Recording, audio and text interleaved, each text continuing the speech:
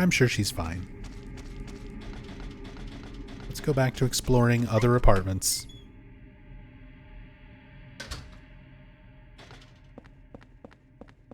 I'm sure Eileen is just watching something scary on TV. Probably a Lego under her feet. Yeah, she stepped on a Lego. Maybe she saw a roach. It's kind of how my wife screams when she sees roaches.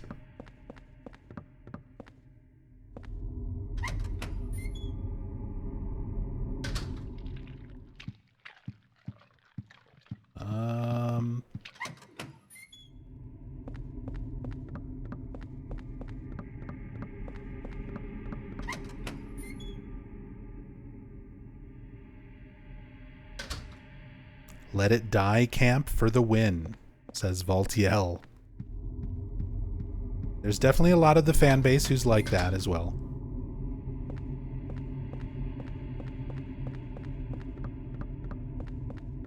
The Doomers, who think that Silent Hill should just be a dead franchise.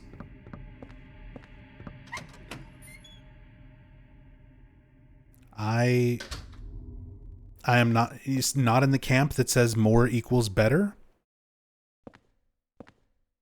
See, I see things that give me hope. Team Silent, a lot of the core members of Team Silent reunited earlier this year just to meet up for like dinner and drinks. The prospect of getting all of them together to make a new Silent Hill game is the type of thing that makes me not join that side of the fan base. The haters. As Valtiel dubs it.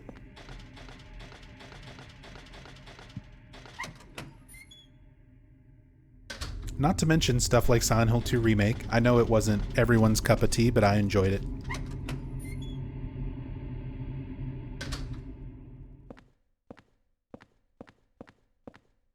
And I would like to see more. I would like to see more. I don't want this franchise that I love to just be dead. I think there can be new entries. I don't think it's a case of more equals better. I think it's a case of more games is more opportunities for there to be another masterpiece. Like, there's something special about these games that still has yet to be reached with other horror games, other series, other franchises. And yeah, there might be some shitty things along the way. There might be some subpar games. You get your Silent Hill Ascensions and crap like that. But there's also the potential that we could get a game that's better than any other Silent Hill game. I hold out that hope. I'm on Team Copium.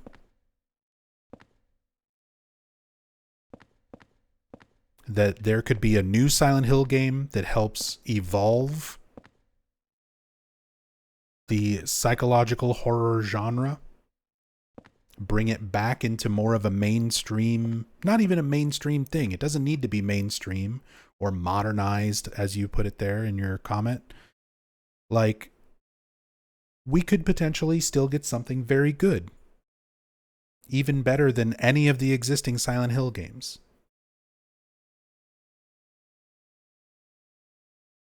And if the franchise is just dead, you don't even have a chance. Even if it's a very small chance to get a game of that quality out of this franchise going forward, 5%. It's more than zero if the franchise was just dead. That's kind of how I see it. But everyone's entitled to their side of the fandom war. And here's the thing, even if more doesn't equal better, which I agree, even if the new games and everything that Konami tries to do with Silent Hill going forward is subpar, nothing that they do will take away this. Like, Silent Hill F might be bad, but it doesn't make Silent Hill 1, 2, 3, and 4 stop existing. If it turns out bad, just whatever. You ignore it. You don't buy it. But these will always be there.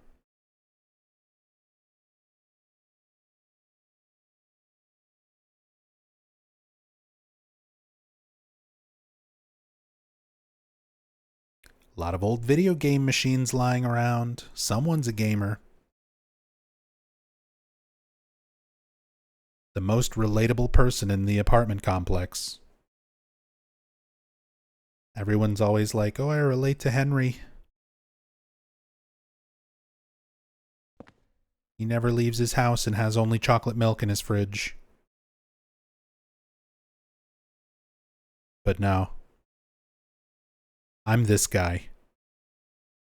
I'm this guy with all the retro video games and cassette tapes and VHS.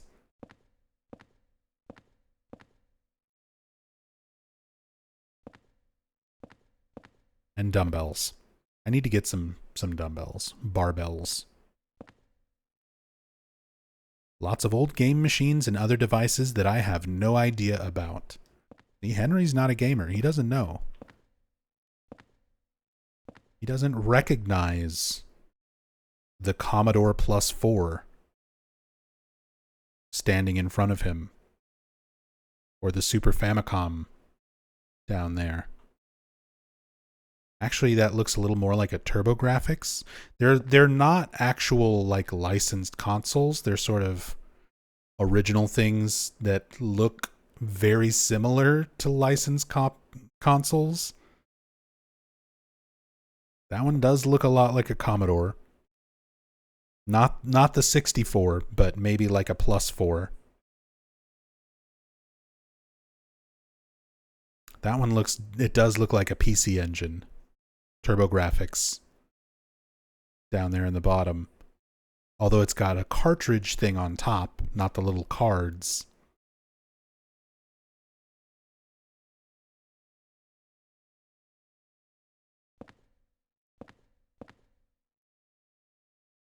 They're all books about computers and electronics. I guess they're books.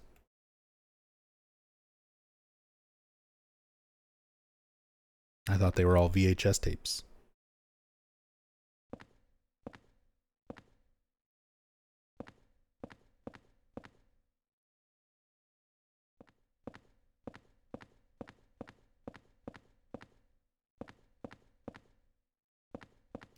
Valtiel. Have very little faith in proof that they can improve upon what was near perfection, especially Bloober, who has done nothing but copy other games, but hey, it means I get to keep arguing with everyone forever, which I love. What are you going to argue about if everything dies? You think the franchise would be better off dead? You remember what the subreddit was like when before all the new stuff was announced? Just people asking about how to set up emulators and asking if the HD collection is actually that bad over and over and over and over. Even for somebody who loves arguments, like that's got to get stale. At least now there's new shit to argue about.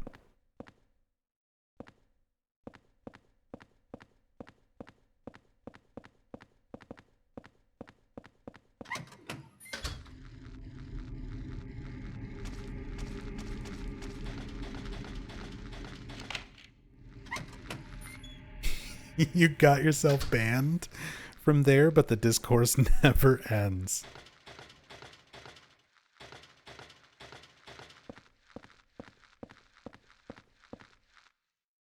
It's a baby bed. Oh, this is the family that has too many children.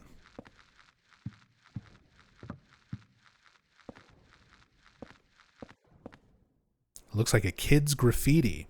The writing is so jammed together, it makes me feel sick.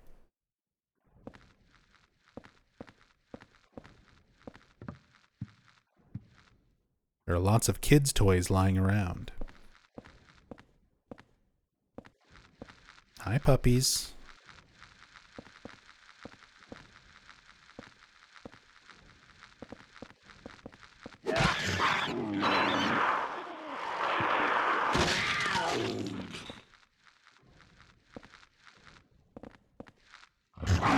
Iframes.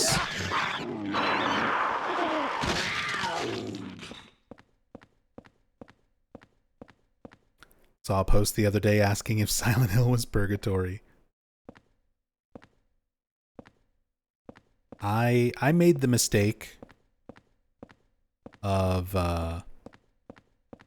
going on and actually posting something on the subreddit once, because there were people who were like posting their YouTube channels and they had like, you know, less than 10 subscribers, and streamers who were like trying to talk about doing streams and stuff, and they were just kind of not getting a whole lot of attention. So I went on there and was like, hey, I've been a streamer, YouTube / Silent Hill fan since 2015. I do a lot of informative videos on the series. Ask me anything. And I figured it would be a fun, like, help people out, ask questions about streaming and making videos and sources for lore and stuff like that. I figured it would be a cool thing. And I immediately got shit on, where everybody was like, fuck you, I don't know who you are, you're not Ragnaroks or whatever other more well-known content creators. You're just trying to promote your streams and your channel, blah blah blah. So that was like, okay, never doing that again. I still go through and look over the subreddit, because there is every once in a while actual meaningful information.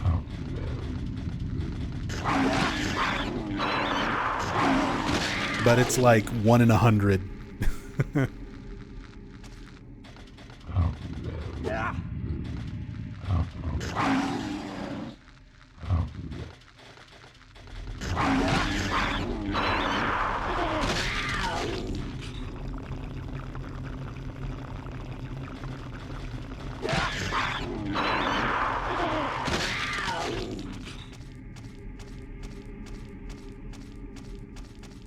Reddit's just a god-awful platform for substantial discussion. Upvoting and downvoting thing. Yeah. It's not well suited for a lot of actual meaningful discussion, like you said. Oh, we get a glimpse of Walter. Oh, no, wait, that's later.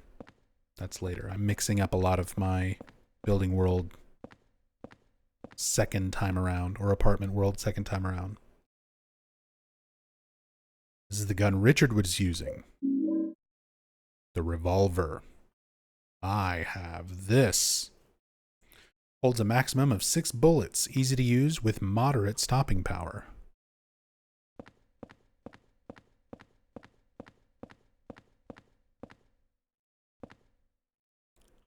There's men's bloody underwear and a torn shirt sleeve in the garbage.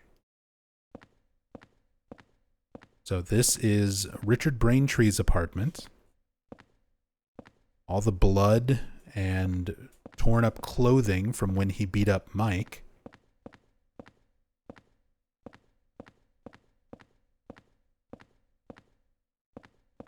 Luckily, we get the revolver.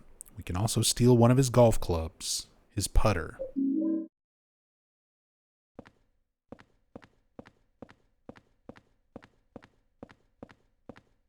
Reddit's design has always been anti-discussion. It literally buries it. Yeah, unfortunately. Total shithole, if you ask me. That's the thing, Reezy Pizzy. It's not completely devoid of it. There are some legitimate people there who, especially on like the Silent Hill subreddit, there's a lot of people who spend a good amount of time researching stuff, making thoughtful, informative posts, sharing new information.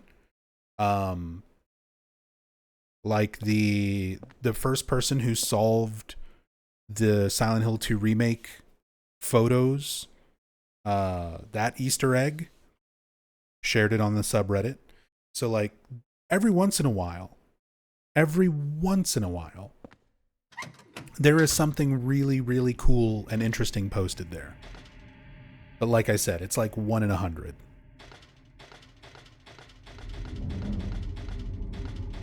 For every one actual substantial, interesting post, there's 100 posts of people asking if the HD collection is really that bad, and then a bunch of people defending it, surprisingly. And I'm like, what magical version of HD collection did you guys play? Because I played it many times, and they forgot to put fucking audio in a cutscene. Heather turned blue.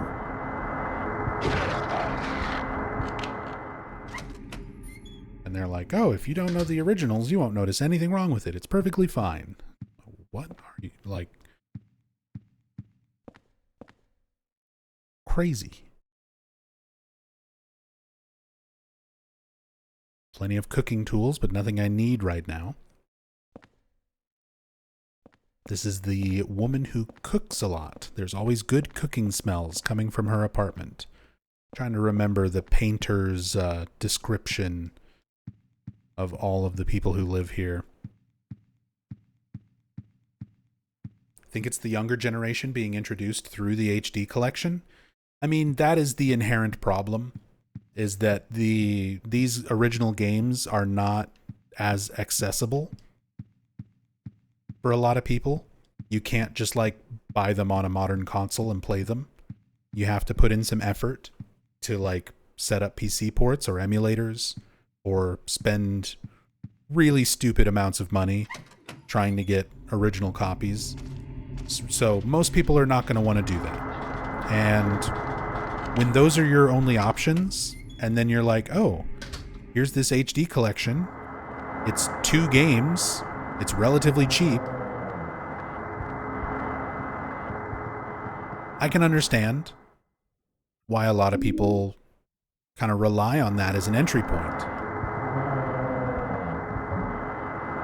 Stop it. You get the bug spray. You stinky. You stop it.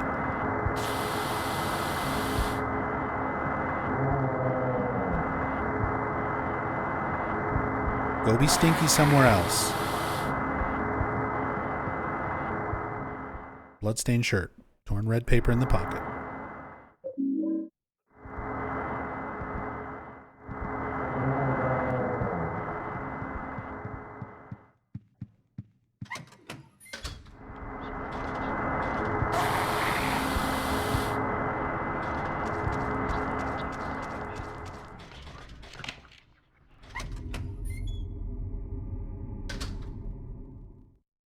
Here we go. So we finally made it to the painters. So this is Rachel's actual boyfriend, who has done portraits of all the other people who live in the apartments. So we kind of get little glimpses, little ideas of who all of these sort of side characters are.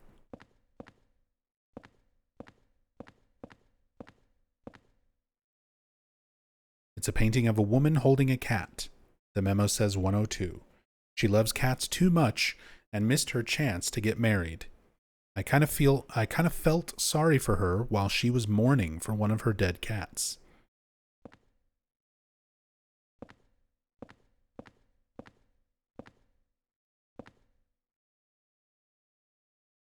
It's a painting of an old couple. Memo says 304.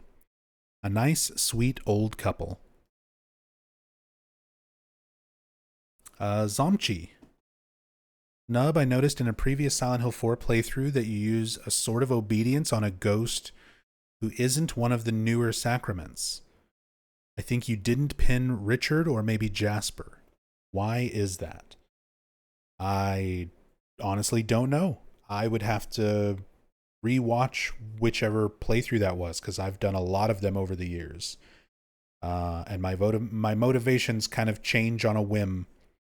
Sometimes it's just a particular ghost is annoying me. Sometimes I just want to like look at a particular ghost maybe closer, and pinning them is an easier way to do that. Was wondered if it was purposeful? Nah, not really. Cause like I'm used to going through these games very slowly for the sake of story playthroughs, but also very efficiently for the sake of speedrunning.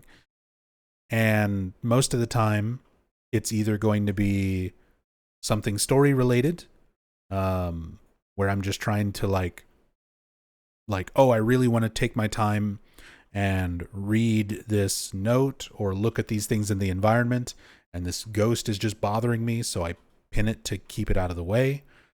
Or in the sake of like speedrunning, I don't bother with any of that. I pretty much only pin Andrew DeSalvo, because he's the only one who's necessary to put a sort of obedience through. And I just ignore all the other ghosts. I just run past everything. I think it was the last option, if I remember, or to show how the tech worked. That could have also been it. Sometimes I try to show how fighting the ghosts works. Some of the mechanics of like weakening them with holy candles or saint medallions. Or if it was a randomizer playthrough, I might have been in a desperate situation where I just really needed to pin a particular ghost because of the randomizer. Lots of situations potentially there.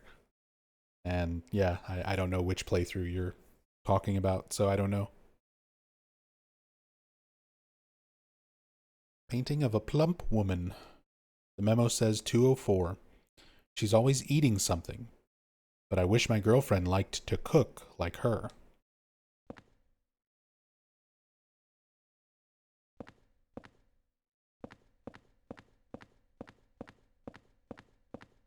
It's a painting of a nurse. On the memo it says 106. My beautiful darling.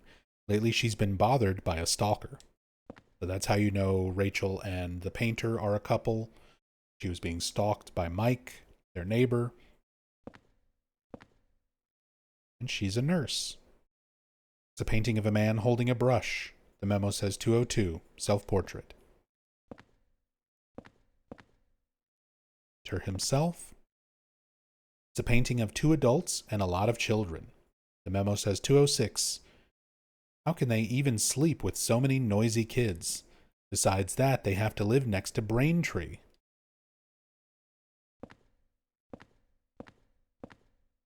Painting of a young man. Memo says 107. He listens to great music, but I feel sorry for him having to live under Braintree. Anybody who has to be in proximity to Richard is going to feel bad for him.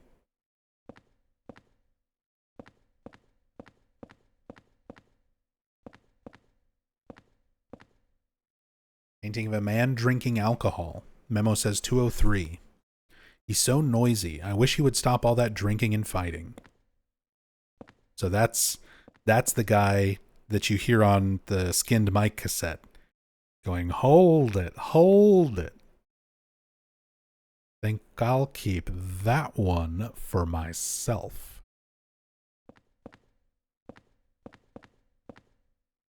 This must be Richard Braintree. Memo says 207. Braintree, that prick.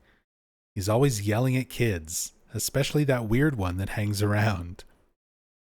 But he took Mike into his apartment and peeled his skin off. So he's my hero. So the cassette is called Skinned Mike, and the description from the painters talks about peeling his skin off. But I don't think they mean that literally. I think it's just he beat the shit out of him and took his clothes.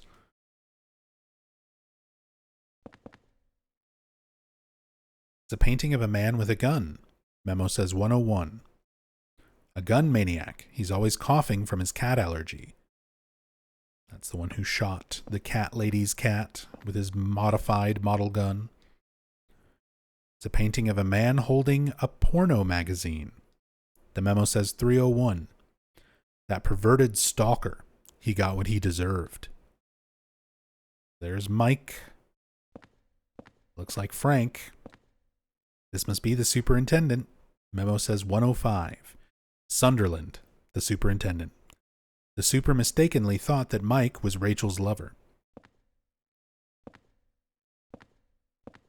There's the gamer. The big buff retro gamer.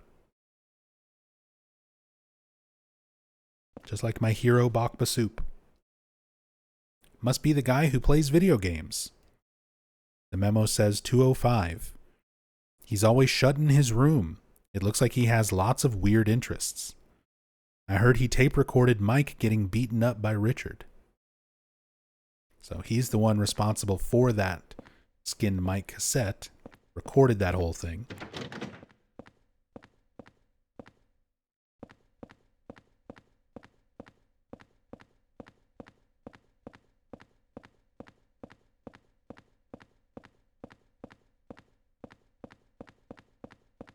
So there we go. A little bit of insight into all the other people who live here.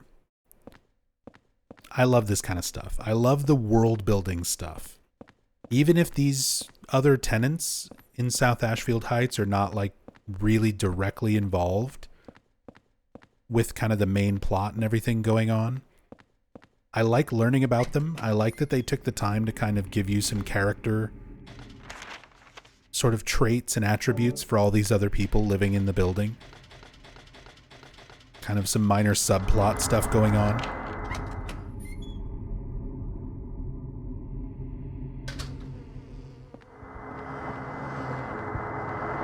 Lady, you're gonna get the spray. Quit being stinky.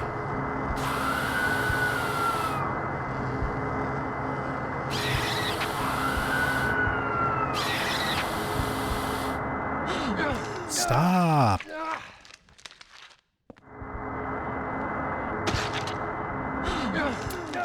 Those are my internal organs. Quit it.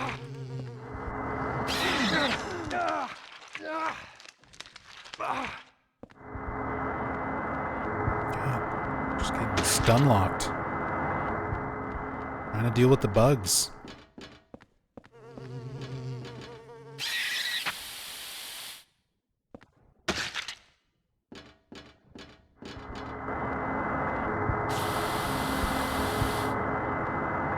No, stinky.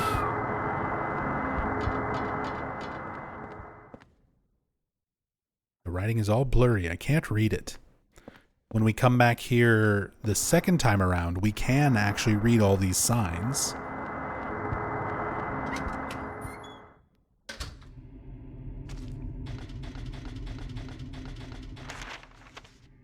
All right, that's everything for the second floor.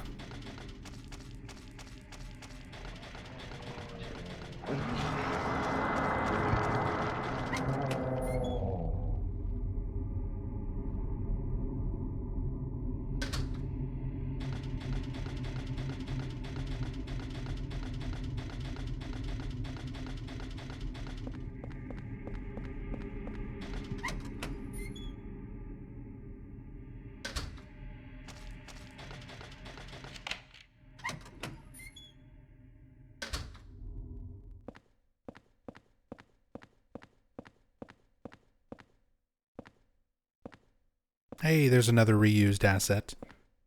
The Dalmatian statues. This is the elderly couple's apartment. Grandma's house.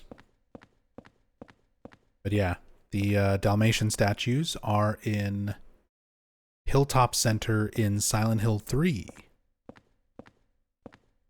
In one of the furniture display rooms.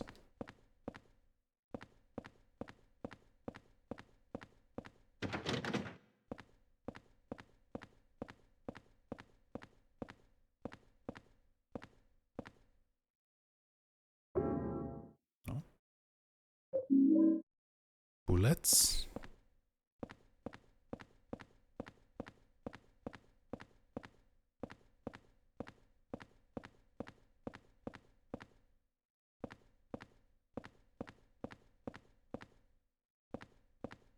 It's one of those like mirrors, stand mirrors, but it's all rusted and creepy, weird looking. Also imprints that sort of look like people on or under the comforter. Slightly creepy.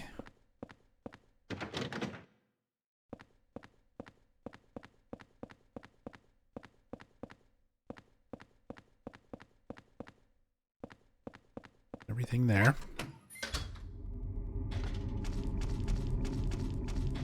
I'm sure Eileen is doing just fine. But we have time to go back to the room, put some stuff away, read this last scrap of paper.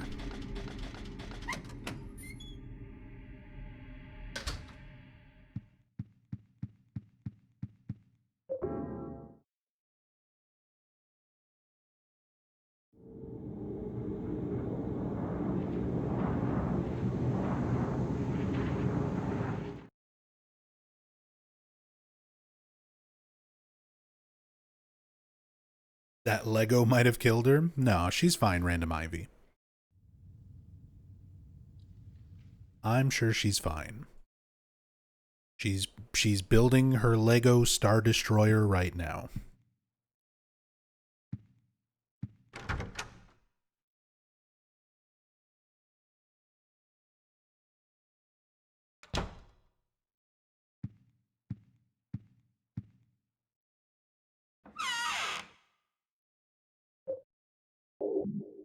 Done with the keys. We don't need the revolver, the bullets.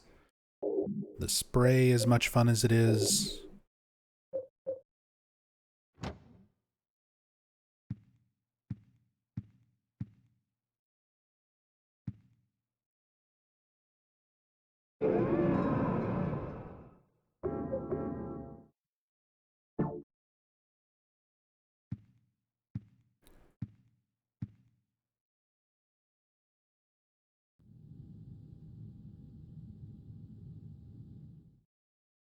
She's fine.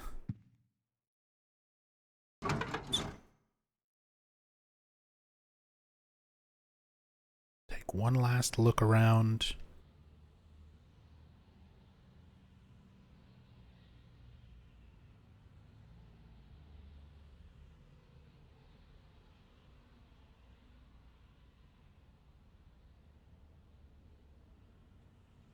Yeah, so now we have a little more context at the people that we're looking at.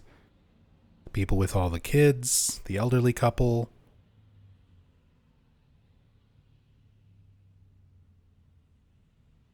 The guy under Braintree who likes all the music.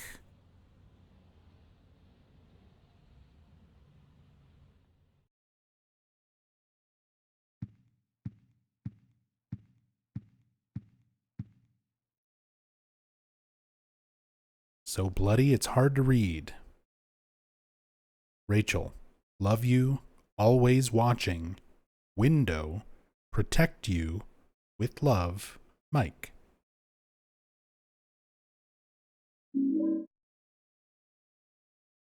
Stalker writing creepy love letters to Nurse Rachel.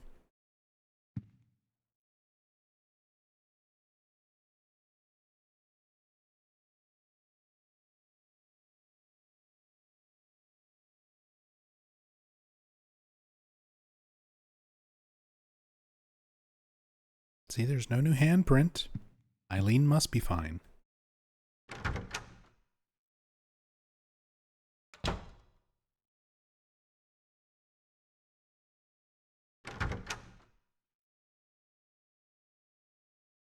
But we're done with everything else, so we can go check on her now.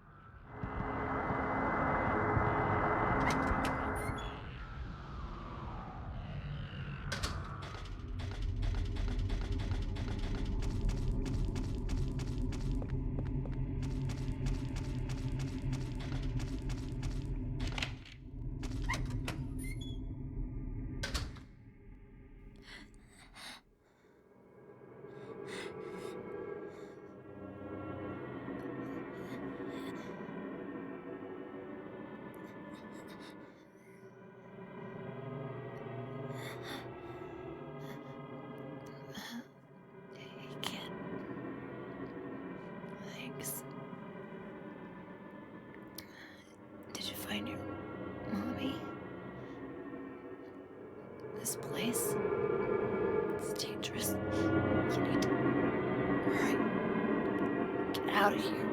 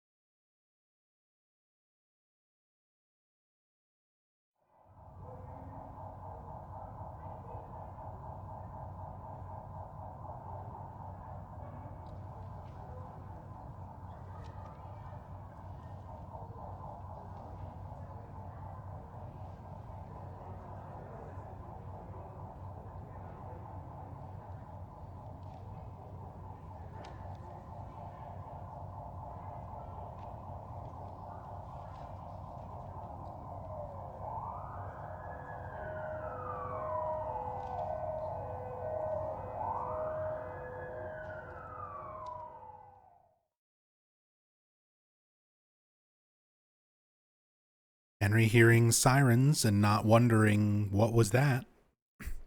Like when they showed up for Cynthia.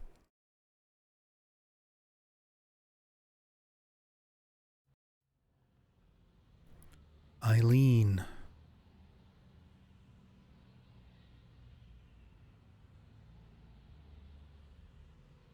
There goes the ambulance. Taking her to St. Jerome's Hospital.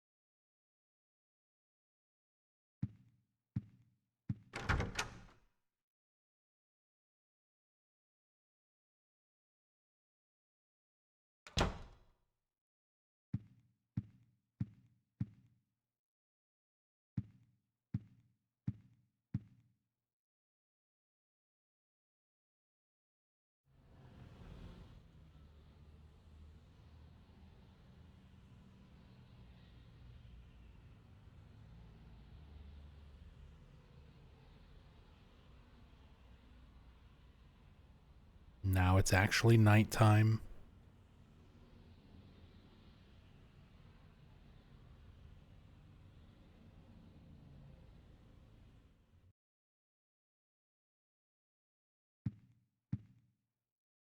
Take a look around, see if we get some new descriptions.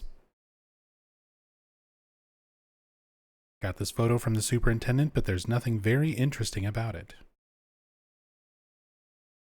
South Ashfield Heights. Is there something screwy going on with this whole apartment building? Kind of looks like Venice. I believe it is, actually.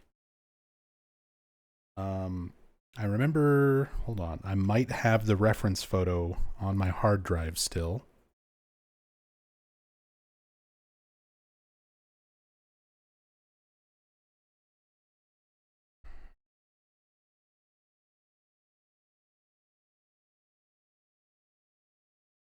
You went there last year. What a beautiful place. Nice, Ezio. That's awesome. Yes, it is Venice. Here's the comparison photo. I said I've got all this stuff saved in my my notes and stuff from over the years of researching and everything else.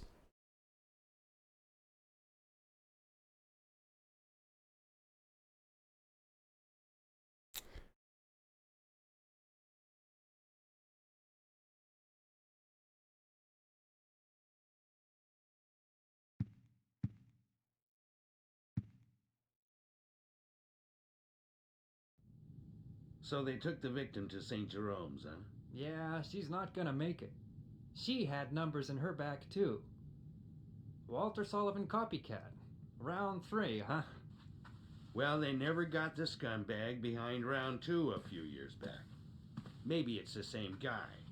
What if 1, 2, and 3? What if they're all the same guy?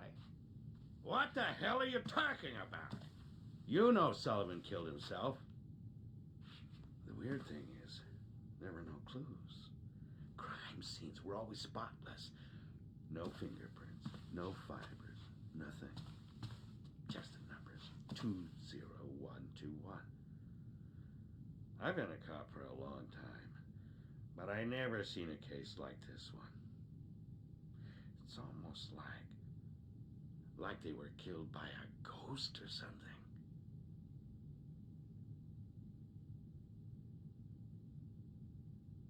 What are you pointing at, Robbie?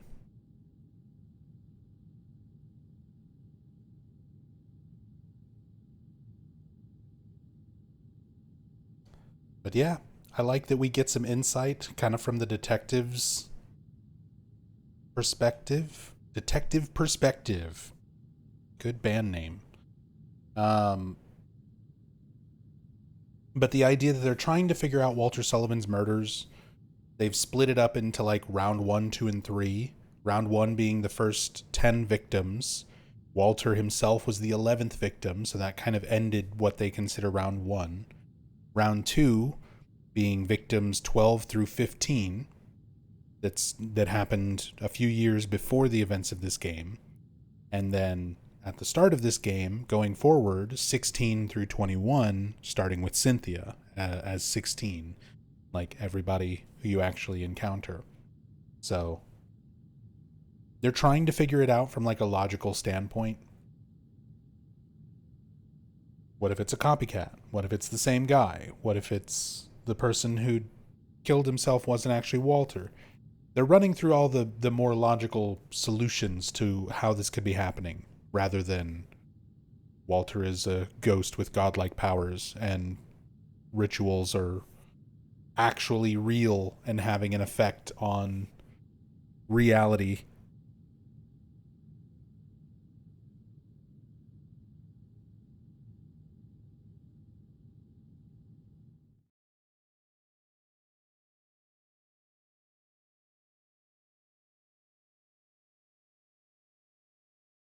Nothing new on that description.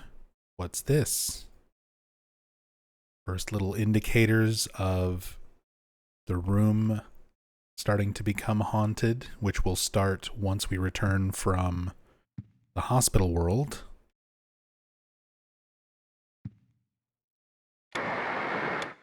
Still nothing on the radio.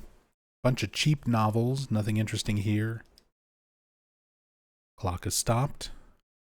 How much time has passed? That's still the same description from earlier.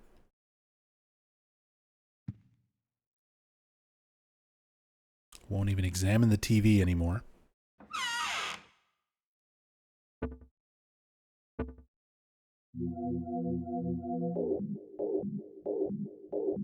We're going to need these.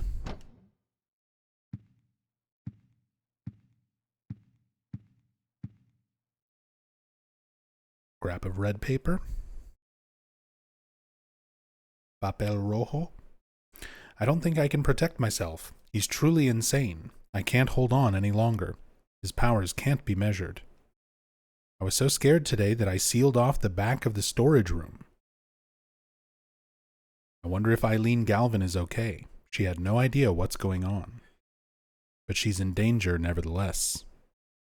July 13th.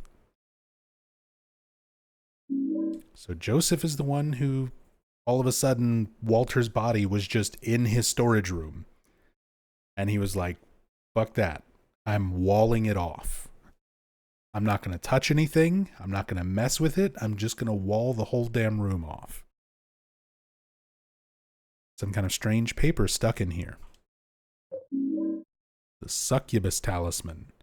Card with some kind of frightening demon on it.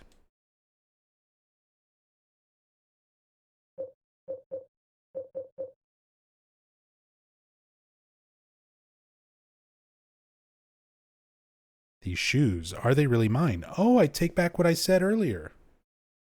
I thought that only happens during the intro sequence when you're playing as Joseph. But now you do get this dialogue. I stand corrected. I mentioned that earlier. Someone brought that up in chat about questioning if the shoes are really his. Which is weird, because he specifically talks about, like, oh, I bought these in Silent Hill. But now we're getting the intro dialogue, questioning if the shoes are his. I didn't think that text came up again outside of the very beginning part, when you're not playing as Henry.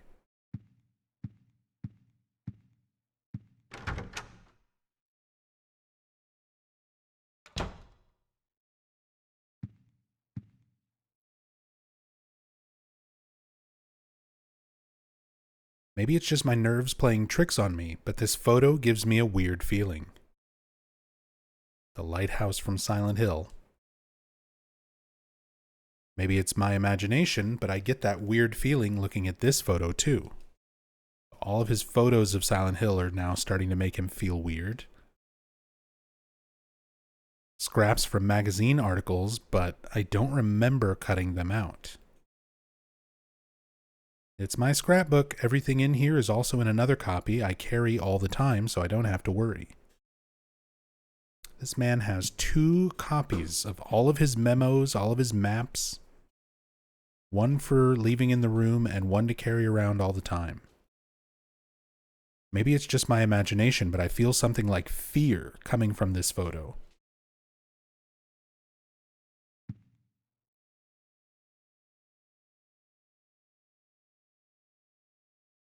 The red diary said under my bed. Yeah, we already solved that mystery, Henry. We picked up that key.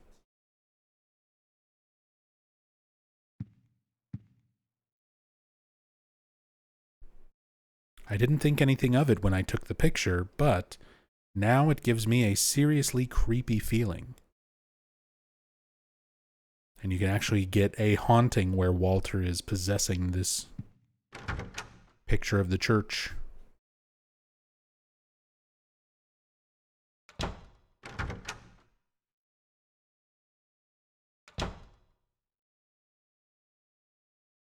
The hole is blocked.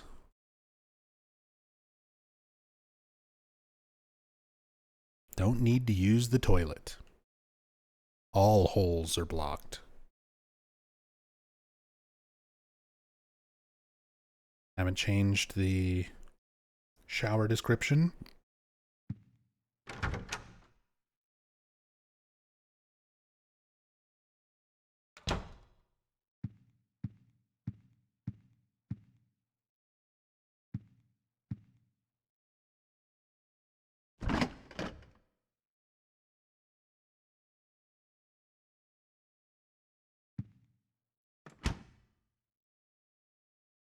The water works, but I've got nothing to wash.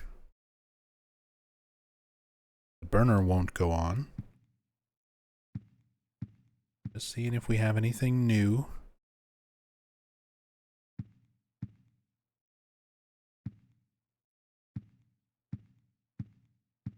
Okay. The notepad on the worktop, is that from Silent Hill 1? Not quite.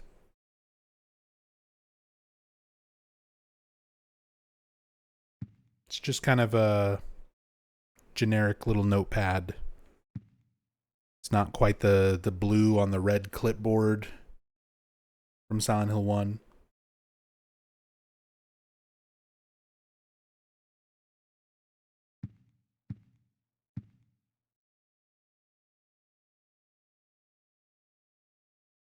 No new descriptions there. Alright. So I'm gonna save. We're about to go, basically hit the halfway point. We're about to go to the hospital.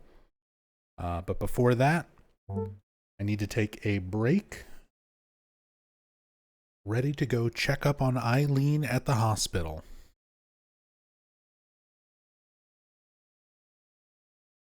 Yo, what's up, Stoner Gohan? Happy Monday. Big Monday. Hope you're doing well. So healthy? I mean, I gotta be. You're a yogurt man too, Wex? I wasn't really big on it before.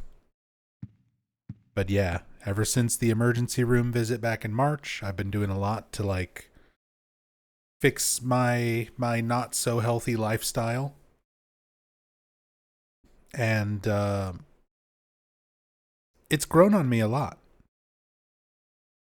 I've gotten big on yogurt. I'm a strawberry banana man myself. And yeah, as far as drinks, I don't drink anything but water anymore. I did have a little bit of sugar-free Dr. Pepper Zero because I kind of wanted a little kick of caffeine to get through the longer stream today. That's the first bit of caffeine that I've had in like 3 weeks. Very, very rarely will I treat myself to some caffeine.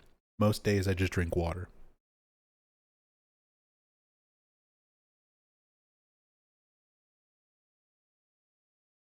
It's some kind of stain. Come to think of it, it also looks like an evil demon.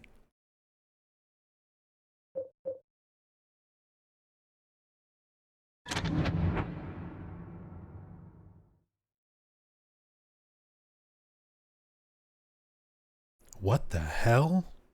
What the hell counter +1? After he did the ritual of the Holy Assumption, other worlds began to force their way into his universe, and it began to swell horribly. But his universe is different than ours. It has limits. And in the limits of that universe, he rules as a king. And in the deepest part of his kingdom is his mother. Walter has some things to work out.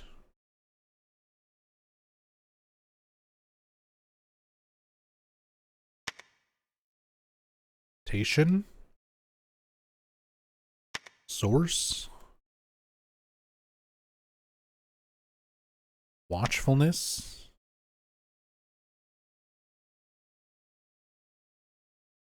And chaos.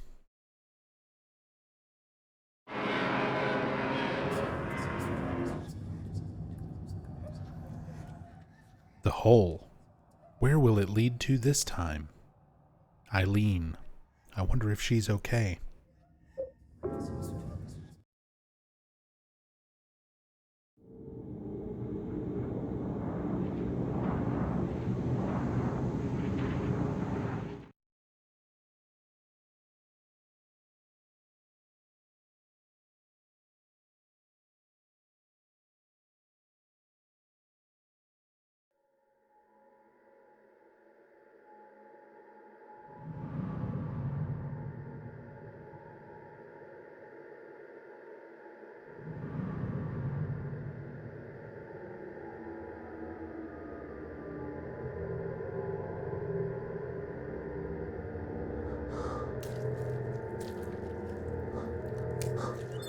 Oh, we're about to get a cameo appearance from Claudia Wolf.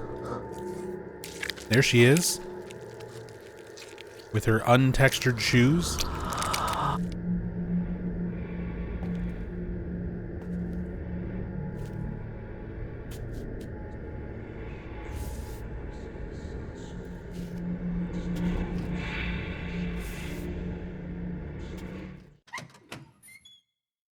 But yeah, they reuse Claudia Wolf's model from Silent Hill 3 as Walter's patient there.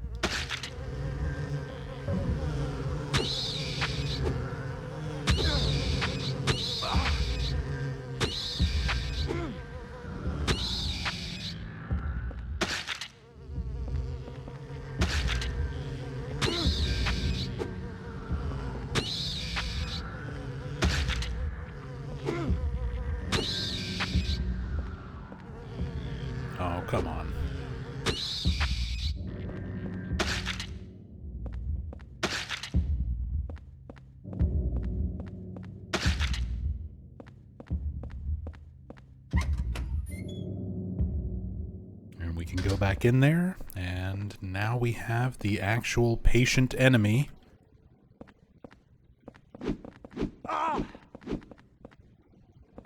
Everyone's favorite sound effect. The burping patients.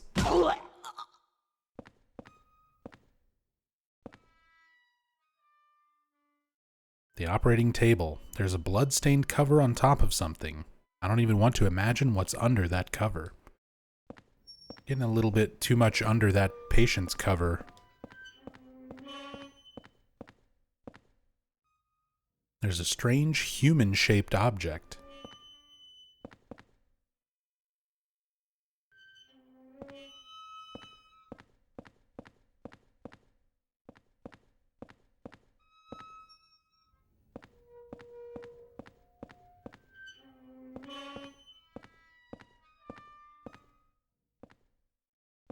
If the patients made proper horror sounds, they would be one of the scariest mobs in the series. The design is good. I like the design of the enemies themselves. And once they start, like, aggressively swinging on you, like, they are pretty threatening. But, yeah, then they burp. Then they have a stock burp sound effect. It's a bloody operating table. That guy. What in God's name was he doing here?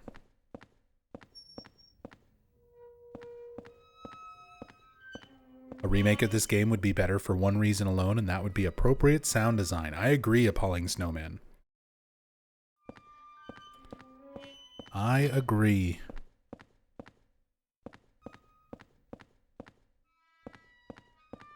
Because this is already a very strong game in terms of characters and story. Not a lot of that needs to change.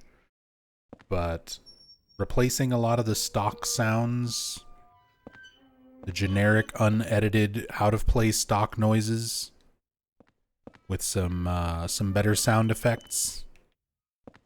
And personally, I'd want a lot of the memos, a lot of the Joseph stuff to be shown through, like, scenes.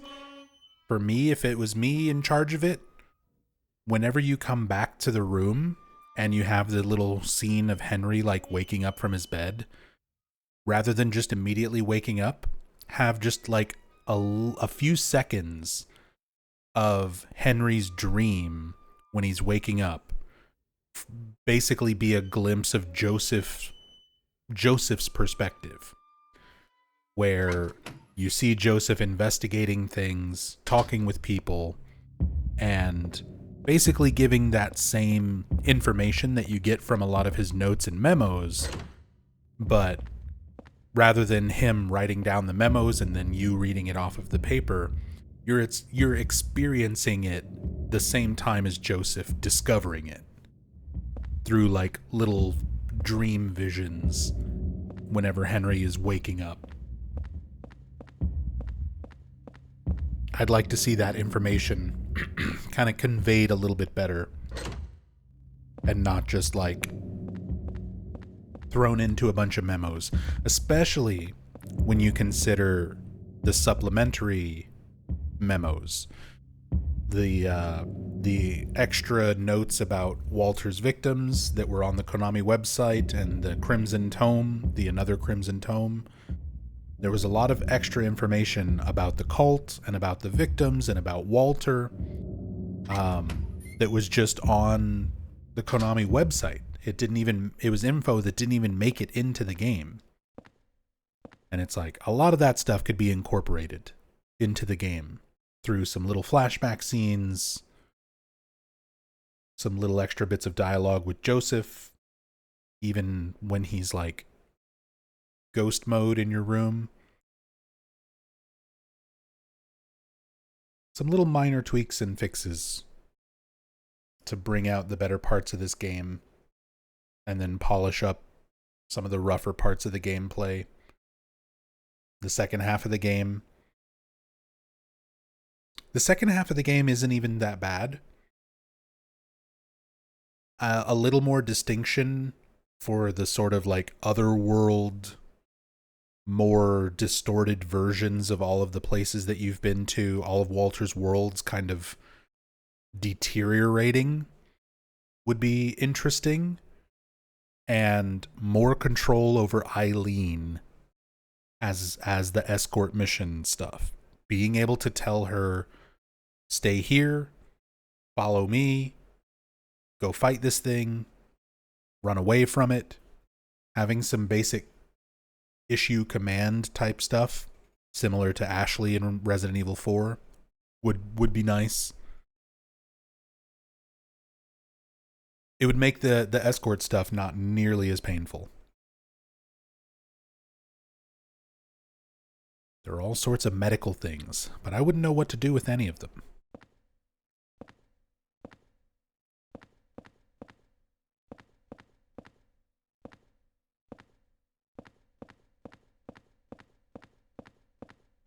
Not too fond of remakes, but I'd love a well-done remake of this game.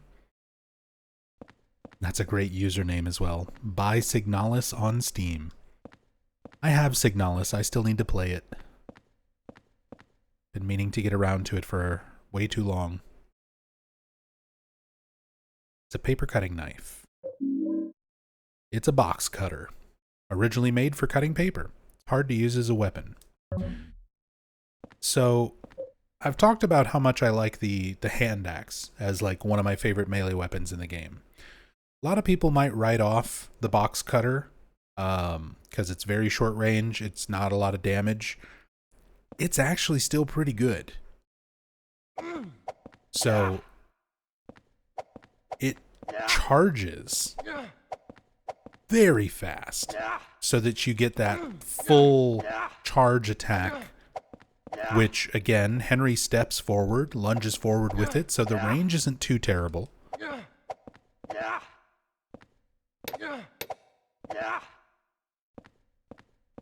And every time you're in that stabbing animation, you've got invulnerability. It's not as much as the axe, but it's still not bad. So it's not that bad of a weapon. It's actually pretty good.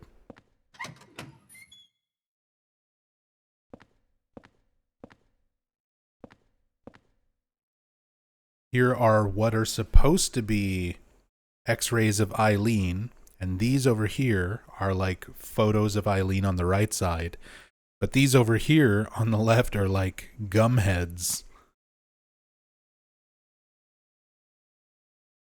Some of the monkey enemies.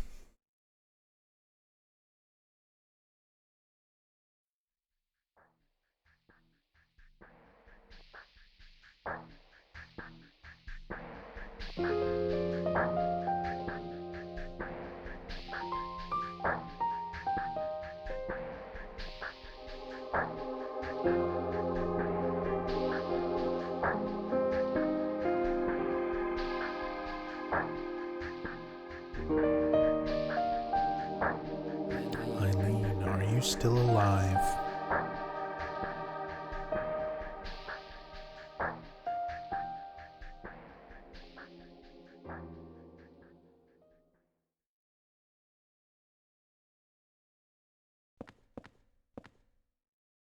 It's a really good song. It's a shame we don't get to hear more of it. There are lots of forms with the name St. Jerome's Hospital on them. St. Jerome's Hospital. That's not too far from my apartment. Bunch of medical equipment and stuff. Nurse's memo. I lost Eileen Galvin's hospital room key. She was a patient brought in with severe injuries. I wonder if I left it in one of the other hospital rooms. I really hope not. Lady, come on. It's like the same day. She just got brought in. How did you instantly lose that key? What's this note? Eileen Galvin. E.N. Galvin. Ilan Galvin. Eileen Galvin. I'll N. Galvin. Ian Elvin. E.N. Galvin. Eileen Gain. Eileen Gown. Eileen Vin. Walter might be just a little obsessed.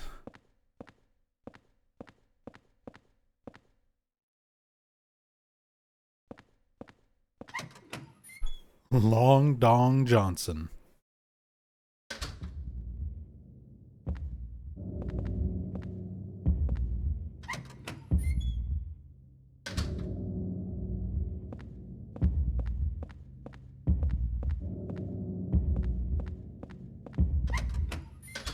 Oh, Don Piano.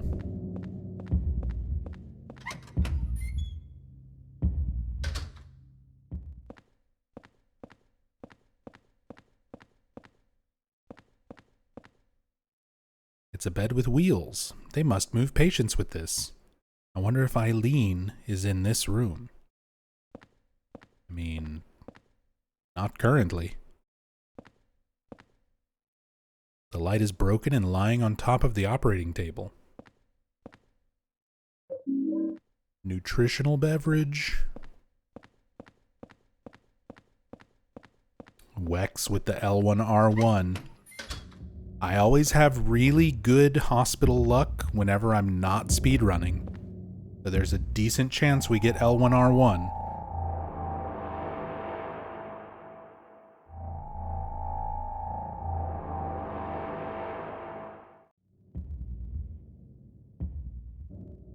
What's a woman's handbag doing here? It must be Eileen's. Eileen's bag. Eileen-only weapon. Eileen's handbag. Looks like it could cause a little bit of damage. Hit the monsters with your purse. That's my purse. I don't know you.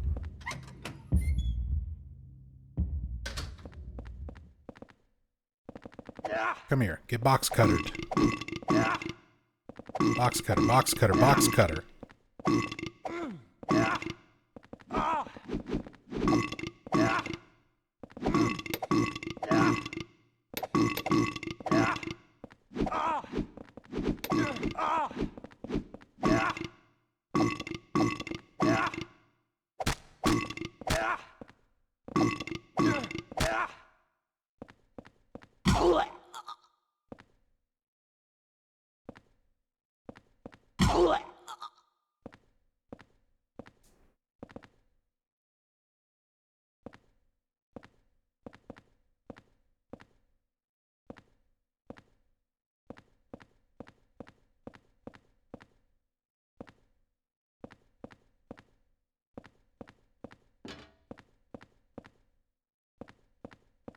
That's my burp. I don't know you.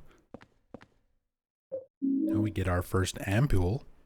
Restores a fairly large amount of health. Continues to restore health for a time.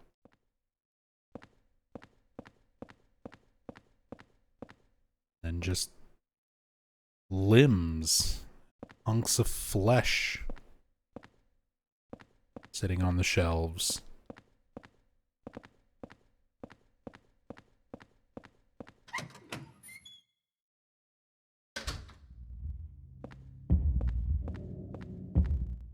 It's an elevator, but the door or button is broken and it's not responding.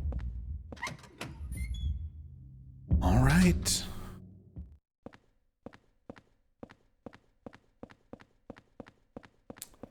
So, for anyone who doesn't know, I'm pretty sure everyone, most people here will know by now. This hallway is randomized every time you play the game. It is the speedrunner's nightmare. A vast majority of how much time you will save on a speedrun of this game comes down to this hallway. There's 11 rooms on the left-hand side and 11 rooms on the right-hand side. In one of those rooms is a key that goes to Eileen's room. And one of those rooms is Eileen's room. So you need to find the key room and you need to find Eileen's room.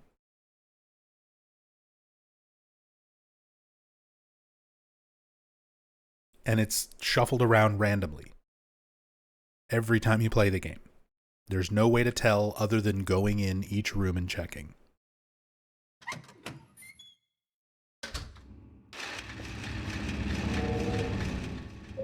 It's probably for calling the elevator. Should I press the button?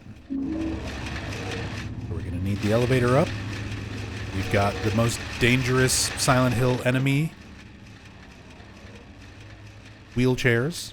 Also, Eileen is literally in L1. Eileen, there's only one locked door, and that's Eileen's room. So she's in the first door. Will the key be in R1 right across the hallway? Will we get the perfect speedrunner RNG?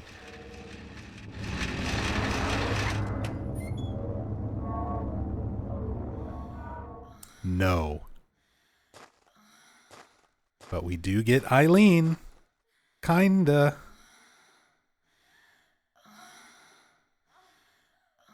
Speaking of Walter being obsessed with Eileen, remember he's created these worlds. He's responsible for this. Just sounds of Eileen breathing heavily and moaning in the background.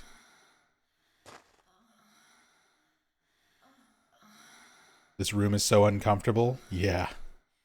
An understatement.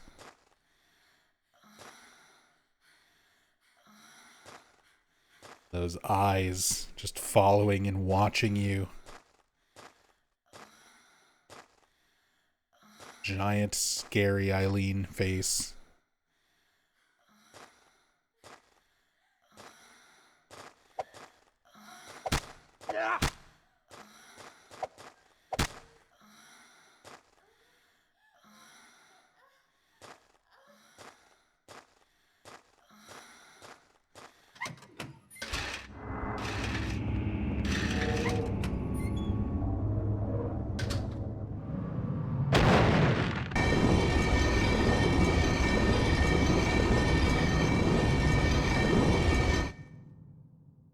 Shoutouts to Borley's Haunted Mansion.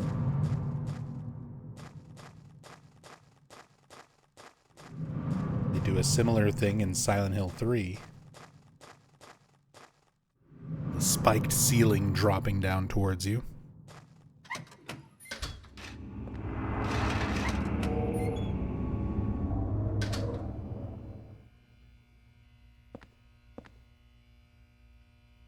In what sense Walter is obsessed with Eileen? So there's a few different layers to it. Walter himself is, the way Temporal Fry says, envy. He's envious of people who have like a relationship with their parents, their mothers, who are happy and have parents. It's something that he did not have. It's something that he's obsessed about trying to reclaim. He thinks he's so messed up, he believes that room 302 is his mother. And he's performing this ritual, killing these people, doing everything to try and reunite with his quote-unquote mother, room 302. The ritual, of course, is not actually doing that. He's been deceived by Dahlia Gillespie because she recognized that desperation and obsession with his mother in Walter. So she basically just said, oh, that's what this ritual is. The descent of the Holy Mother. The 21 sacraments. If you do this, you'll be reunited with your mom. So he has this sort of obsession through that idea of reuniting with his mother. He's envious. He knew Eileen when she was a child. She gave Walter her shabby doll. But then there's also a lot of other stuff going on with Walter. He's never been able to know love or intimacy of any kind. So he's projecting aspects of that onto other people. Eileen every person who's part of the 21 sacraments also has sort of specific roles in the 21 sacraments that they're meant to play. So like if you go through the scrapbook, read the Holy Scripture, blood of the 10 sinners in the white oil, that's the first 10 victims that he had to kill. And then from the darkness and void, bring forth gloom, gird thyself with despair. So those were the 12th through 15th victims. And then we get all of the victims from the starting events of this game. Source through temptation. Source is Jasper. Temptation is Cynthia. Watchful Eye. The watchfulness is Andrew DeSalvo. Chaos is Richard Braintree.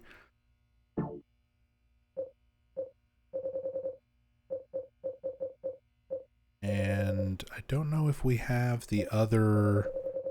Yeah, we don't have the other 21 Sacraments stuff yet. We get that when we go to Forest World the second time. But, yeah, there's a lot of stuff going on with Walter. And none of it is really accurate to what the ritual does, what he's been led to believe. A lot of that is deception. Temporal Fry says, so is the ritual he's conducting similar to what Dahlia was doing? Is he creating God basically in the guise of his mother? His mother has nothing to do with it. The 21 Sacraments is a completely unrelated ritual for bringing about the God. The Dahlia recognized Walter's obsession with wanting to reunite with his mother and basically reframed the context of the ritual, the 21 Sacraments, to make it seem like it's relevant to Walter, just to get him to do it, to get him to go through with it.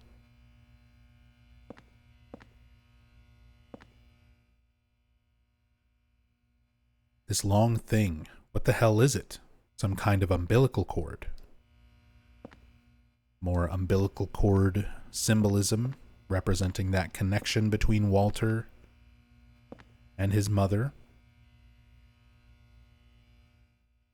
This long thing, what the hell is it? It's all umbilical cords the whole way down.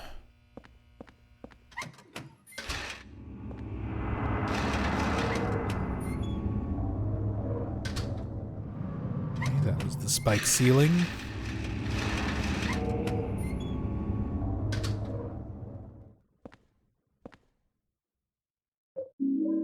We're going to get a lot of supplies and things. This bed looks like someone broke it.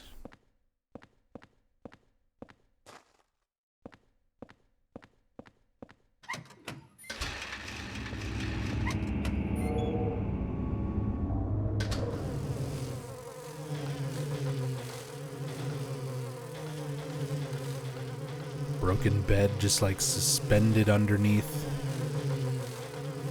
Chain link floor with a bunch of bugs down there that can hit you, but you can't hit them.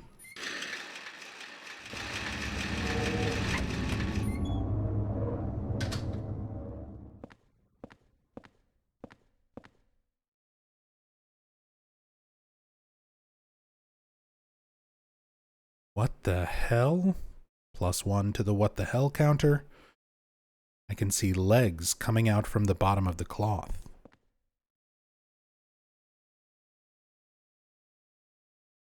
And we're just getting grotesque, disturbing imagery. Room after room. Implications of suicide, murder. Whatever's going on with the giant Eileen head. Obviously, like, heavy sexual implications.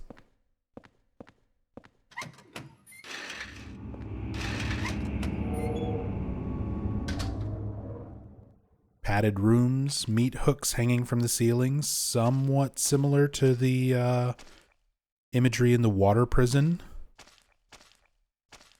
A body pinned behind a sheet, very reminiscent of Angela's father and brother on the burning staircase in Silent Hill 2. That terrible smell. What's behind this cloth?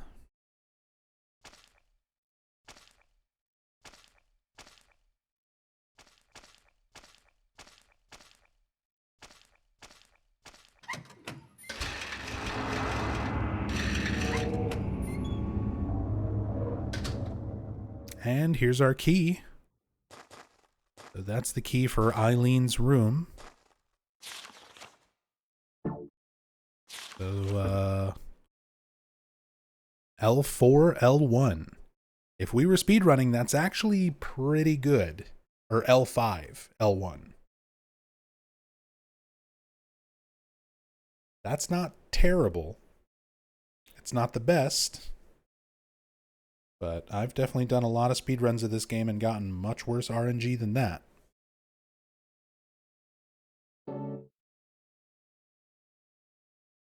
It's a key. Take the hospital room key. Key found in the hospital, probably the key to Eileen's hospital room.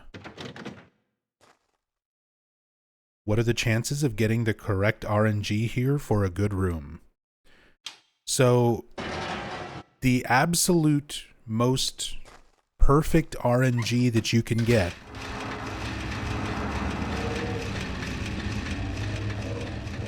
is to come out of this door, immediately go into this room and get the key, immediately run across from that room and have this be Eileen's room.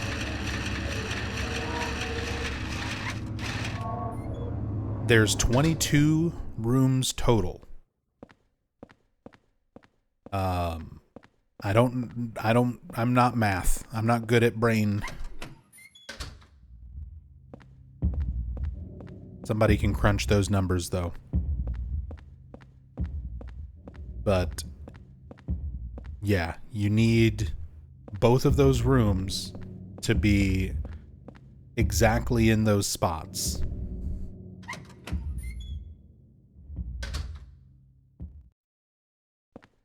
And it's just completely random.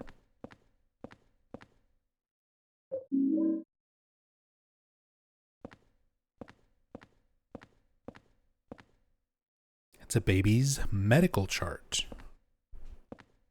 Presumably, Walter, after he was discovered by Frank Sunderland, who was brought to St. Jerome's Hospital before being put in the orphanage. So his own medical chart.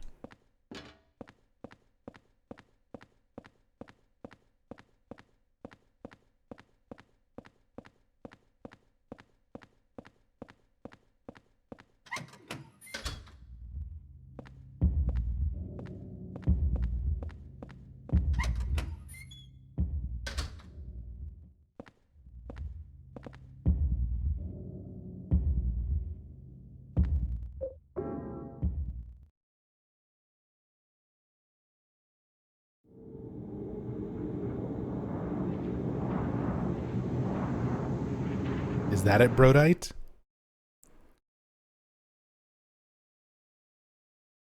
One in 462?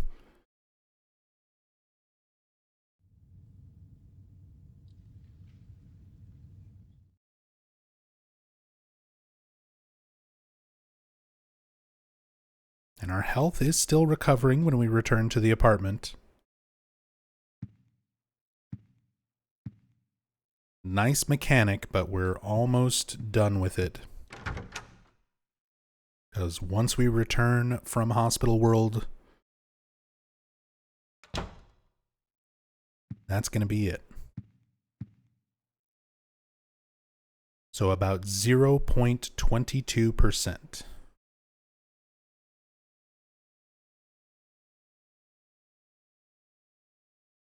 Yeah, that sounds about right.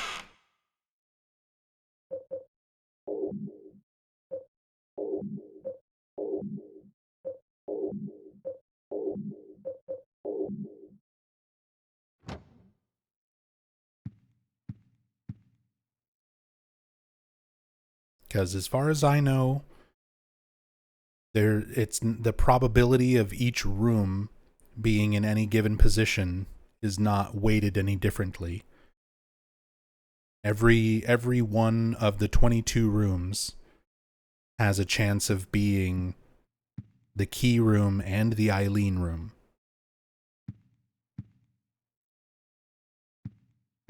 So yeah, you would have the 1 in 22 or 1 out of 22 for the first room being that first door. And then out of the 21 remaining rooms, having it be the next door over to be Eileen's room. And specifically in that order. You want to find the key first, and then immediately find Eileen's room, not the other way around, to be as optimal as possible. I don't know if that changes the probability calculation at all.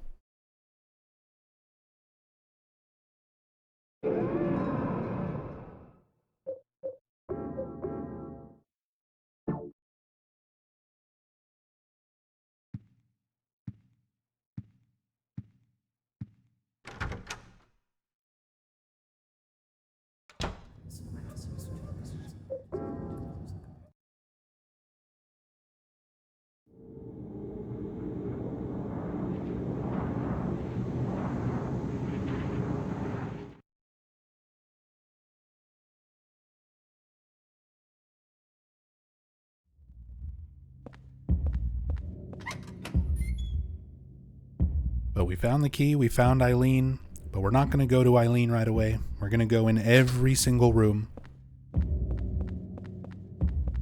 It's a good chance, good opportunity to get a lot of supplies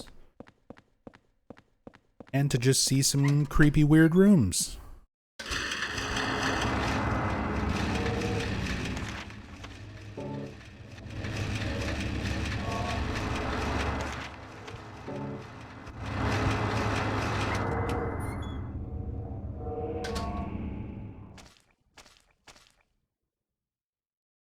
Here's our 4-iron, adding to our golf club collection. There's a horrible smell coming from inside the broken glass. Looks like a body sitting in there. Glass is broken. I can see someone on the other side of the wire net, but they're not moving. Is it a dead body?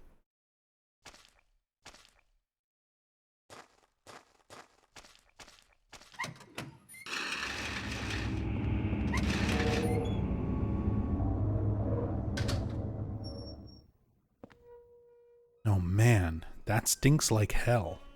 What the hell is it? What the hell counter +1? I really should have just been keeping an actual counter going. One of these days I'll remember to do that for a playthrough. I mean, I guess I could still do it in editing. Get back. I have a golf club.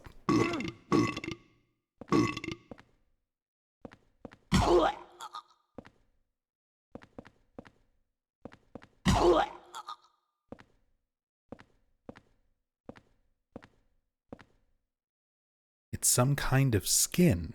It smells so bad. It must be fairly new. My God, is it human skin?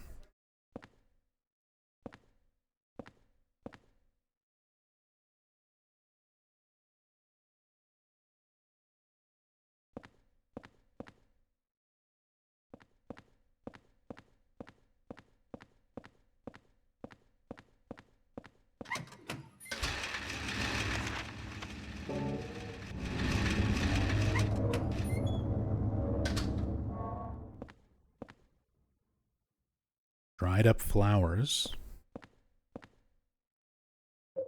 And our first holy candle, anti-spirit, special candle with anti-spirit effects, begins working shortly after being lit and placed down. We're going to start getting our things for cleansing the hauntings that are going to start appearing in the apartment.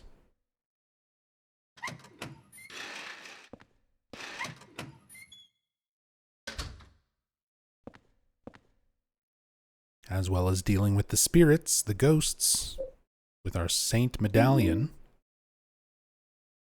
Saint Medallion can be equipped along with a weapon, anti-spirit effects while held, but will eventually break. And the medallion itself, it's hard to see like the icon of it, but it's actually the image of Saint Jennifer Carroll,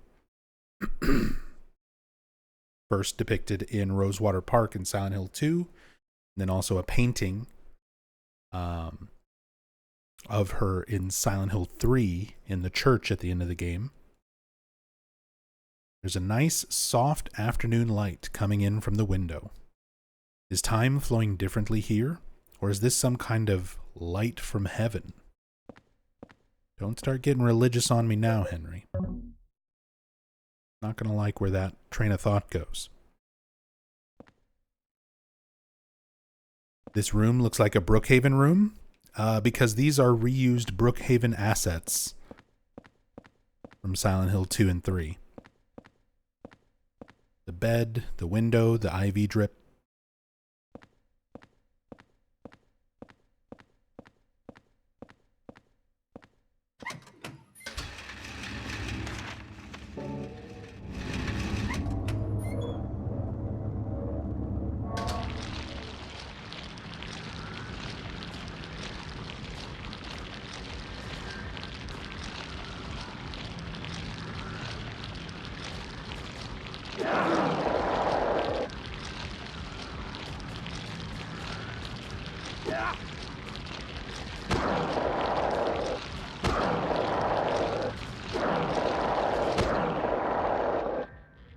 Body with mushrooms growing out of it.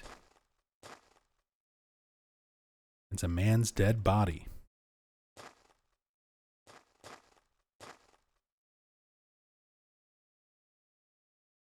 Not sure what man exactly. Just a man.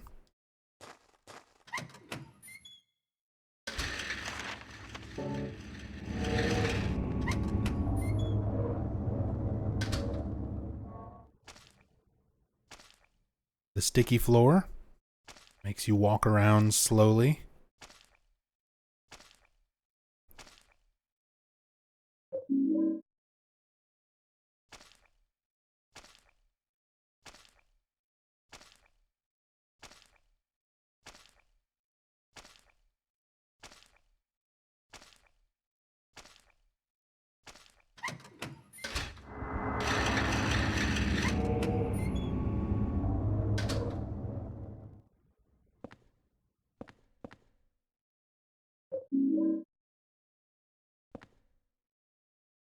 It's some kind of skin. It smells horrible. There's something stuck in it. Around the middle of the skin, there's still some meat attached on the inside.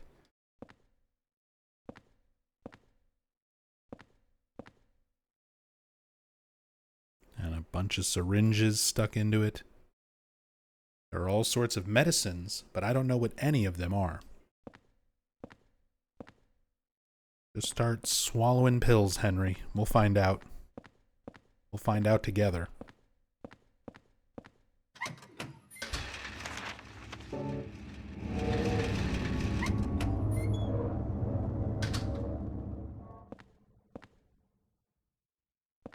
The X-ray room. There are photos on the wall. Those are called X-rays. They're not just photos. There are X-ray pictures on the floor. Eileen. There are a bunch of X-ray pictures stuck up on the board. Are these Eileen's X-rays?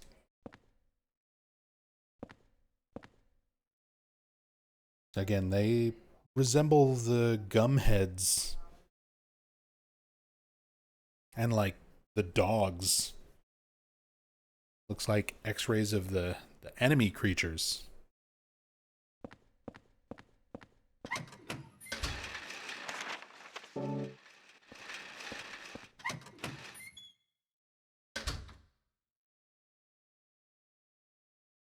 the shadow silhouette of somebody in the wheelchair standing up and then falling back into the chair.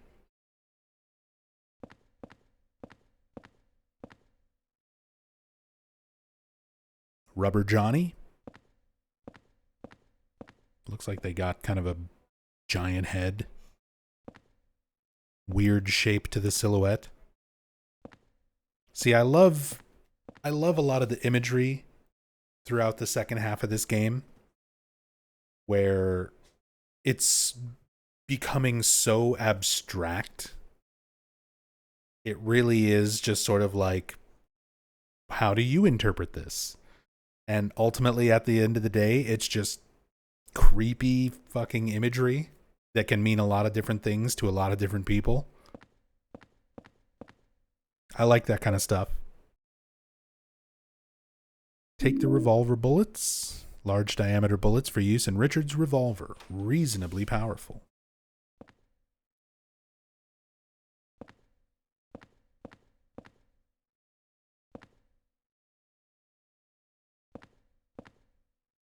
Looks like a kid from this angle. Possibly.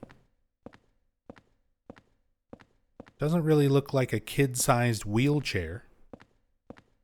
And you can see how distorted it is based on the handles of the wheelchair being as the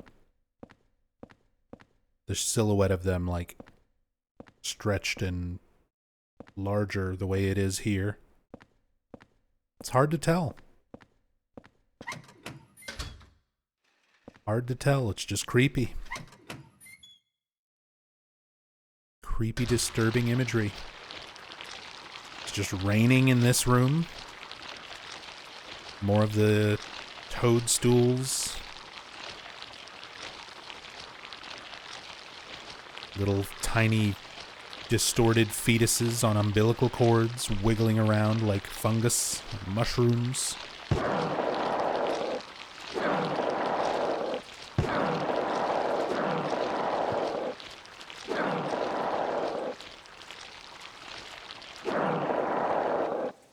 They look happy, not no more.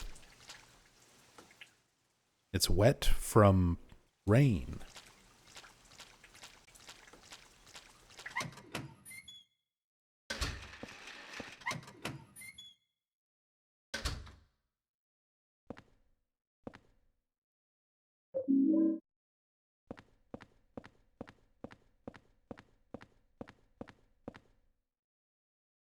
It's a sterile room. Which one is the sterile room? Yeah, it's like a mirrored room.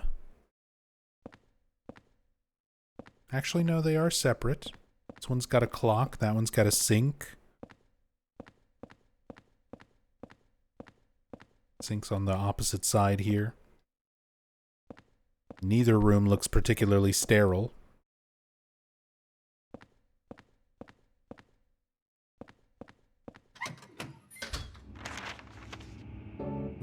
And I missed this room here. Oh, of course, wheelchair.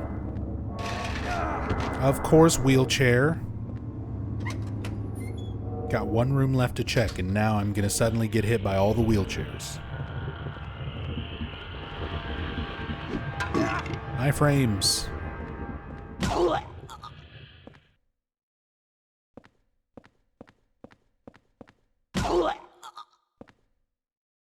Another sterile room.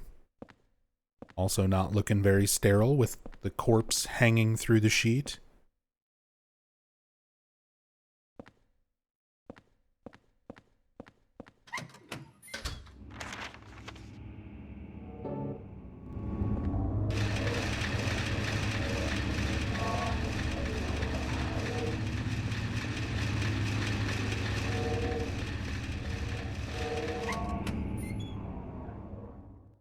Alright, let's do one more trip back to the apartment, drop off these supplies, and then we'll go say hi to Eileen.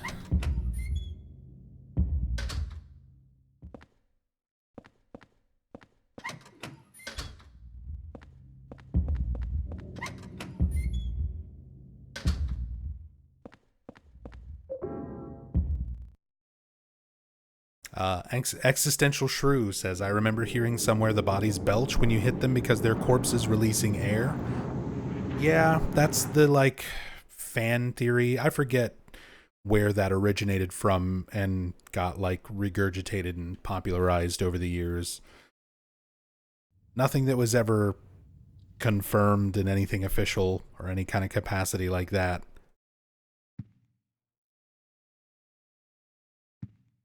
And kind of a stretch.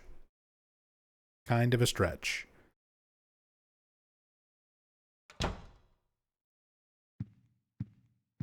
Does any manifestations in the game have to do with Henry, or is it all Walter? It's all Walter. People need to understand that Silent Hill 2 is the exception in the Silent Hill games. When it came to the original Silent Hill games, they were not about your personal demons being reflected and manifested back at you by the town. That was something very specific to Silent Hill 2. Silent Hill 1 is not Harry Mason dealing with his internal personal demons. It's everyone, Harry, Kaufman, Sybil, all experiencing Alessa's nightmare. Silent Hill 3, Heather is experiencing manifestations from her previous life as Alessa Gillespie, but also things being manifested from Claudia Wolf. Silent Hill 4, everything is coming from Walter. Walter has created these worlds that we're going to. The ghosts that inhabit the worlds are the spirits of his victims as part of the 21 sacraments. The creatures are all being manifested by Walter. Everything is coming from Walter. And then after Silent Hill 4, when the games started getting outsourced to Western developers, everything was trying to copy Silent Hill 2 at that point. And that's when the trope of, like, main protagonist with dark history and personal trauma and demons being manifested into the reality, like, everything copied Silent Hill 2 after that. But that was not the way the original games were made to be. Only Silent Hill 2. Heatpacker asks, why are the voices in the Japanese version English and not Japanese? Because these games, the original 4 games, were made specifically for a Western audience. They were not made in the way that a typical Japanese game was developed. They were trying to make these games to appeal to an American and Western English-speaking market.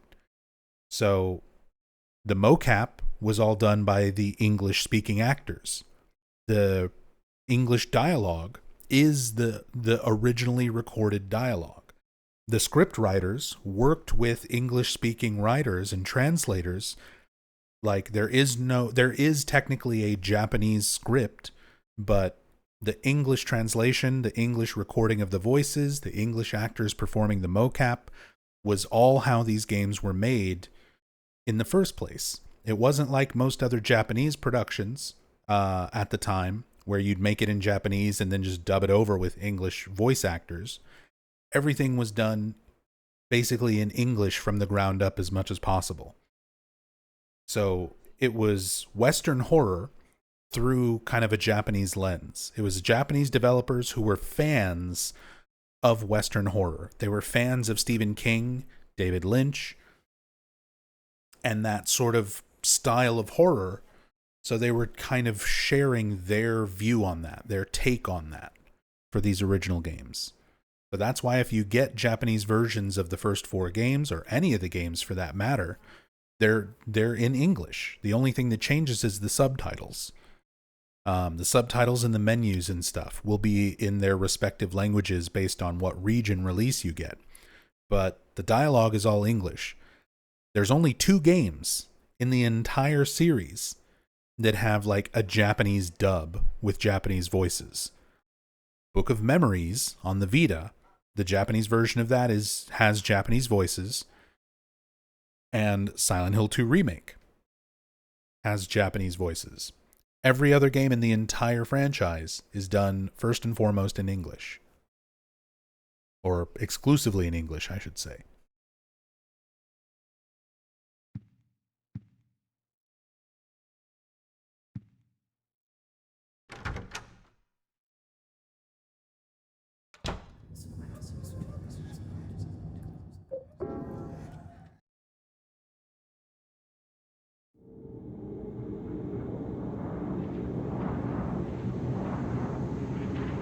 The new Silent Hill is completely Japanese. Silent Hill F is going to be completely Japanese.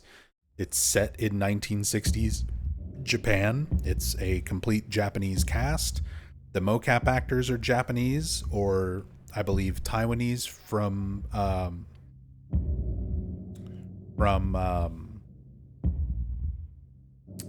that development team, Neobards.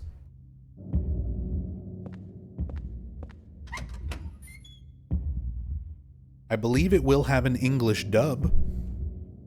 Going off of the information on the Steam page, it does say Japanese and English. So I think there will be an English dub available. But otherwise, the setting, the characters, the actors, everything else about it is distinctly Japanese. First game in the series to be that way.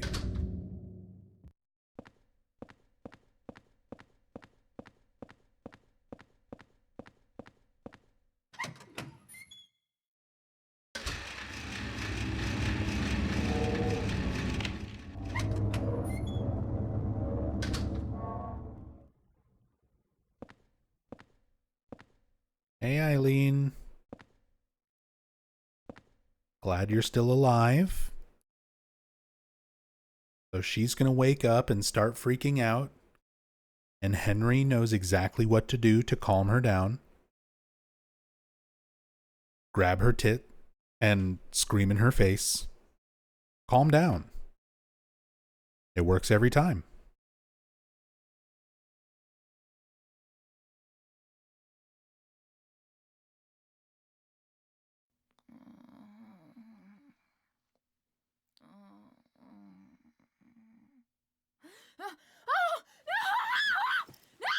Eileen!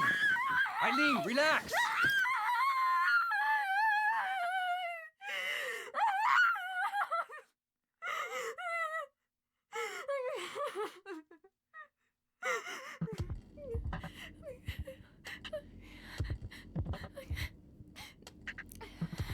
Henry? From next door. What are you doing here?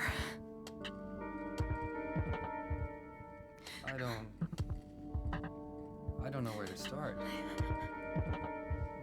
There was this strange hole in my room. I saw people getting killed. All these weird other worlds. And I saw you get attacked too. What are you talking about? I'm supposed to believe that? But it's true. And there was a kid with you.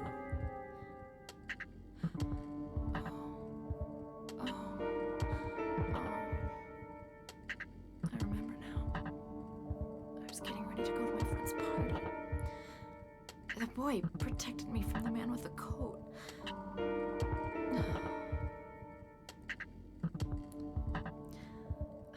I'm sorry I didn't believe you. I guess there's something wrong with me. I just feel so scared. This place. Where is it anyway? I don't know either. But I do know that if you get killed here, then you die in the real world too. Anyway, the only way out of here is through that hole. Okay. Okay, take me with you.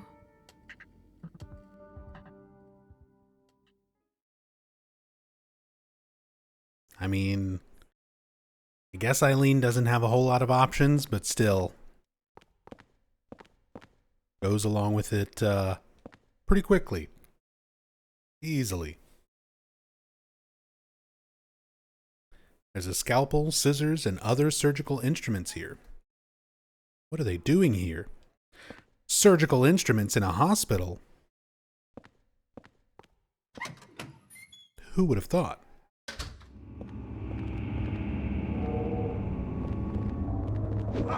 Oh, my charge attack.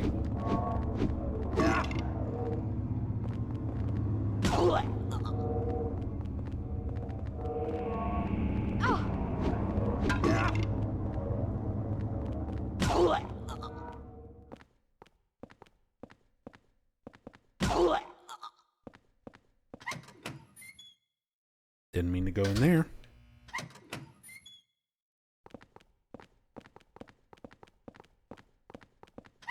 Let's get to that hole, Eileen. Don't take that out of context.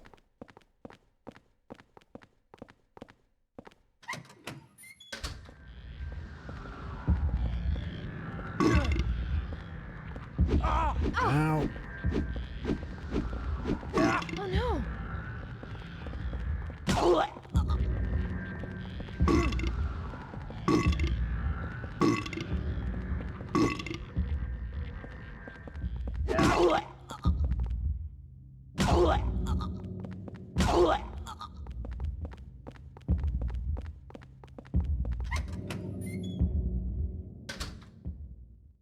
The belching sounds.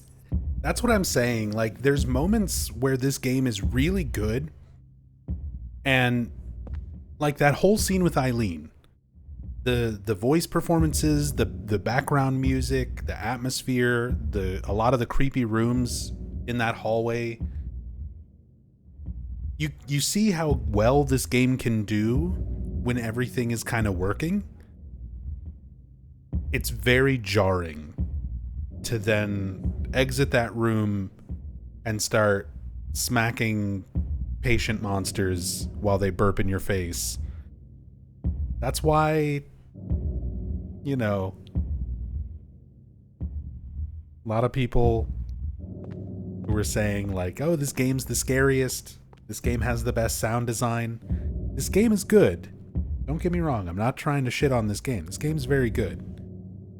But compared to like 1 through 3, stuff like that, you recognize like, okay, they took some stock burping noises and just kind of dropped them in. They didn't have time to really make this stuff better. It's got the high moments of this game are very good. They're very high. But the low moments are low enough that it takes away a lot of the atmosphere and the scariness of it, because things feel just kind of cheap or kind of silly.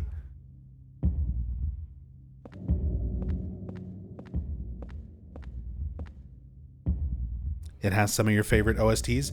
I mean, just the soundtrack alone is amazing. Again, the high points are incredibly high. I've got this soundtrack on vinyl, and I love just playing it just to listen to it. But you know what's not on the soundtrack is burps and cheetah noises. Jaguar sounds. Monkey noises. Stock monkey noises.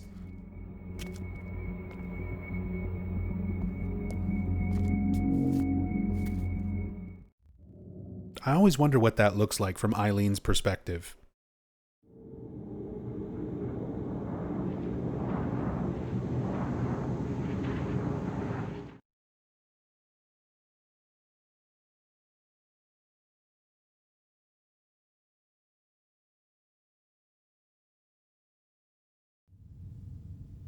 That's why I immediately believed the corpse gas story. I just needed an explanation for the silly burping.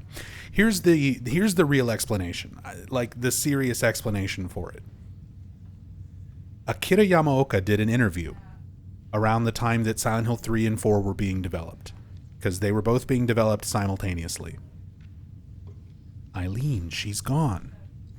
So Akira Yamaoka was in charge of the sound design and the music for 3 and for 4. And he was also made one of the head producers for Silent Hill 4. So in an interview, somebody asked him, like, hey, what was it like being promoted up to like a producer role for Silent Hill 4? And do you know what Yamaoka's response was? He was more focused on the release of the soundtrack of Silent Hill 3. That he didn't feel like a real producer. He felt more like a musician releasing an album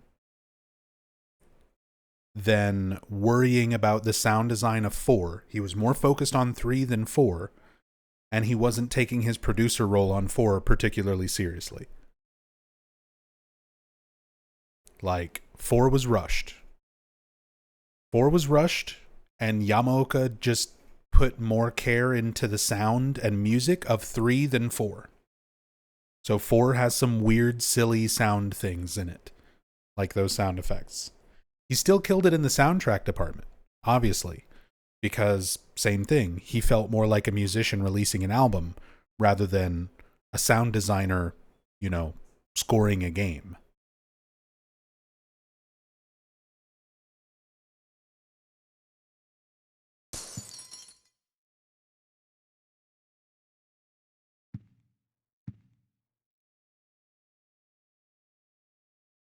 Same descriptions on stuff here.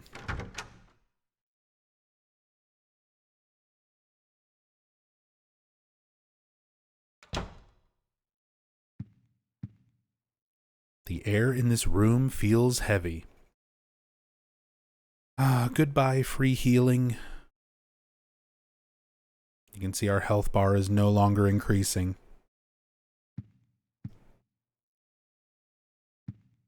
Ceiling fan. Ceiling fan has fallen down. This room, it's so oppressive. So no more free healing. And soon there will be hauntings.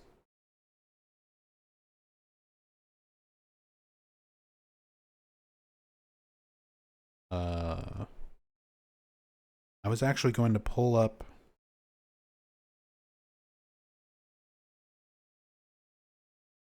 I was going to try to find that Yamaoka interview so that I can just read what he said verbatim. And as I opened up my phone to start searching things, the very first email I have is from YouTube. Hi, Nub Zombie Stream Archives. Copyrighted content has been detected in your video. As a result, your video can no longer be monetized and has been blocked in 2 territories. Wonderful. Great.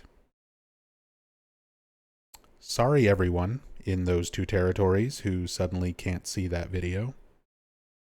YouTube's awesome. God. Fucking pain in the ass, man. You just can't win. Existential Shrew, welcome back. Thank you so much for the 2 months. Appreciate the support.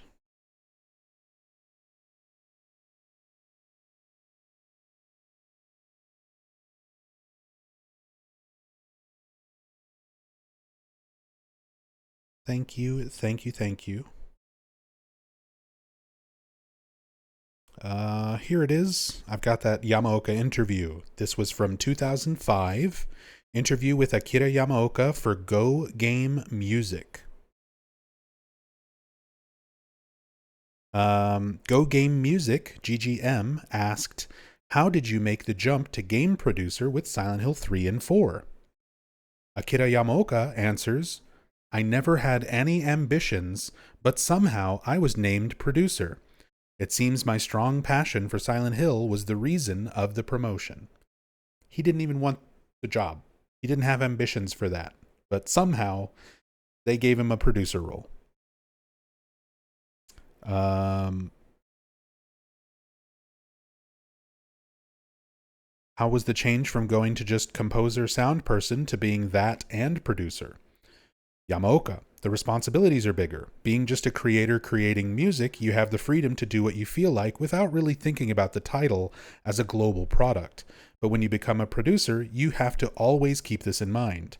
On the other hand, to give a bigger influence to the fans, you have to become a producer, so I enjoy the challenge that comes with the responsibility. Let me find the specific answer I'm looking for.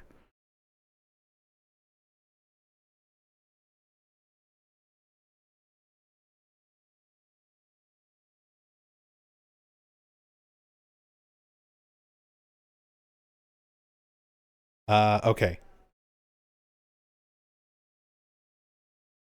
So GGM asked, please share your thoughts and experiences on the following. And then they listed a bunch of game titles. Snatcher, Yamaoka says he didn't work on the sound for that title. He was more a programmer and data implementation. Castlevania Symphony of the Night. He helped Michiru Yamane with the drum parts. Silent Hill 1.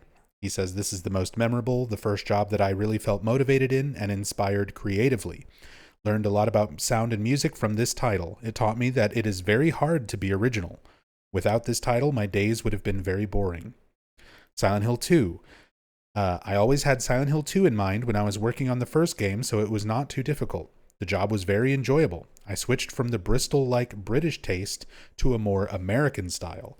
The CG was beautiful, so I wanted the sound to match the quality of the visuals. Silent Hill 3. The main character was a girl, so I decided to add a pop taste to it. Probably the same method which a hired musician would do. Went back to European taste from American. My first try on using vocal tracks. I had the good fortune to work with talented singers and staff. Which of obviously Mary Elizabeth McGlynn and Joe Ramersa helping out with the vocal stuff is like really awesome. Silent Hill 4. Here's what Yamaoka said about Silent Hill 4. I had the soundtrack release on my mind and didn't think much of the game. Smiley face. It is dark and heavy, and it is also my favorite. Very different from Silent Hill 1. That's all he had to say about it. Including the smiley face emoji. He wasn't thinking about the game. He had the soundtrack on his mind. He was making an album. But he was not into it for the sound design for Silent Hill 4. Which is why the sound design in this game is all over the fucking place, and there's a lot of very just click and drag and drop stock sound effects. So, there you go.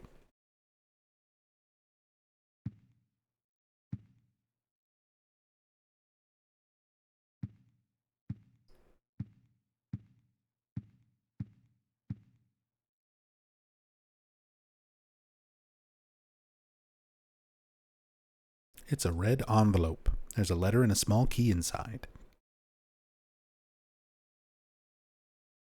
You've seen that world as well, that horrible nightmare. But if you get sucked into it, it's not just a nightmare. Don't get lost in there. If you get pulled in, you'll be killed. But there's still hope. Maybe this small key will guide you. If you've seen the door with the placard set in it, look on the other side of the door.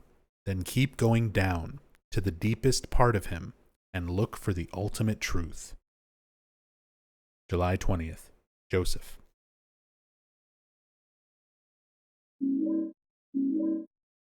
Telling us we gotta go fight the one truth. Another completely random element of this game that frustrates a lot of speedrunners.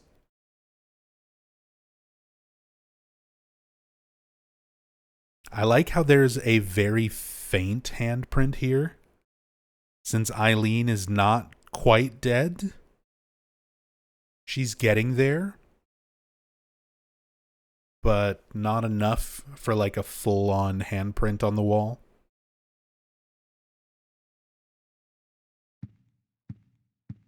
And we also have some book pages over here. Gives us a little bit more insight into the rituals. Or no, this is also still more stuff from Joseph. The weather that day was very strange. Even though I avoided the earlier storm, there was still a thick fog clinging to everything. Fortunately, that allowed me to avoid being seen and get right to work. The police are still stubbornly acting as if it's just a copycat case, so I figured things probably hadn't been touched here, but I was wrong. I should have come sooner. The cemetery was in such bad condition that it was almost sad. The storm must have raised the sea level. Anyway, that's how it was when I found Walter Sullivan's grave. This diary is pretty damaged around this point and I can't read anymore. I'm still in shock. There was no body in the grave. And on top of that, written on the coffin were the numbers 11 out of 21. We saw that when we went to Forest World in the cemetery next to the orphanage. June 14th.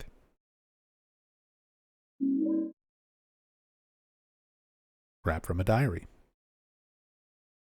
Walter Sullivan did kill himself.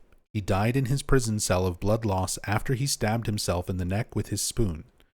His body was buried in a cemetery just outside his hometown of Silent Hill in an unmarked grave. After that, his name became famous all over the world, and it looked like his string of mass murders was finished at 10 out of 21. But 3 years later, they found a corpse that had 1221 carved into it.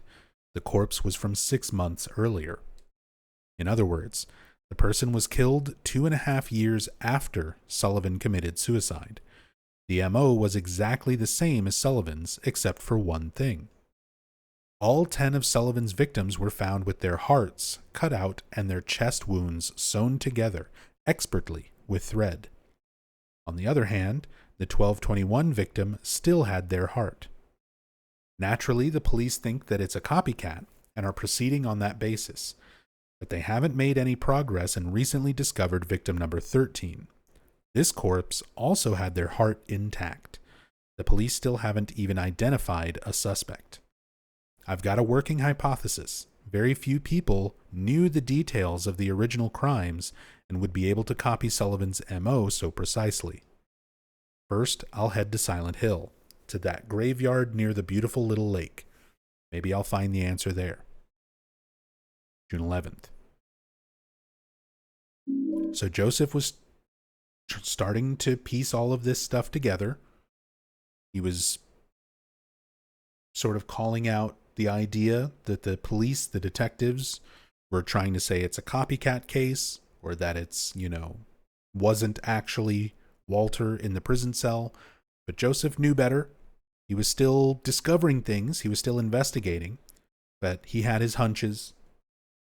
He figured there was something more than that going on. And then when he goes to the grave, finds that there's no body, finds the numbers in the coffin, realizes that Walter himself was victim number 11, and that all of the victims before him had their hearts removed, and all of the victims after him had their hearts intact, showing that there are essentially 2 different rituals kind of combined into one.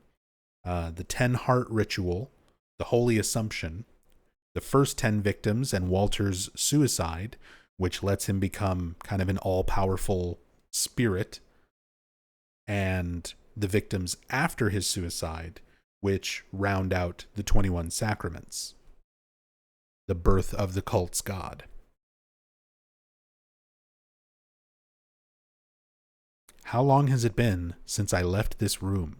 I can't tell if it's been days or hours. But during that time, they found the body of 14 out of 21. I've been having hallucinations lately. I think I'm losing my mind. No date written.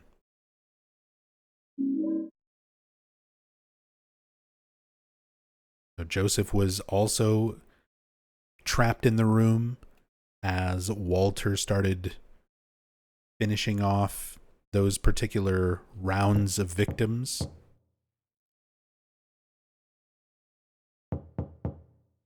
Oh, someone's at the door.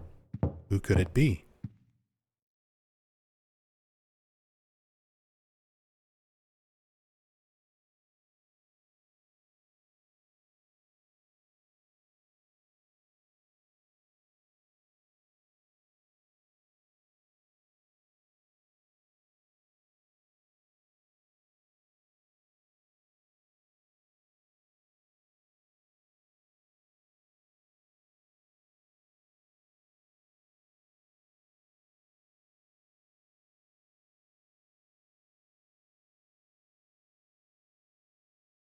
I love stuff like that in this game.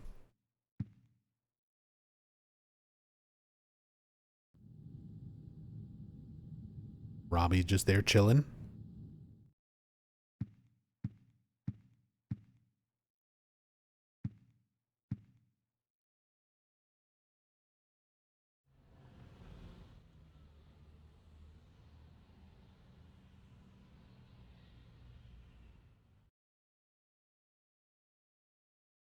Do we understand how exactly the ritual births God? So you can't really try to think about the fundamental mechanics of it too deeply because it's entirely just based on faith. It's based on belief. The town's power takes whatever you believe in and makes it real. That's how the power works. In Silent Hill 1, the ritual is completely different because Dahlia believes in something completely different. She believes her daughter will be the mother of God. She believes that the God requires pain and suffering to be able to grow. Because she believes those things, the town makes them real, and that's how that ritual functions. For the 21 Sacraments, it's the same thing. Walter's belief and the cult's belief is so strong, the town is making the ritual real. If you kill these 21 people in these specific ways, take the 10 hearts from the first 10, kill yourself as the 11th victim, become an all-powerful ghost, if you believe that, the town makes it real. And it works. Finish out the 21 Sacraments, and it will birth a god. Like, mechanically, there is nothing actually working to make these things function in like a realistic sense. It's entirely faith-based. The town is just reflecting what is in people's subconscious, their faith, their beliefs, and putting it out into reality, making it real.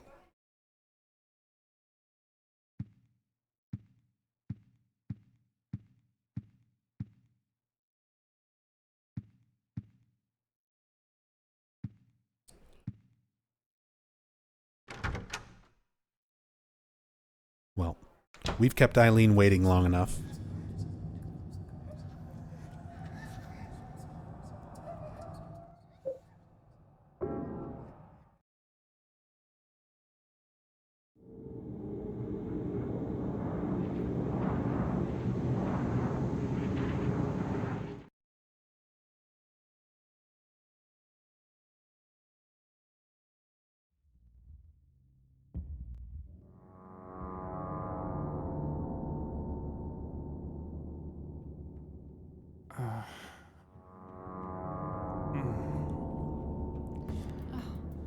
Henry.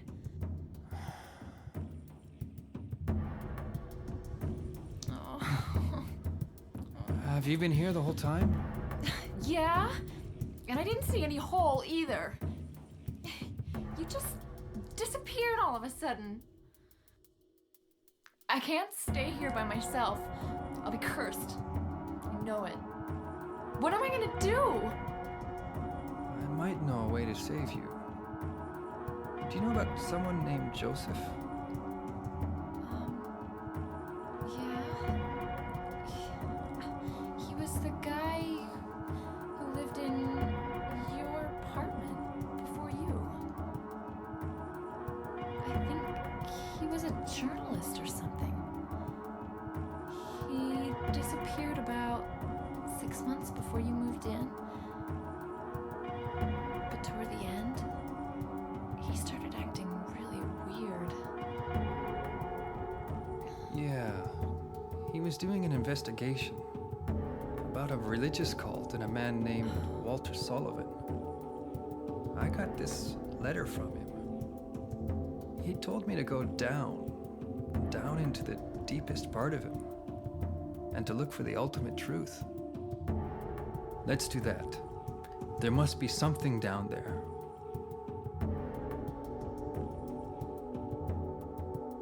Okay. I'll do it. You're the only chance I've got. I'll stick with you.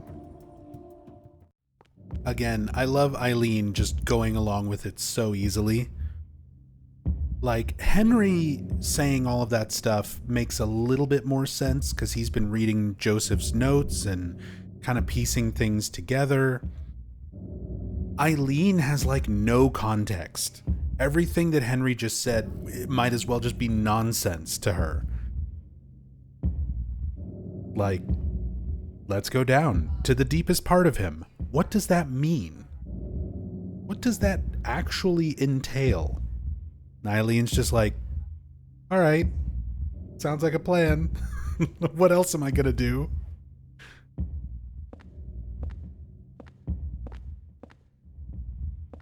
Hey, Lizlox, this is PCSX2. There is a very slight filter going on. Just for the aesthetic.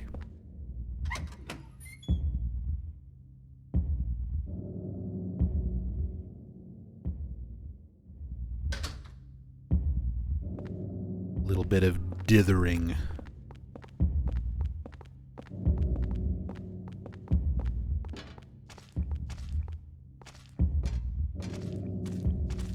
There's just bodies all jammed up in the It's a elevator. nightmare.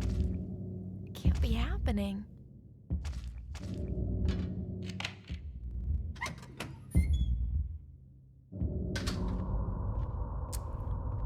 And if you thought the burps were silly before, it's time for stairs.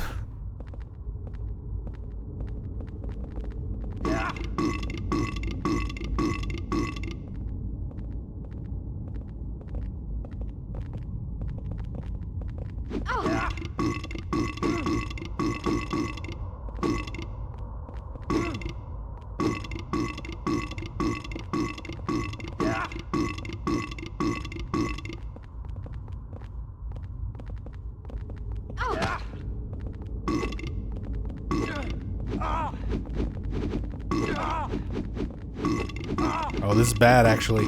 This is real bad.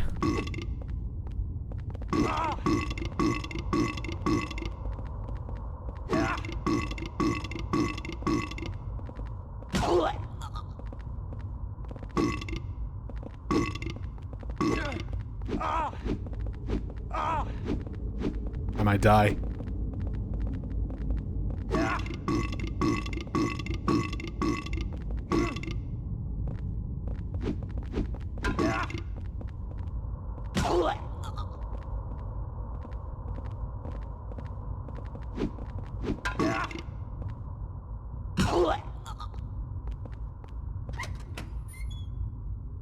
And this is what we get for mocking the burpers.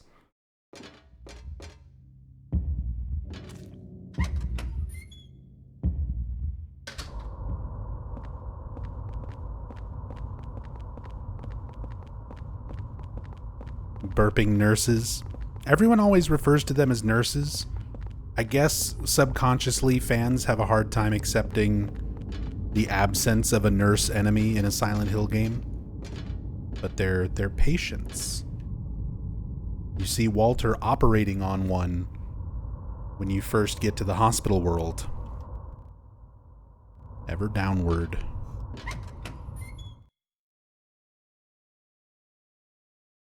But that's a very common thing among the fan base. A lot of people refer to them as burping nurses. But they are not nurses.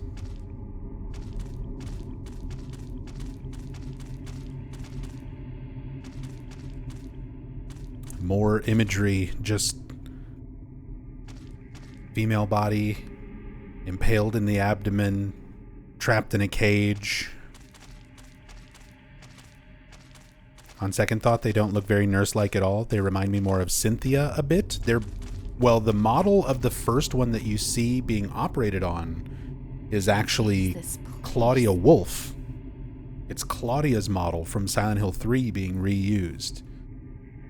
Now, the ones that you actually fight and interact with are like different models entirely, so they're a bit different.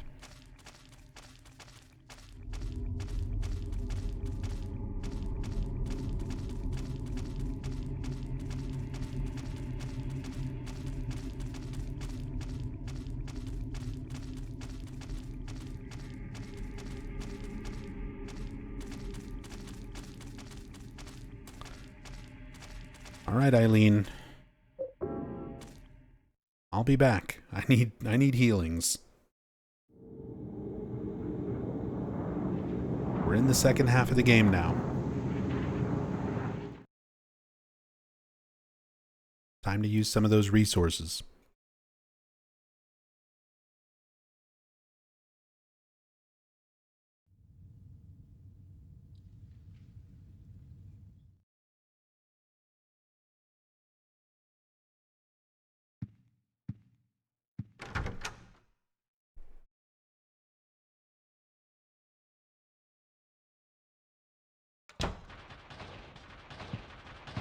As well as our first haunting.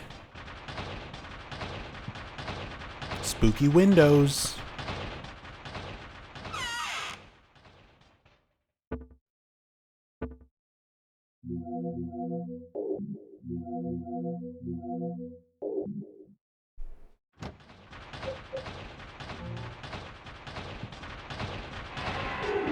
Getting a very bad feeling all over.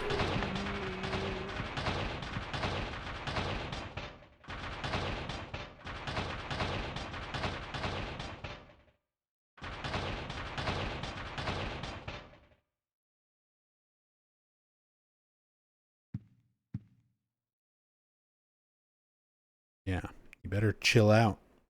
Spooky windows. Cheeky Nandos.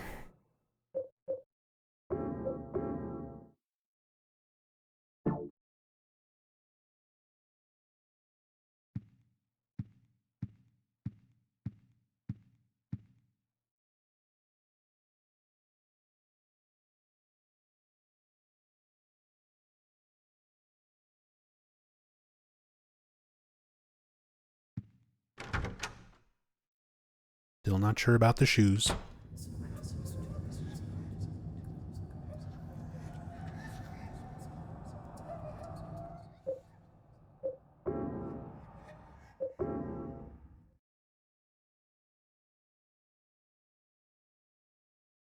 Is it weird that I like the sound effect of the haunting? Like the actual... Not the window. I'm assuming you don't mean the windows, but like the sound you get whenever there is a haunting that you're near.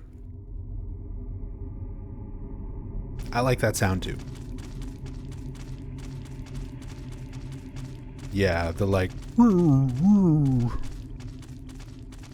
weird groaning, pitch shifted. I don't even know how to describe it. Yeah, I like it.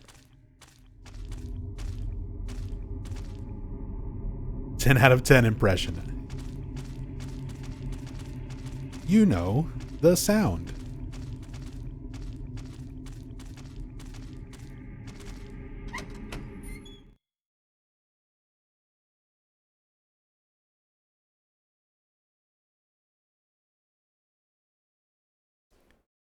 It's funny because as somebody who has been a like professional or at least semi-professional sound technician and studio musician, you would be surprised at how often musicians and engineers communicate that way, where you're like trying to convey a sound or a noise or a tone that you want or that you like, that you want to get out of a song or a recording, and you just do as good of an impression of it like that as you can, and they're like, oh yeah, I know what you mean. We just need this synthesizer and these effects and this pedal. We can make that happen. Yeah, I got you. I got you.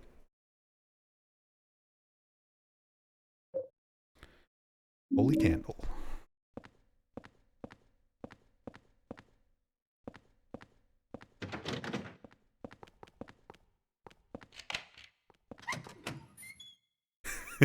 Please make that a sub sound. I'll have to work on it.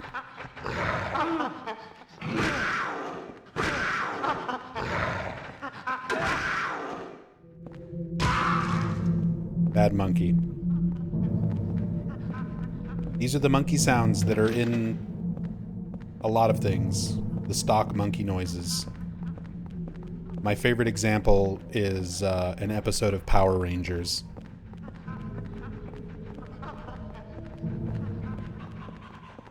Bulk and Skull befriend a monkey. And they use the exact same sound effect for the gum heads in Power Rangers for that monkey. Because it's all just stock sounds from a CD. Oh no.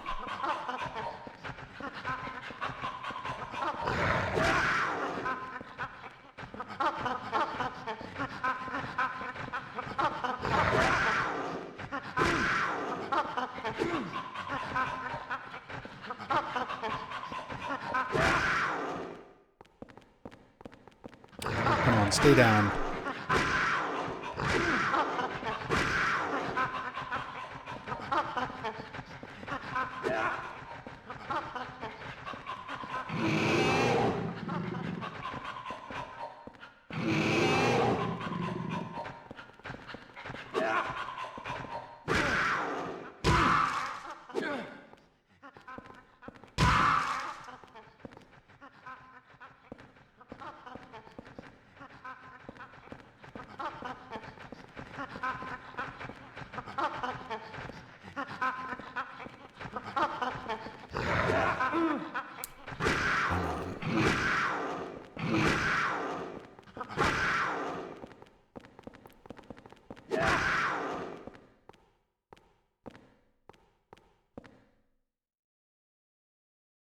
Yep, South Ashfield Station.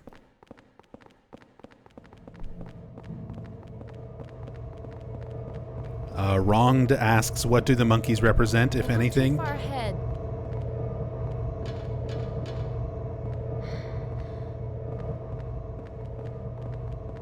Comrade Marv. The monkeys are a representation about Henry's childhood trauma watching Planet of the Apes.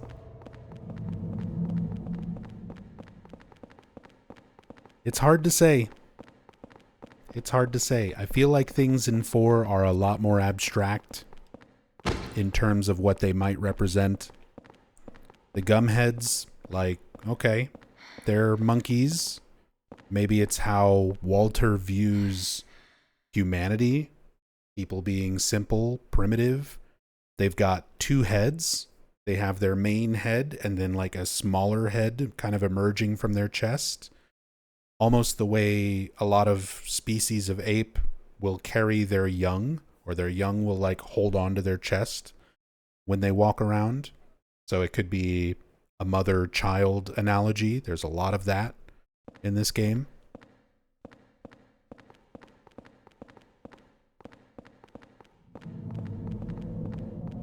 But like, that's me really stretching. And that's after a lot of years of playing these games and analyzing them, researching them, reading all the developer commentary and interviews from everything. There's a lot less information in general on Silent Hill 4 compared to the rest of the series. At least in terms of like understanding the meaning. And honestly, I think a big reason why things are a bit more ambiguous and less questions are answered when it comes to this game, Masahiro Ito didn't work on it. Ito worked on the first 3, and he loves to answer fan questions and share his thoughts and give insight. This looks like South Ashfield Station. For all the things that he's worked on, but he didn't work on this game. Ito was busy on 3, but he wasn't involved with Silent Hill 4. So we don't have a developer who's around to answer a lot of questions like Ito does for 1 through 3, to really answer those kind of questions for 4, to like let us know what stuff means.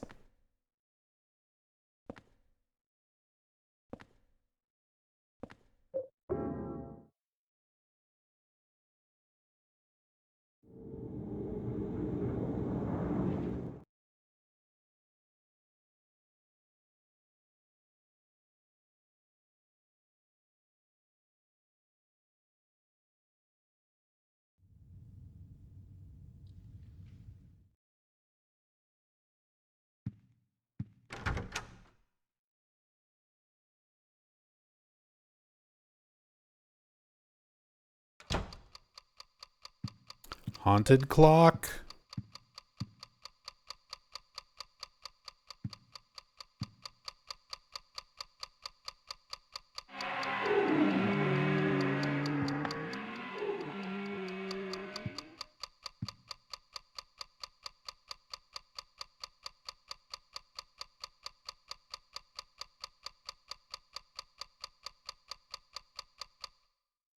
I like how it doesn't just instantly stop. You actually can watch it slow down.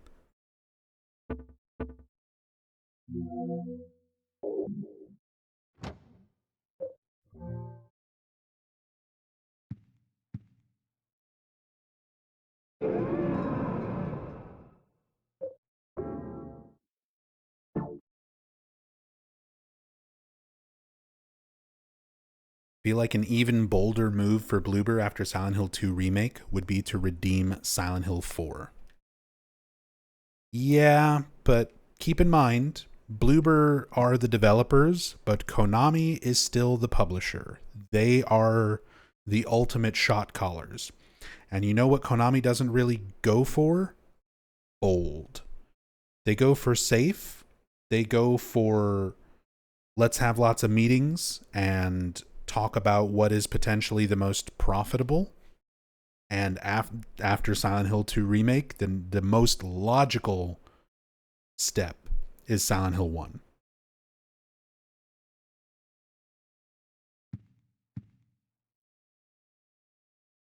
What happens if you don't cleanse the hauntings? You get a bad ending. You get a worse ending, I suppose. Depending on... Basically, your ending is determined by two things. Whether Eileen lives or dies in the final boss fight, and whether or not you cleanse the hauntings. So, if Eileen lives and you cleanse the hauntings, you get the best ending. If Eileen lives but you don't cleanse the hauntings, you get a good ending but not the best ending.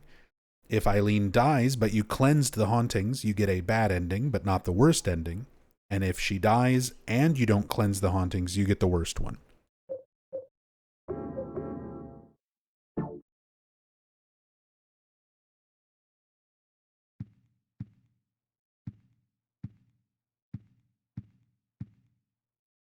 Also, the hauntings do damage. The hauntings do damage.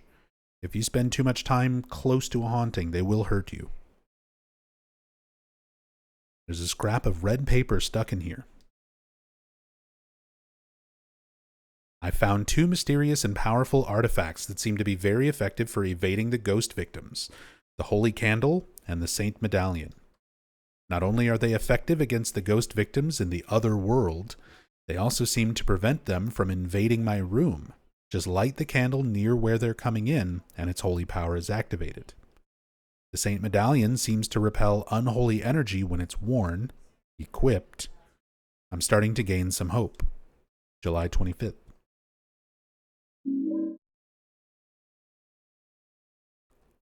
Filthy envelope with a letter and a toy key inside. Mommy, I'll give you this, so please wake up soon. It's inside my toy train. This is another one of those slight subtitle changes if you're playing the PAL region release, the European release of this, which is what they use for the GOG PC port. Instead of mommy, it'll say mummy.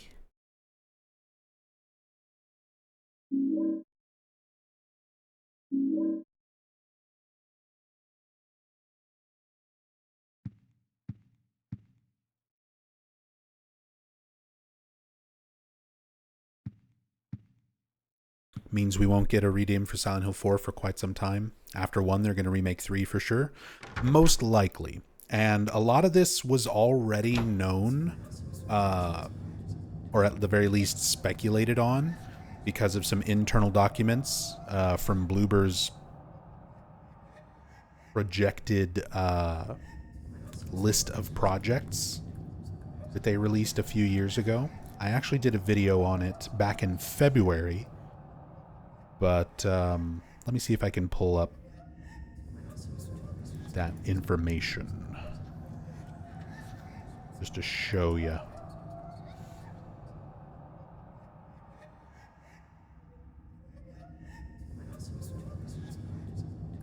Yeah. So This was a leaked document. Not a leaked document, but a published document from Bloober. So this was their plans for 2023 through 2027. So they've got projects that they're working on with other publishers, aka Konami, which is that top row. Or main team projects, I should say. Not necessarily just Konami. Then they had sort of like side projects and other forms of media. So, main thing is that top row, Silent Hill 2. Silent Hill 2 Remake was first on the list. That came and went. Project C, which turned out to be Chronos the New Dawn, which is also coming out soon. Project G, which now is confirmed to be Silent Hill 1 Remake, Project Gillespie. Project H is most likely Project Heather. That would be our Silent Hill 3 remake. Then their side projects, who knows what those will be. Layers of Fear is already a thing. They did a remake, essentially, of Layers of Fear and combined it with Layers of Fear 2. Project M, not sure what that'll be. Project F, not sure what that'll be. And then their other media. The Medium serial, Medium something else, and then a Layers of Fear movie.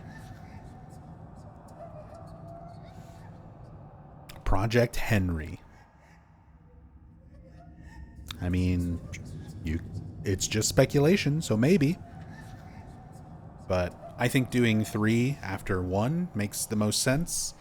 And again, Konami's not really interested in doing bold moves that are unexpected. They're all about trying to do what's going to be the most potential profit. And those are the main ones that the majority of the fan base wants to see.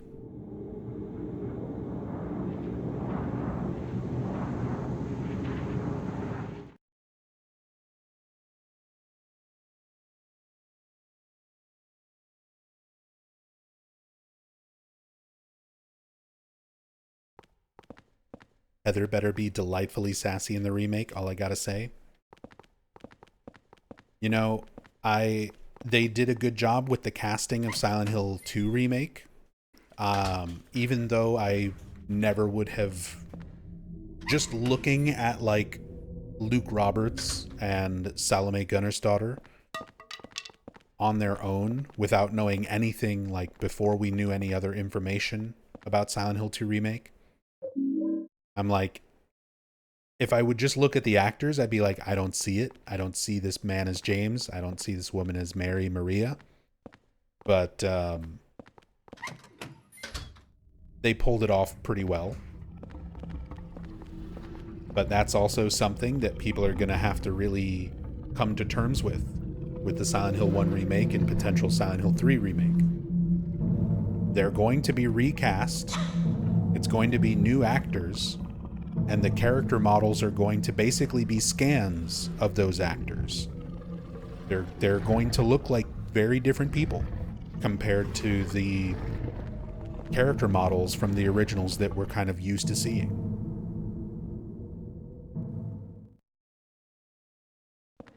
So just keep that in mind. There's going to be a whole lot of the fan base that loses their shit as soon as they start showing new Harry, new Lisa,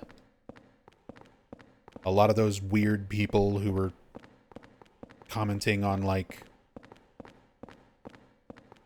Angela when the first trailers for, like, Silent Hill 2 Remake started are going to be even weirder and worse when it comes to characters like Lisa or Alessa.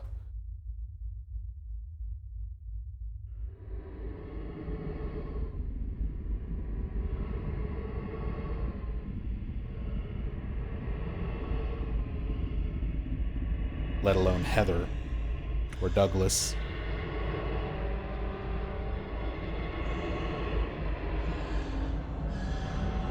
That's okay. We've got Sadako.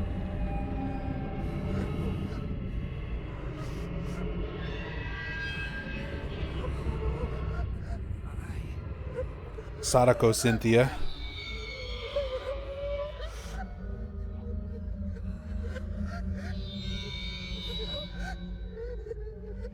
I love Henry's reaction here as she phases through the bars as though this is the first ghost he's ever seen. Even though we've been dealing with ghosts. I guess it's a little more traumatic since he knew Cynthia while she was alive. This is the first ghost of someone who he knew before they were a victim.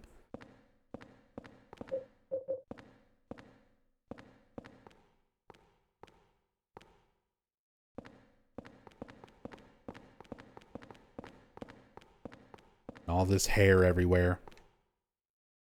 This is what my house looks like. Because I've got long black hair. It winds up everywhere. Need to sweep every day.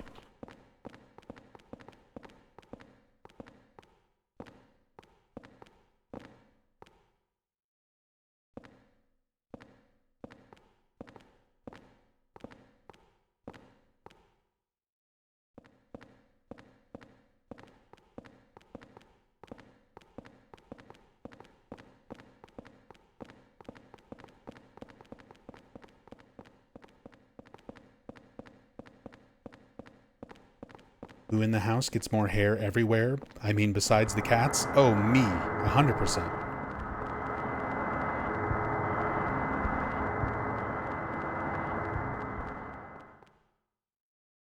Like, the cats contribute, Rachel contributes.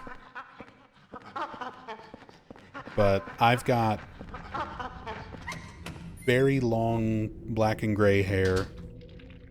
And it's also really thick, so whenever I brush my hair or even just try to like take my hair down or pull my hair up or whatever,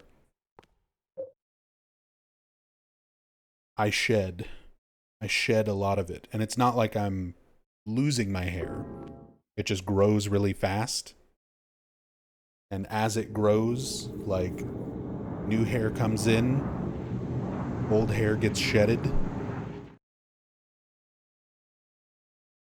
So we have little, like, Cynthia hair trails in the hallways after a couple days.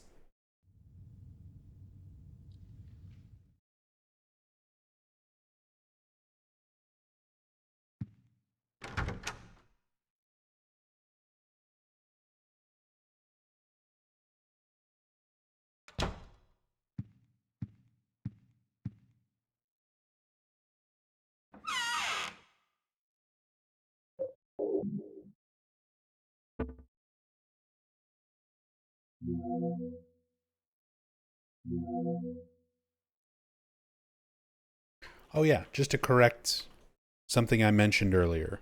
The Saint Medallion. I misremembered. I thought it was Saint Jennifer, the Jennifer Carroll picture that's on the Saint Medallion. It's actually Saint Alessa. It's the painting from Silent Hill 3 of Alessa holding herself as a baby, her next incarnation. Alessa holding little baby Cheryl.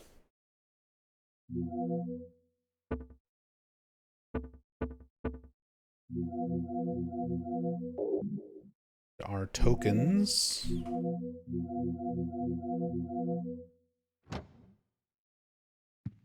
Should be it.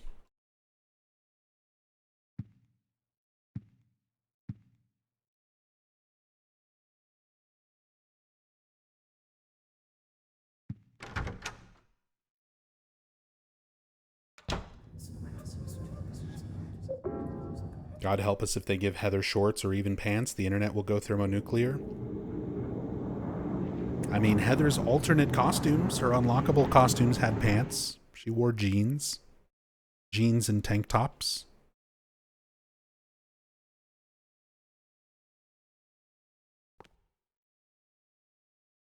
But yeah, you're right. Yeah, but you're being logical about it. The difference is I played the games, and I know those things. The people complaining about that kind of stuff are not the type who know these games through like first-hand experience.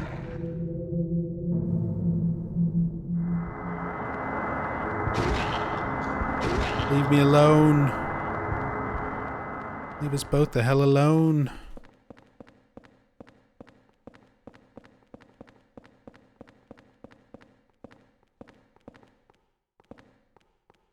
Come on, Eileen. At this moment, you mean everything to me.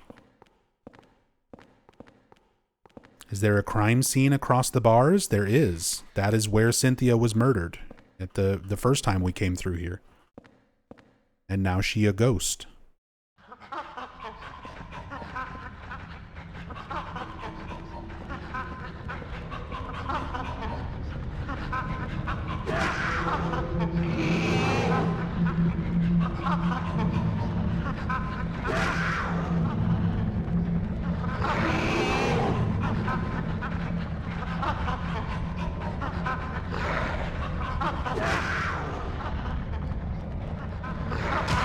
Stomped. Get away from her, you monkey. You damn dirty ape. Oh, you're just leaving.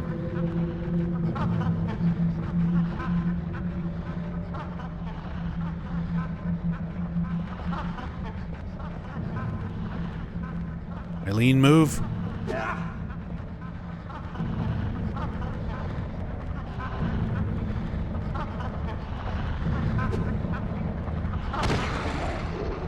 Take that, greedy worm.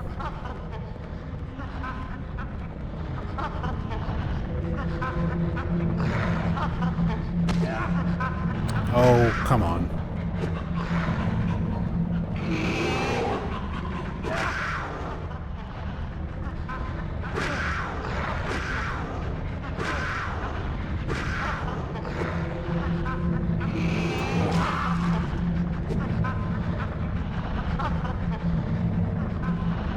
Come on, target the other one, Henry. Thank you. Iframes. Armenian backdash.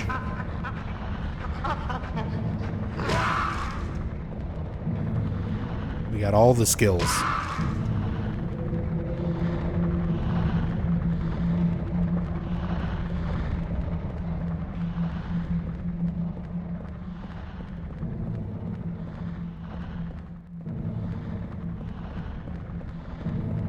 Yeah, revisiting these areas, there's a lot of new supplies around, so you kind of need to check everything. Yep. Check everything again. I'm scared. Silver bullets. Very important resource if you want to start getting rid of ghosts without too much trouble. I always recommend grabbing at least one silver bullet to deal with Andrew DeSalvo.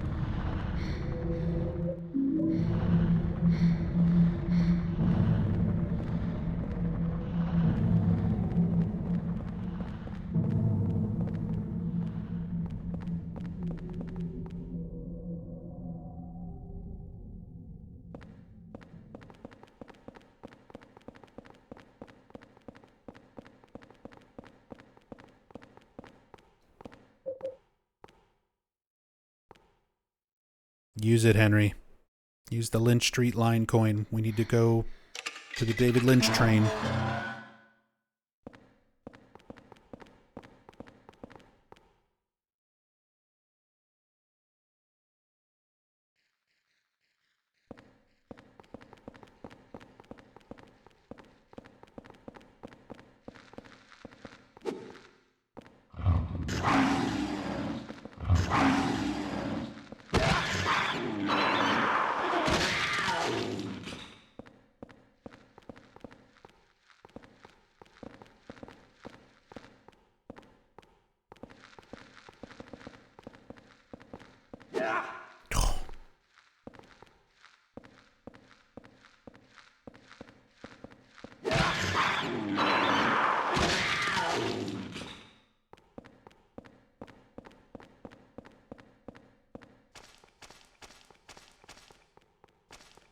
We looked at these the first time around, but I can't help but draw attention to them every time I see them.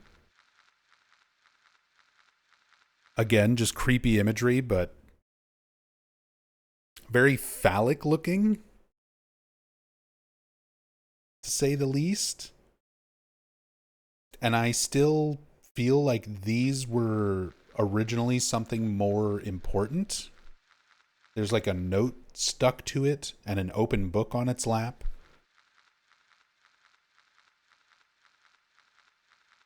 It feels like you should have been able to read those or pick up the note, or these would have been somehow more relevant. And then, I don't know, the game was somewhat rushed.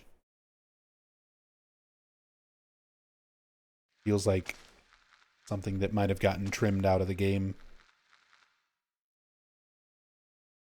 But there is a horse riding crop here. An Eileen only weapon, light and easy to use with good reach. Looks like it would be very painful. Here you go, Eileen. Now you can play Uma Musume.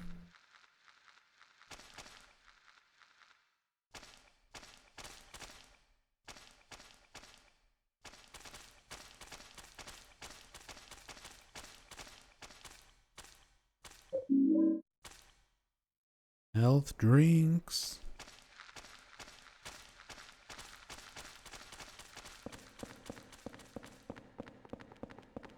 Please, don't leave me alone.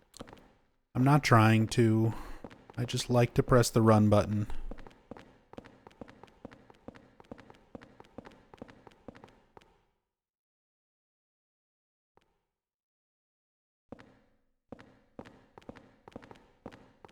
Fairly reminiscent of numb bodies. If they were walking on those legs hunched over, it'd be the same general shape. I used to live in North Ashfield.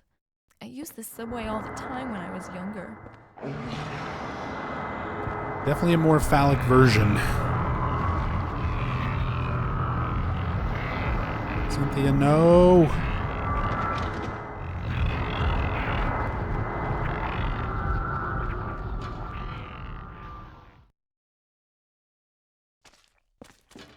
Wait.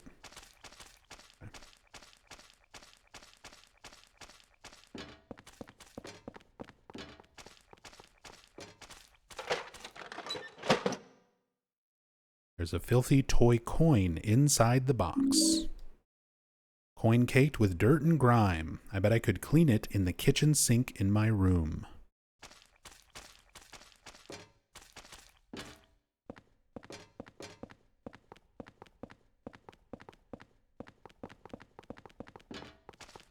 Good thing the sink still works in your freaky deaky haunted apartment.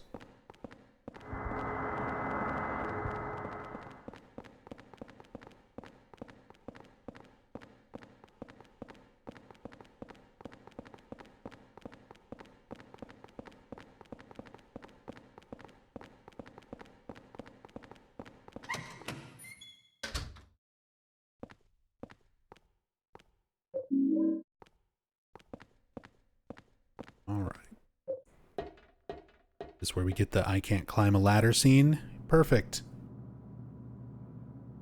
I can't use a ladder with my arm like this. Not with that attitude.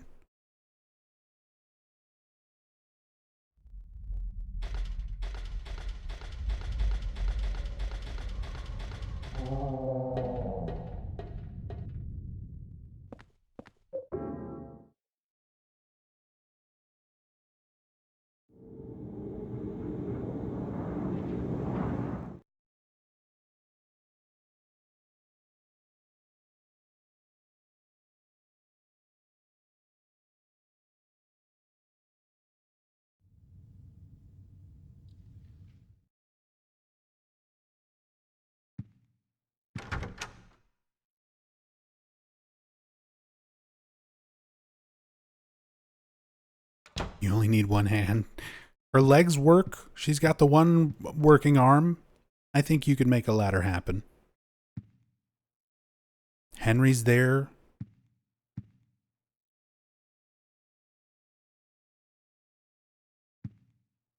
fine.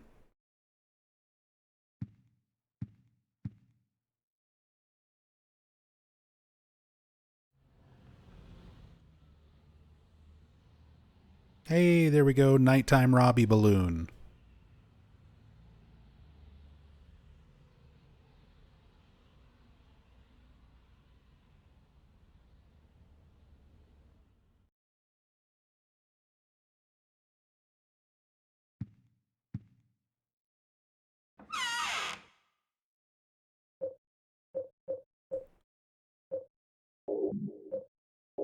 Put stuff away.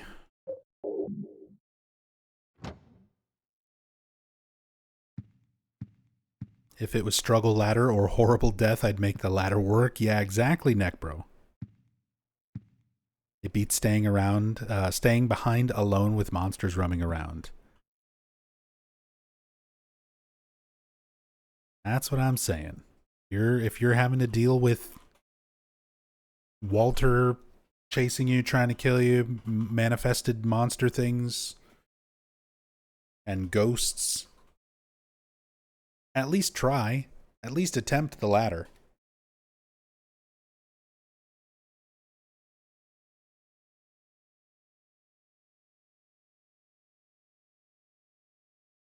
There's a red paper stuck in here. Temporal Fry could probably manage a ladder with one arm unless she's got some back pain, then I guess that'd come into play. I mean, she's pretty beat up. I'd say she's got pain all over. She's got numbers carved into her. But, you know, again, self-preservation, pain and discomfort. I would at least try. A few days after Walter killed himself in his cell, several residents witnessed a long-haired man with a coat here. Through his window, Richard Braintree in 207 saw the man moving something heavy and doing something in room 302. Even Sunderland, the superintendent, saw the man with the coat hanging around room 302 and confirmed there were signs of someone having been in there. July 17th. That's presumably Walter moving all of the ritual items as well as his own body into the storage room. After he died, his ghost moved his physical body to the storage room back here.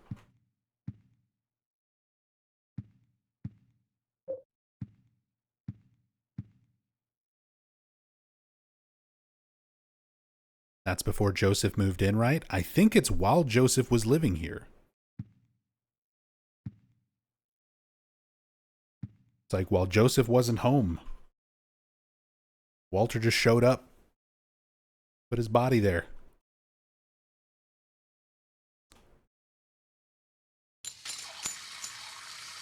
It was before Joseph would have been trapped in the room.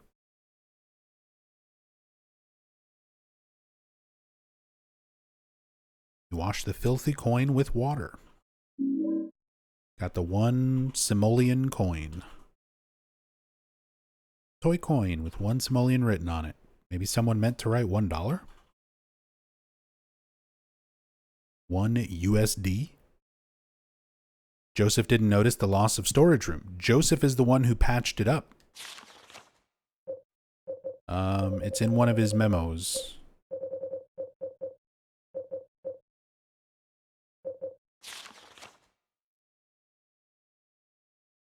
Yeah, I was so scared today that I sealed off the back of the storage room. I wonder if Eileen Galvin is okay. That was July 13th. So, like, he discovered it at some point and then sealed it up.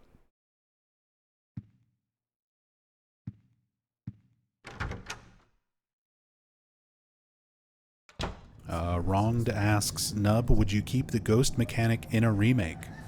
Yeah, absolutely.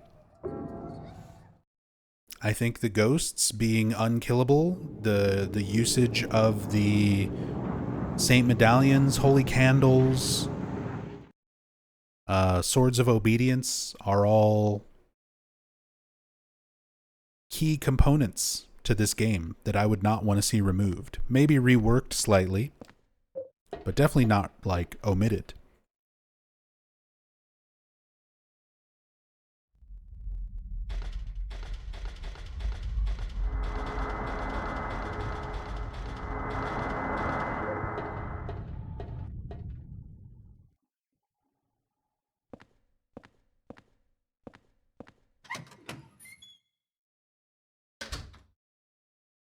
So he was just living with the body? I mean, to be fair, not for very much longer after that. But yes.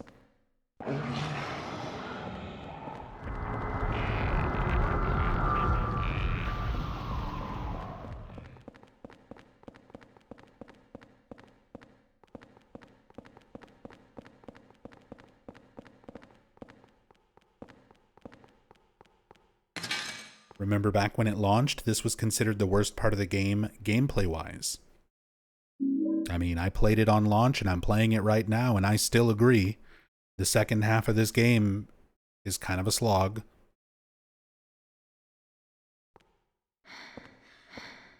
You're dealing with all these enemies, all these ghosts, all these repeated areas that I've already been through. The only caveat is now I have to slowly make my way through with Eileen and change up the route that I get through these areas to account for her not using ladders. You know.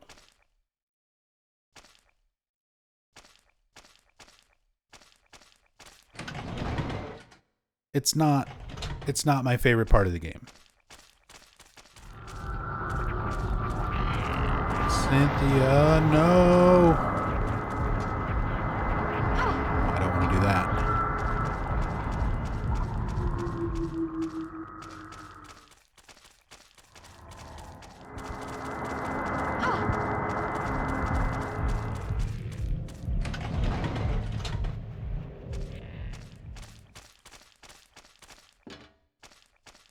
Do feel like they could benefit from making the ghosts stay downed for a bit if they take enough damage. More than just the second or two they get stunned anyway. Yeah, that's why I mean, like, I wouldn't remove the core mechanics of the ghosts. But I definitely would... Oh, I need to go get the... Need to go get the ticket.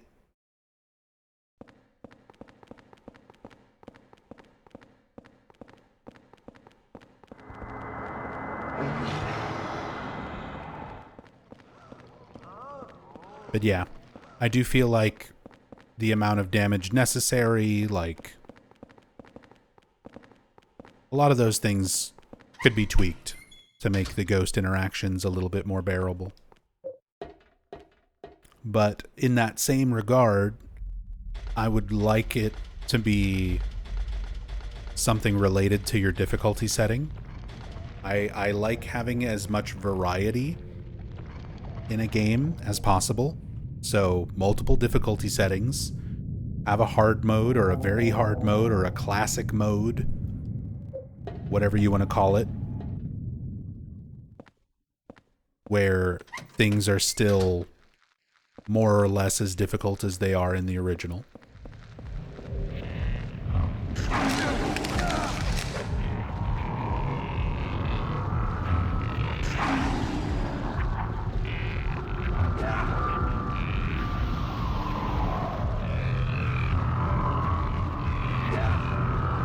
But then have the mechanics be a little bit more forgiving.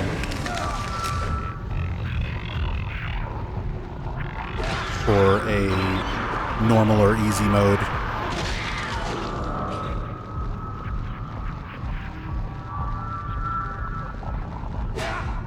come on, Henry. What are you doing, dog? What that dog doing?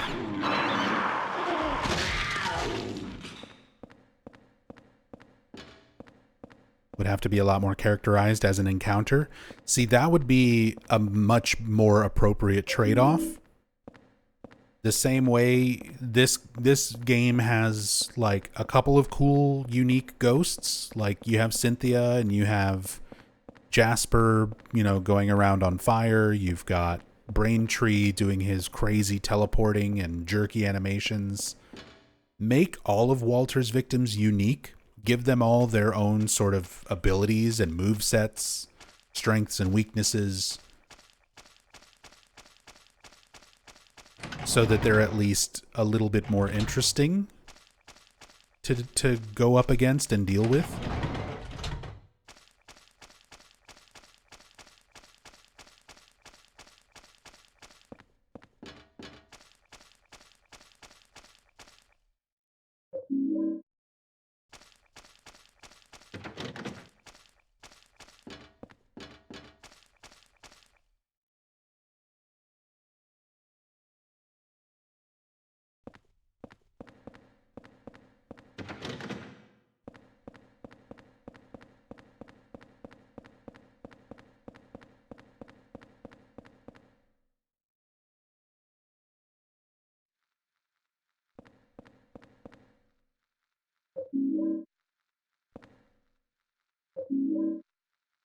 Trying to grab all the optional stuff.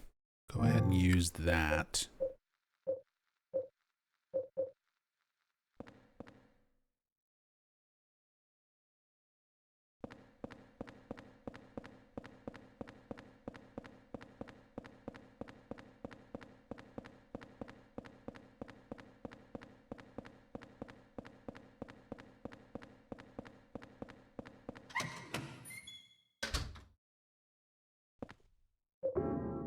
Back to the room.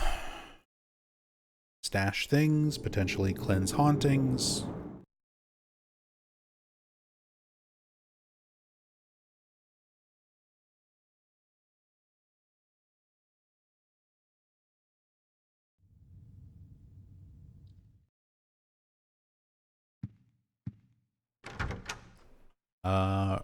Wrong says, I would also make them tied to single specific areas that are relevant to the story of the ghost, in which the ghost actually hunts you. You can use the environment to run, hide, or maybe exercise them. Maybe. Oh, we've got haunted shoes. I still like the ghosts kind of showing up even outside of their respective, world.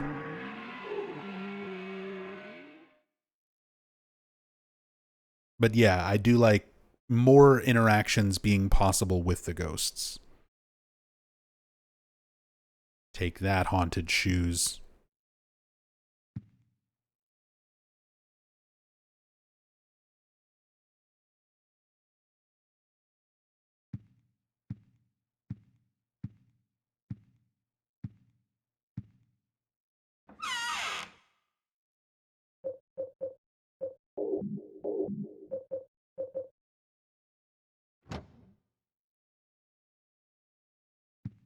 Okay, doing all right on health and supplies. Just a lot of trips back and forth, stocking stuff up for the early parts of the second half of this game. Hey, Joker McDouble. No, I'm doing this on PS2 emulation. The latest update for this game on GOG broke a lot of stuff in the audio, and I didn't feel like going through the task of down patching. So we're just playing the PS2 version.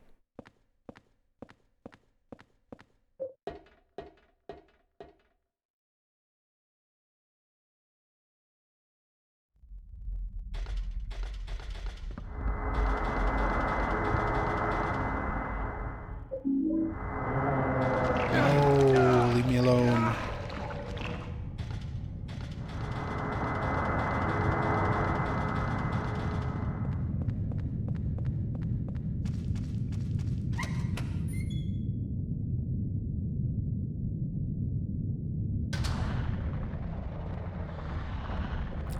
Looks pretty good. PCSX2 emulator is a really nice emulator. If you know how to get everything set up, get all your visuals set up. I've also got a light It's not like a CRT filter, but there's a little like dithering filter applied as well.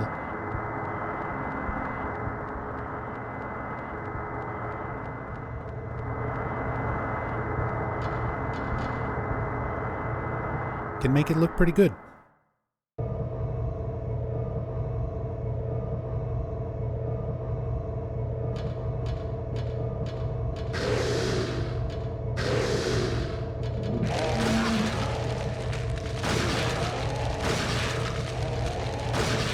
Alright, so we need to actually clear out this escalator, at least one side of it, so that we can get Eileen safely up and down.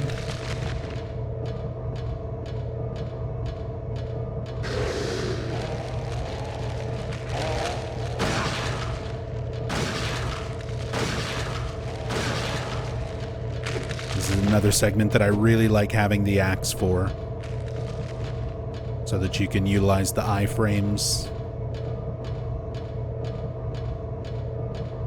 Get your attack in without getting slapped in the mouth.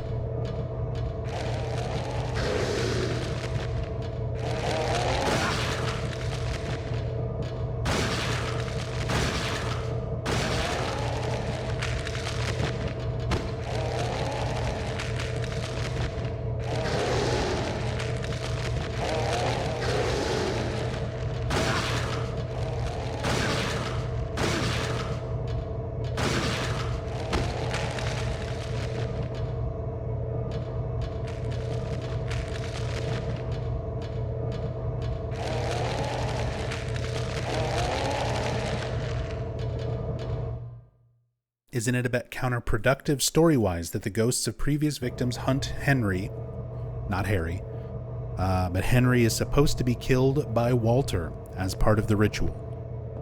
Well, there's no definitive answer, like if the ghosts necessarily kill Henry outright.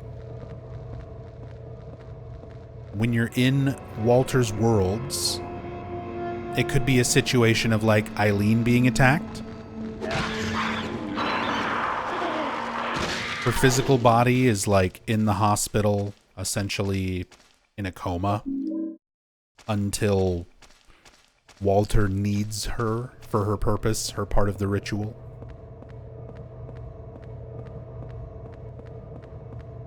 And ultimately, the way the worlds are described, Walter's in control of all of it. Presumably also in control of if you live or die.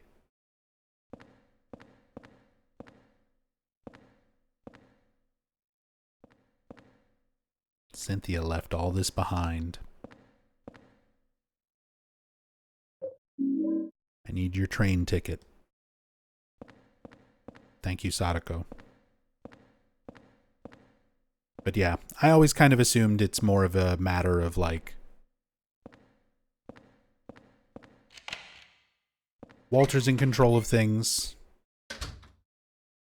and Henry would be put into a state where he can't resist anymore until he needs to fulfill his role in the 21 Sacraments.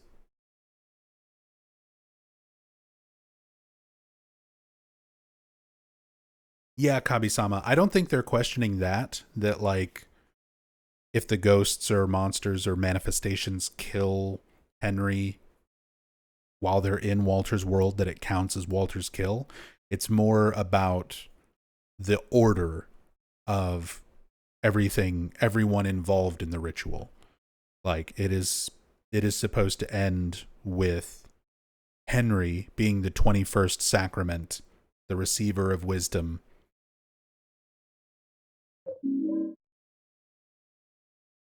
The one who learns all about what's going on, and it's hard to even say what happens at the end, like if Walter is successful in the bad ending.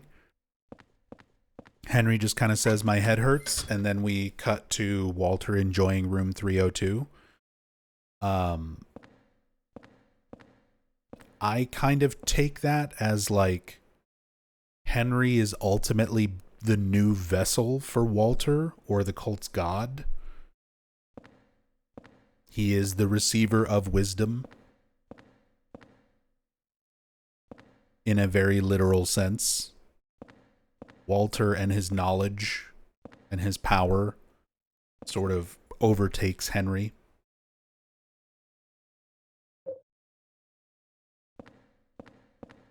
But a lot of that is left very vague, very up for interpretation. Possession. I mean, the whole time Eileen is succumbing to Walter, she's becoming more and more possessed. Why not also Henry?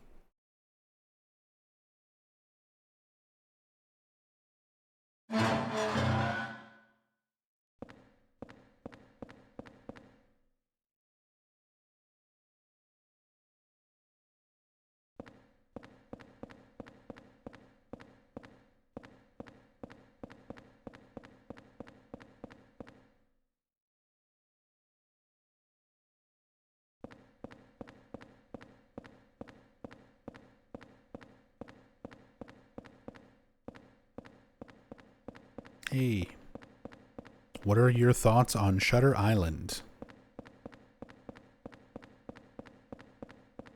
I'd have to rewatch it. I haven't watched Shutter Island in such a long time.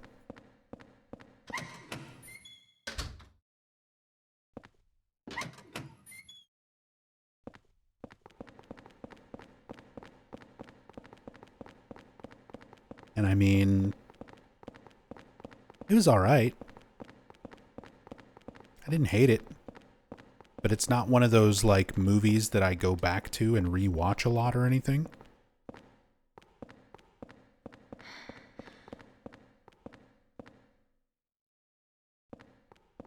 Eileen, you good? Come on.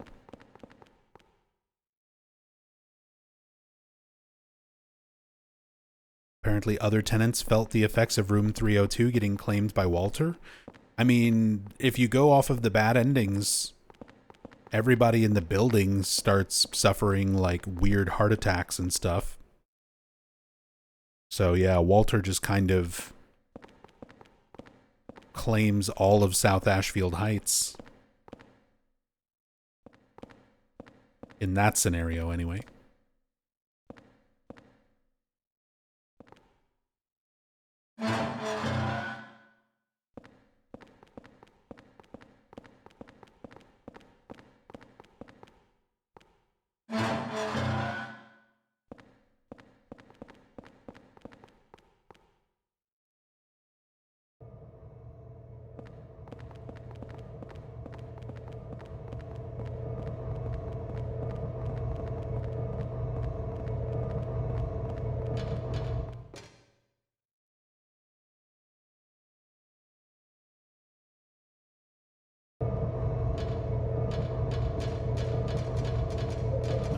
Top off my health, clear up another spot of inventory.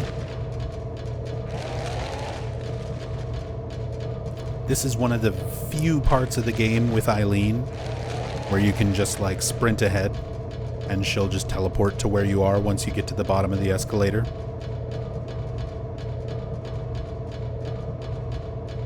Basically nowhere else in the game works like this.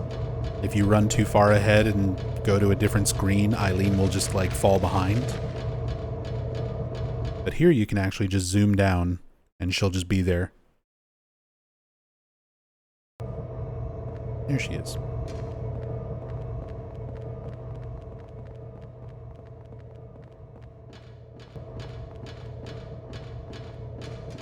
Hi, Cynthia. Get back. Back, I say. Yeah, get her. Get her with the riding crop. Get her.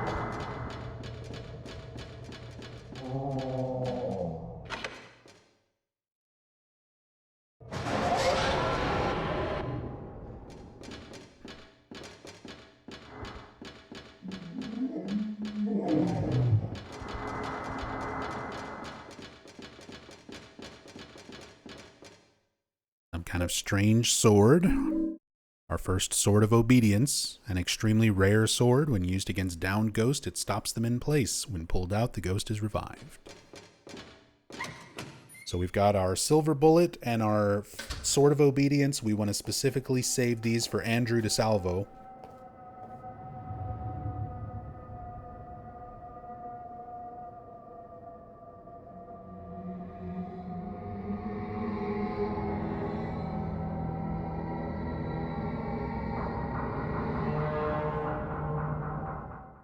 And at this point, I think with the manifestations getting more aggressive and Walter himself now chasing us and shooting us. Oh god, he just shot Eileen a lot.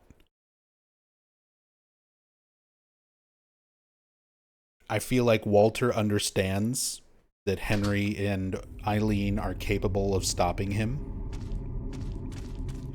So he's kind of having to take matters into his own hands, make his worlds more oppressive, more creatures, more aggro, and then chase us down himself as well.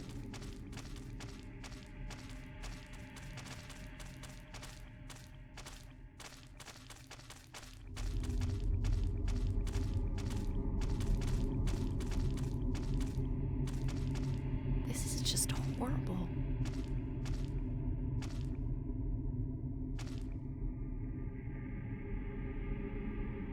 More just creepy imagery. I love all the creepy imagery on the staircases. Person kneeling down next to a very tall humanoid figure.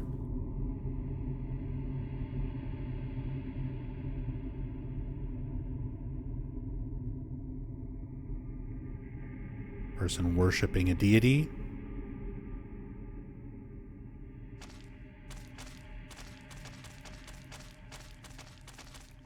Walter's kind of cheap for using a simple handgun as a mystical serial killer. I mean, he goes back and forth between the single handgun, the double handgun, guns akimbo, the chainsaw. He does mix it up at least.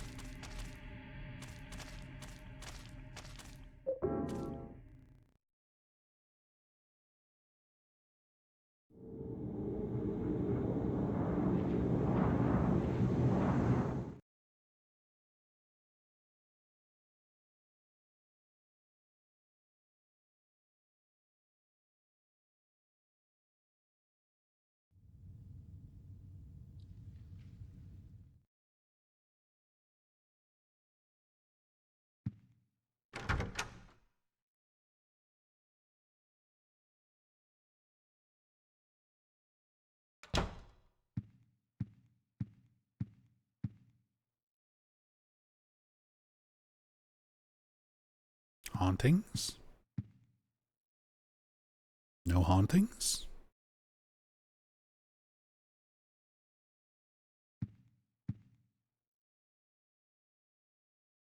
What ending am I going for? The one where I finish the game. Nothing specific. Usually for story playthroughs, I'll almost always wind up getting a bad ending.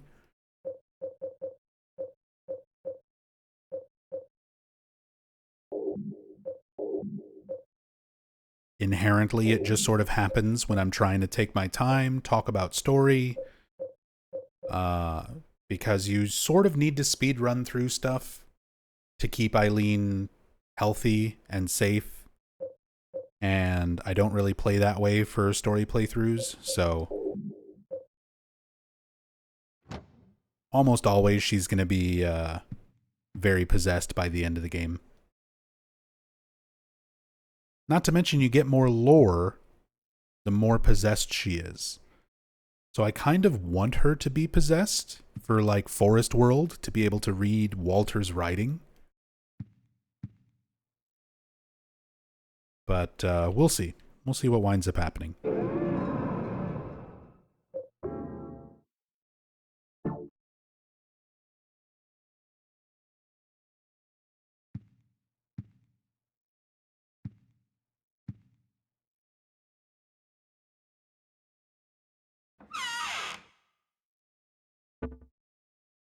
Do I want to switch anything out? I've already got this many golf clubs.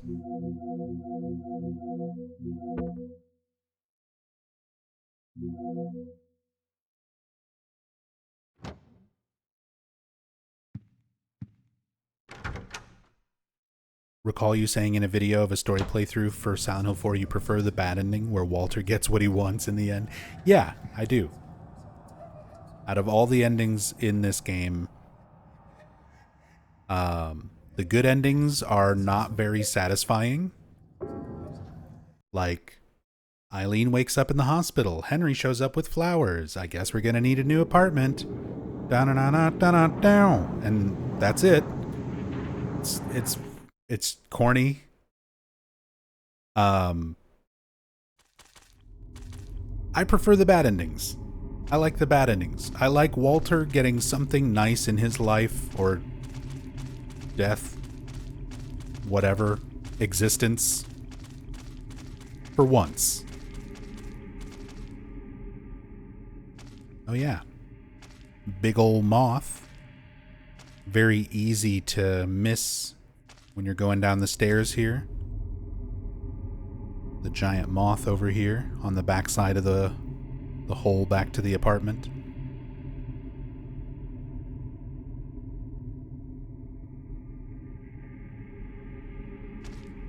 Which, if you're playing this game, the original PS2 or original Xbox version, unmodded, where it's like 4:3 screen ratio, the only reason you can see it right now is because I've got the widescreen mod on PCSX2 going.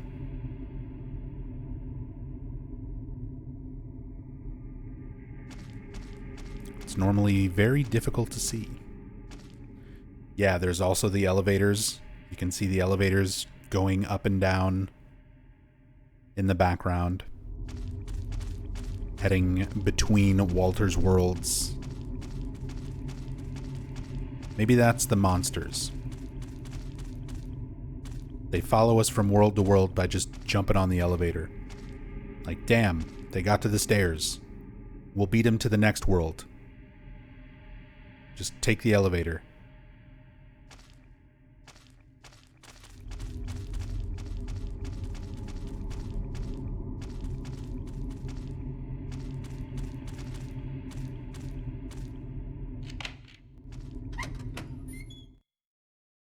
Speaking of sitcoms, have you ever seen Lynch's sitcom Rabbits? It's on YouTube. I watched a bit of it. I've seen little bits of it, little clips and things, but I've never sat down and watched it like properly.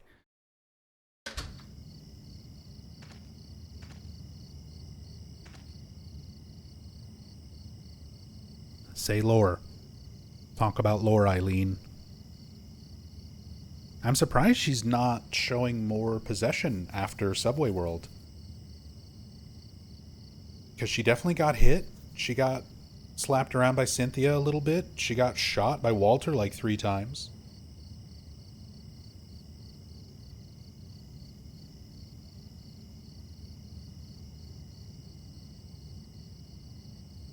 You're not going to say anything? Eileen will usually comment on like the each new location.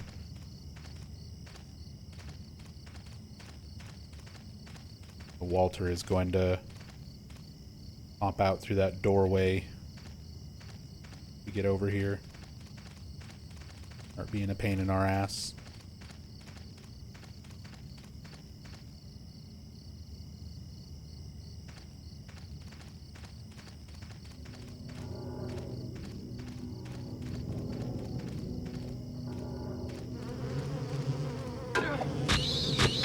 Yeah, get him. Good shot, Eileen.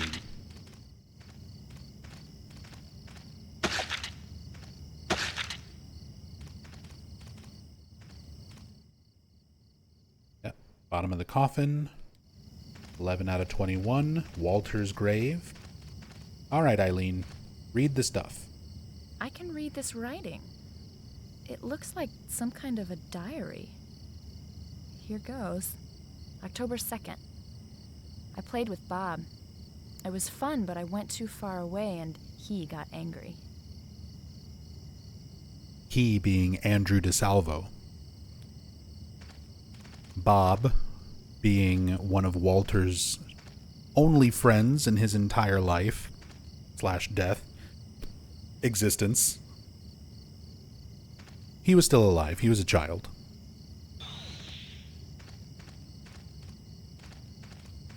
Hey, Punchy. Thank you so much for the raid. October 3rd. I played with Bob again. I went even further this time. The writing fades out after that. There we go. Shoutouts for Punchy. Speedrunning legend.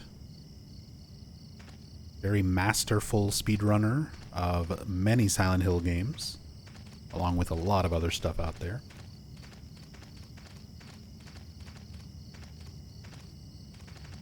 Welcome, everybody. Thank you so much for the raid, dude. Hope you're doing well. Hope you had a good stream.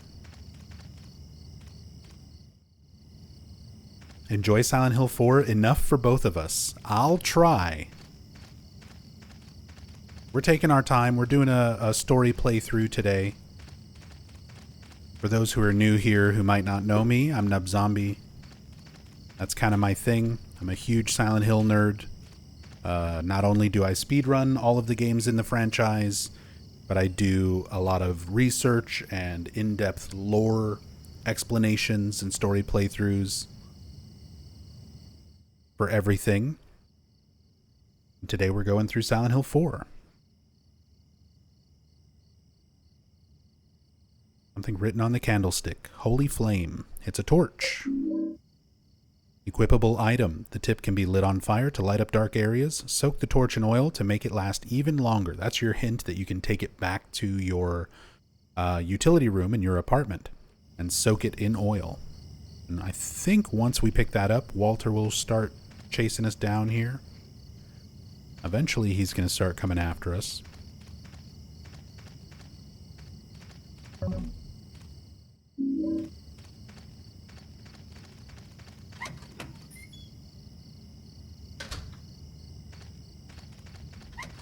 Now, it's after we go through that door. He comes out right behind us. The person's head is looking this way. A doll's head, a wooden doll's head, charred and blackened.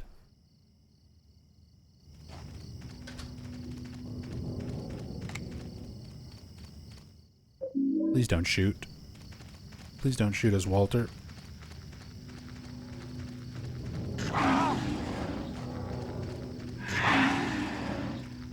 Okay, Eileen.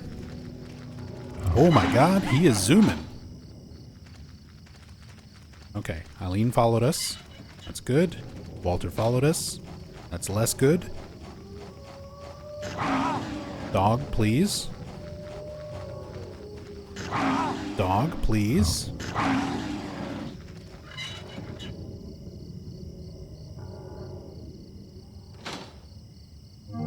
Alright, we're just going to use that. Let Eileen read some more lore. Here goes. October 15th. Bob is gone. Nobody will tell me what happened. I bet... I can't read any more than that. So this is the downside to protecting Eileen. If you're trying to do the most in a story playthrough, or if you're trying to get the most lore out of stuff, you actually want Eileen to be possessed by the time you get to Forest World 2. Because instead of trailing off there saying that she can't read anymore, she reads all of this stuff perfectly, and even reads it with sort of like a childlike emphasis if she's completely maxed possession, as though little Walter is taking over her and reading these diary entries. And somehow, despite the damage and leaving her alone and everything we did in Subway World and Hospital, she's still not possessed enough to give us our full readings.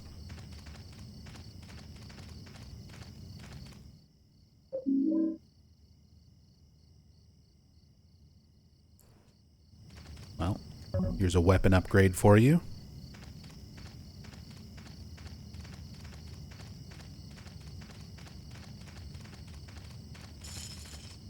Now she can make a chain noise while she follows us around.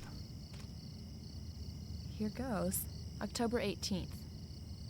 I have to stay in the round cell even if I read well tomorrow. If I do it, God will be happy, so I will do it. He comes into the round cell a lot to visit, but it's okay, I guess.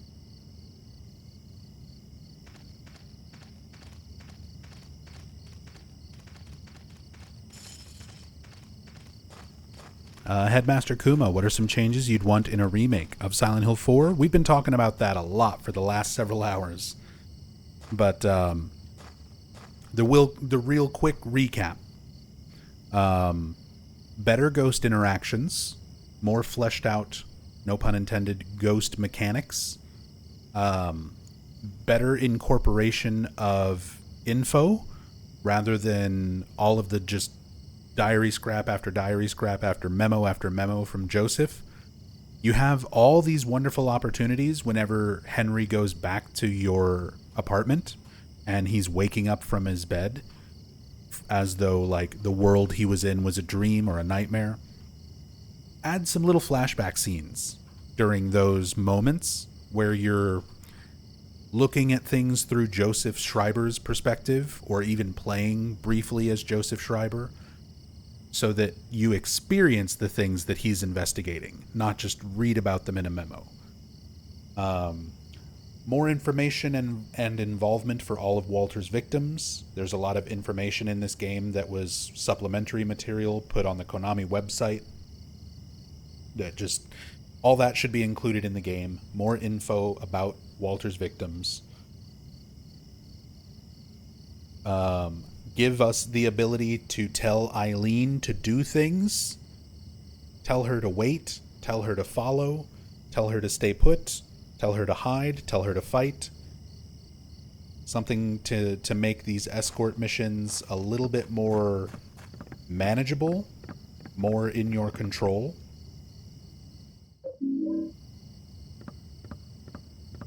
A little bit more variety in the areas when you revisit them for a second time. Those are my main things. And then redo the sound effects. Redo the sound effects. No stock dog, cheetah, jaguar noises, stock monkey noises, burping patient monsters.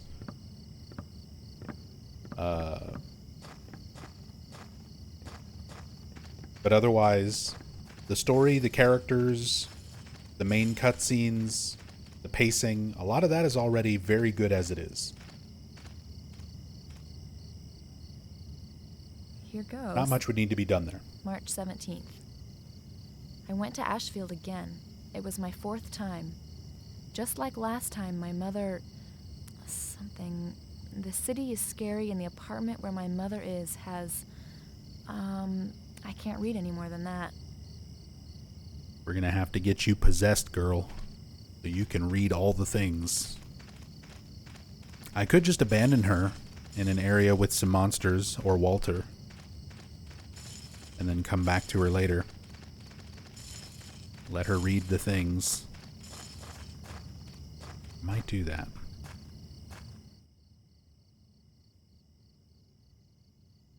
Note on the ground. Oh yeah, the wonderful Jasper note. Something's here, but nothing's here. I feel something from the well. Something's missing. It has begun. Mortal Kombat. Jasper. Jasper took the time to write down, as he was burning. I love it.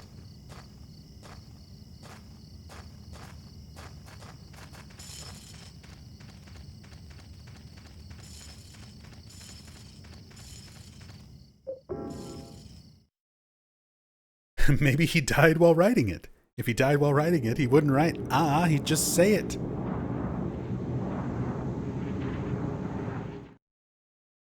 It's literally the Monty Python bit.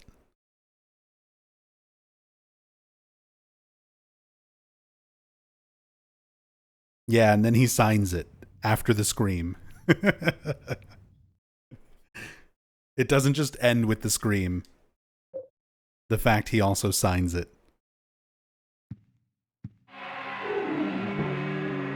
Oh, get out of here. Can you believe how much they charge you for apartments with ghost mold?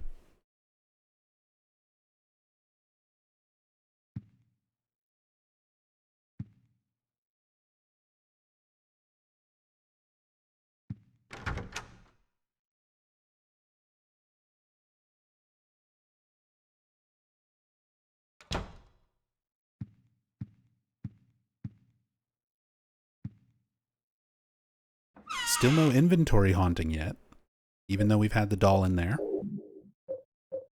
It'll happen. I'm surprised not yet.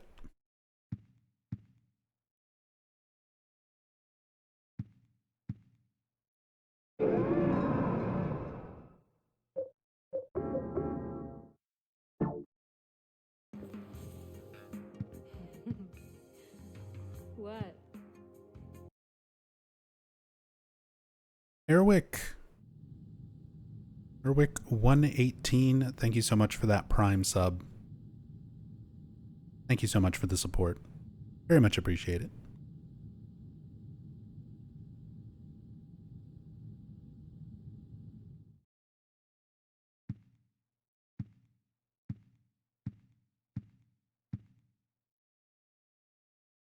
There's a red paper stuck in here. So Joseph continuing his thoughts. My theory is that Walter never died at the prison. It may have been someone else who committed suicide.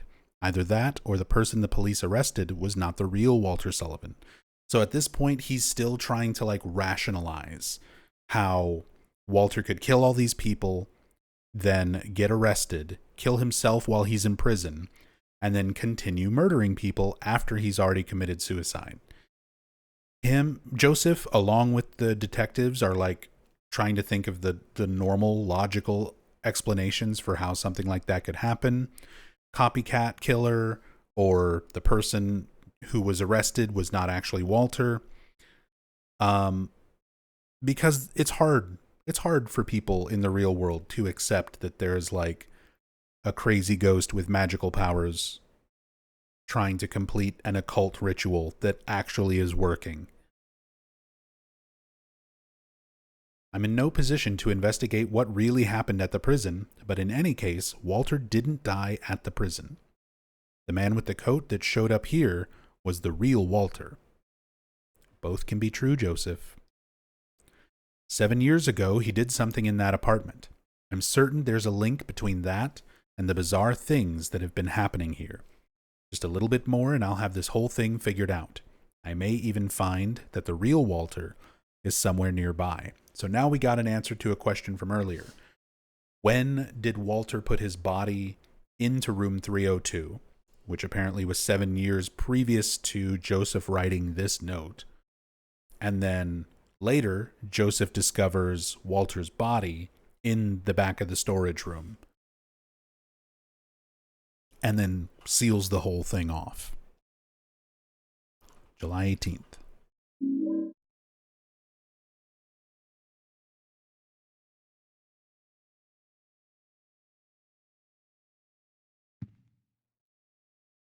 No other hauntings. No other spooky scaries. Check the bathroom.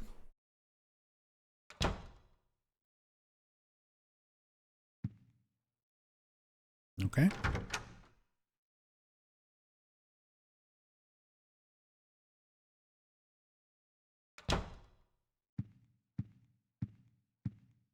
While we're here,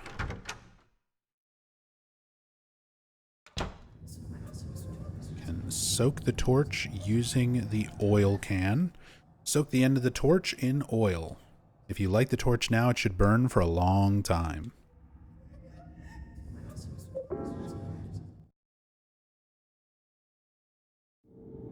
Makes this part a little bit more doable. If you know what you're doing, where all of the points where you can light the torch are, and you just kind of beeline from doll part to doll part, you don't need to do this. But it does make it a little bit easier, especially if you're trying to go slow with Eileen in tow.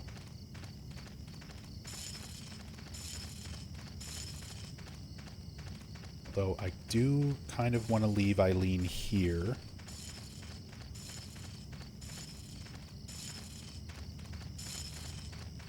Bonk.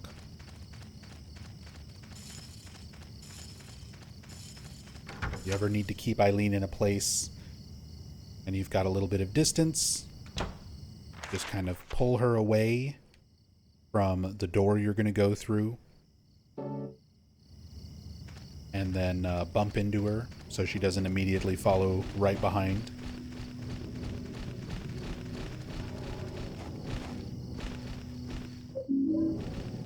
Pretty consistent way to keep her from following when you don't want her to. Why are you like this? Why does your AI make you swing in random other directions? Twin victims?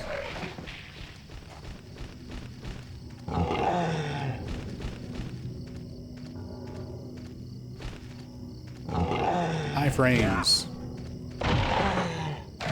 Popped up into the air.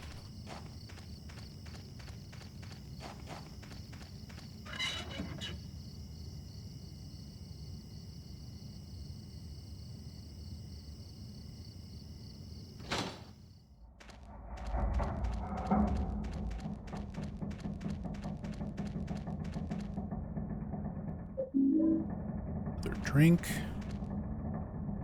And every time I look at it, it creeps me out more. Take the pickaxe. The pickaxe of despair. Ordinary pickaxe from a construction site. Despair is written on the handle. Very powerful. So it's kind of situational. It takes a good amount of time to charge up, but then the full charged up attack hits all around you, all directions, lots of iframes. Quick attacks are very slow, but damage is very high.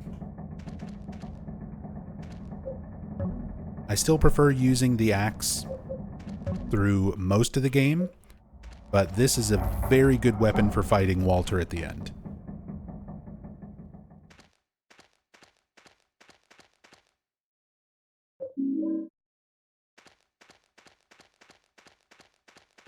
Alright, now that we've cleared stuff out... Oh. Have to come back here with Eileen. Are you Walter Sullivan? That's what everybody calls me, but I don't really have a name or a home either. Well, what about a mom or dad? Yeah, but I never met them. They left South Ashfield Heights right after I was born. But soon I'll get to see my mom. Do you know where she is now? Yeah, of course. Right where I was born. Lots of people tried to stop me, but it's fine now. It says in the scriptures that I'll be with her. I gotta hurry. Mom's waiting.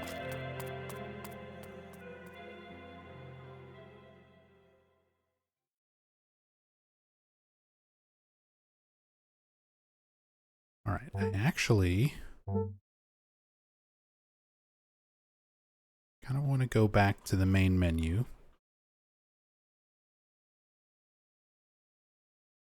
I don't mind redoing this last little bit of progress. Continue should put me in the last screen.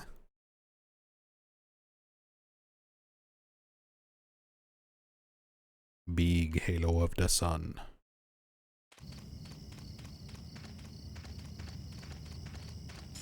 Yeah. I want to bring Eileen along. There's stuff to read over there. And I think that cutscene's a little bit different if we have Eileen with us.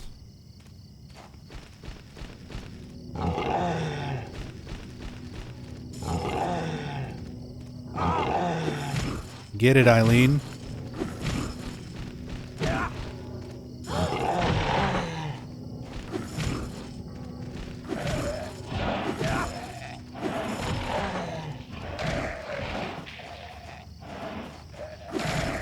Does reading add to her possession? No. She reads more if she's more possessed.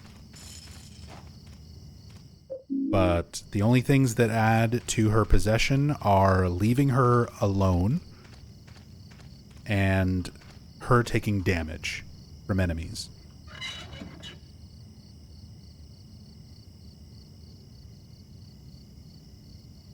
She did get smacked by the twin victims there, so that'll add a little bit.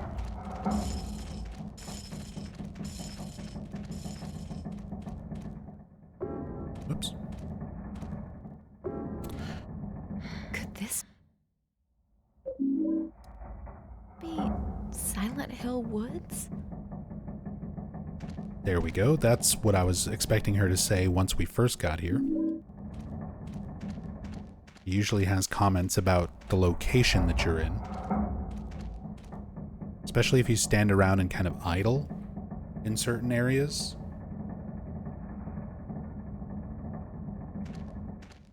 That's about all she'll say here. Writing on this sign, she should read that.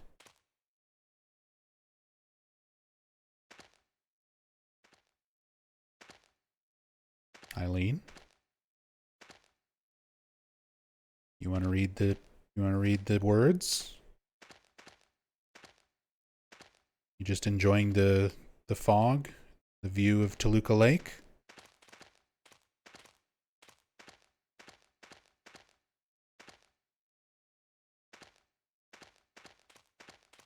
You're right next to it.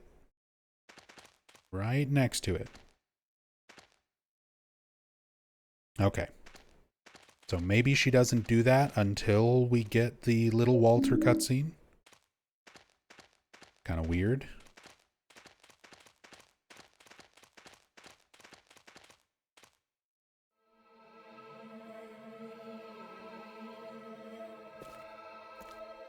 Are you Walter Sullivan?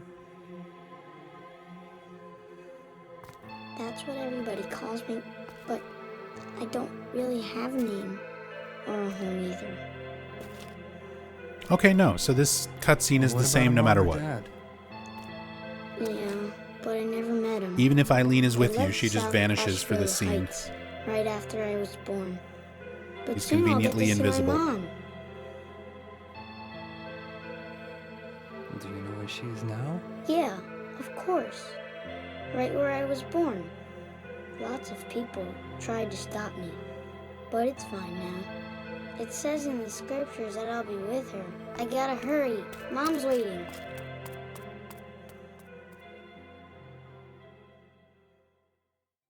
Kabi-sama asks, did anyone data mine the game to figure out exactly how much different enemies' attacks add to her possession level, or the rate at which her being solo adds to it? I believe so, but I don't have that information, like, on hand. Because I do know somebody who used, like, a hex editor to view, like, a lot of the values in the game, specifically to check her possession level, like how much it's recovered by holy candles, if you can recover her health or possession level with holy candles before the final boss fight, to test a long-standing bit of misinformation, a myth, if you will, that you can just heal Eileen up with holy candles before the boss fight at the end, which has been completely disproven, by the way, in all versions of the game. PS2, Xbox, PC. Her possession level will always revert back to what it was when you reunite on the first floor of the apartments. So, doesn't matter if you stick a bunch of holy candles around her, they'll heal her up temporarily, but once you get to the Walter boss fight, she reverts back to what her possession level was before using the candles. And putting candles down during the boss fight has no effect. So, it's one of those bits of misinformation that still floats around the Silent Hill fandom to this day. A lot of people, I see it recommended on like the subreddit and stuff. People will be like, oh, I'm struggling to get a good ending in Silent Hill 4. What do I do? And people will still be like, just heal her up with candles. Like, does not work. Literally does not work. It's been thoroughly tested. So I know people have looked into the possession levels and the values and things like that. But yeah, I just don't have a lot of that direct number info in my notes. All right, Eileen. Now you'll read this stuff, won't you? Here goes. Perfect. October 21st. Sunday is the day I leave the round cell to read the book. I read very well today. If I can do a good job reading the 21 sacraments for the descent of the Holy Mother, I can meet my mother. The important lady told me that, but tomorrow I'm going to the round cell again. So the important lady is Dahlia Gillespie, main antagonist of Silent Hill 1. So she's also been manipulating Walter since he was a child, being raised in this orphanage run by the cult, leading him to believe that if he does believe in the cult's teachings and performs the 21 sacraments, he'll get to see his mom. February 10th. I went to visit Ashfield again. Again, something, mommy. Some of it's blurred and I can't read past there. Yeah, see, we don't get the full read on this one without her being at a higher possession level.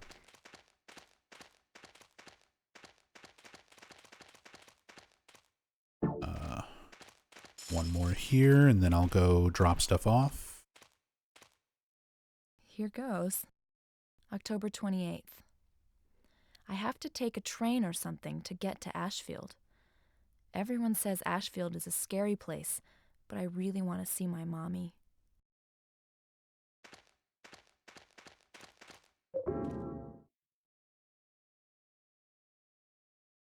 That's so messed up. It is Hank Sledge. It's very messed up. Walter Sullivan, out of all of these games, like Silent Hill 4, I like this game a lot. It's got its flaws.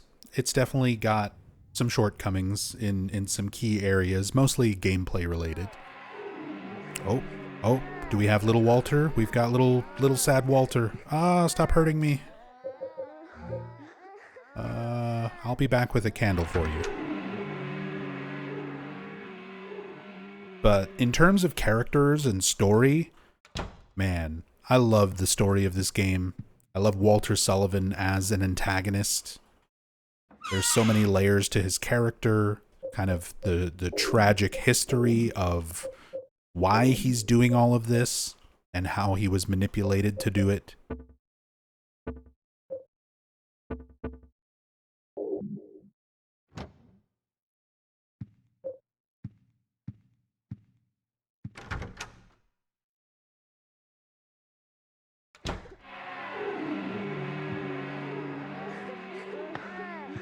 There you go. Stop hurting me.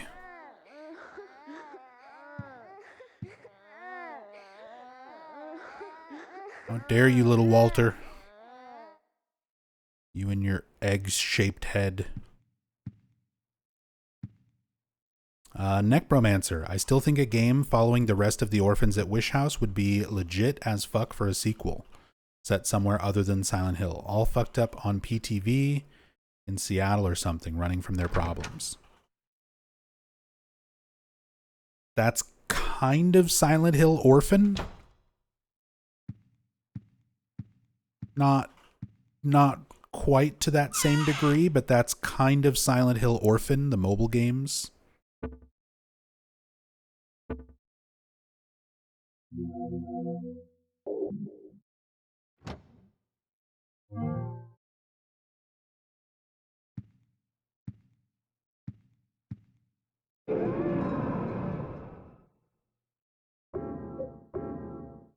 Techno Jester, you never seen that ghost? Little Walter in the closet?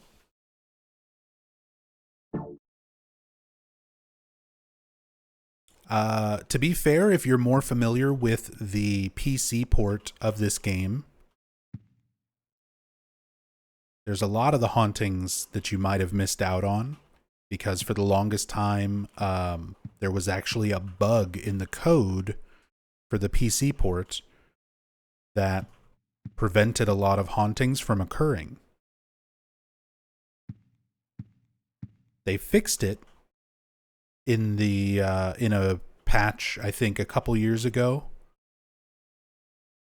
for GOG, last year, 2 years ago, something like that. And there were fan fixes for it before the GOG patch. But if you were playing like the vanilla PC port or an early build of the GOG port, you might have missed out on a lot of the hauntings you can get.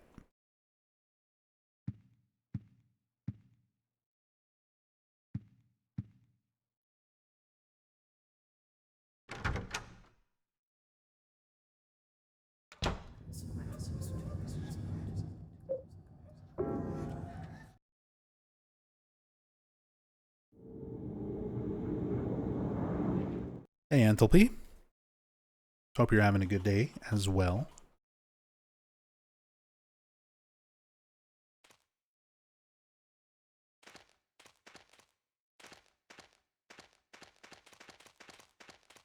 All right, we're going to need this suspicious looking medallion. The crested medallion with a disturbing emblem carved into it. About 10 inches in diameter.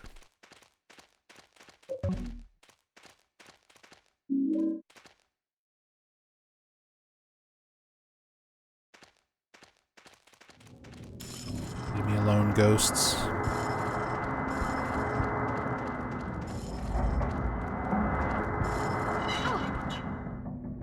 She might not have been close enough. She was close enough. Good stuff.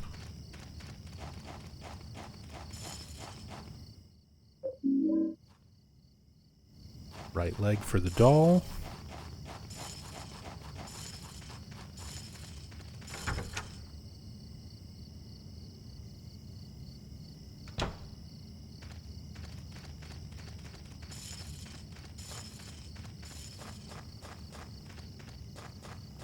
Drop off these doll parts as we collect them. That way they're not eating up inventory space.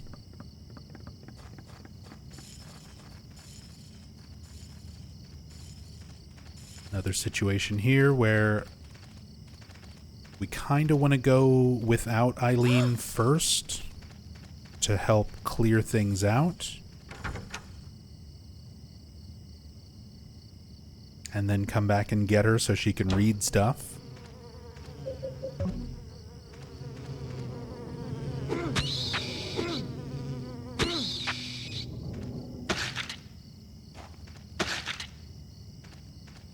Although I guess it's fine.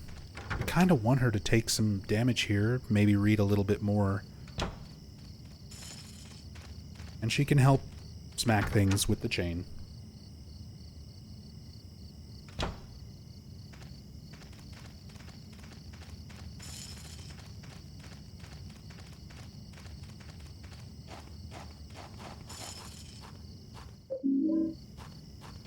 Good on health for now.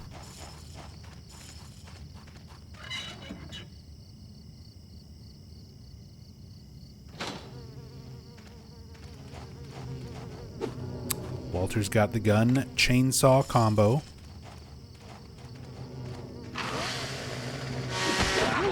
High frames. Get him, Eileen.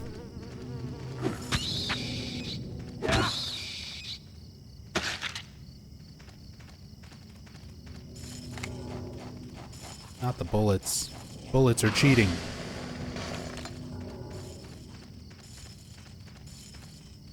Ow. Ow.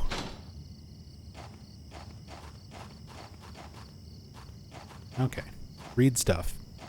Here goes. October 13th. I finally got outside. John is still stuck in that round cell. I hope I read well tomorrow. I'm pretty sure that somewhere in these woods is an orphanage called Wish House. That would be the burned down building with the creepy doll.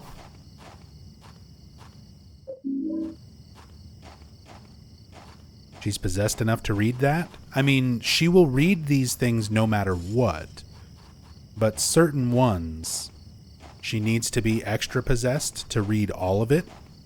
And the voice, the tone, the way she reads it changes depending on how possessed she is. If she's completely possessed, she reads these as though she were little Walter. Like, she has a childlike tone to her voice.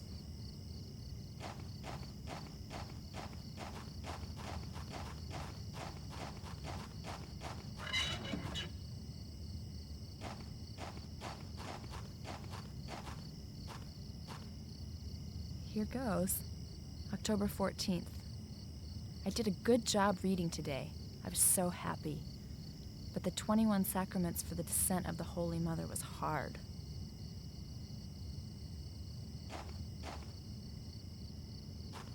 Here goes. October 16th. Some important people came today. One of them, it's cut off. I can't read anymore. There's your hint about Dahlia Gillespie. We don't get the full read of it because she's not possessed enough.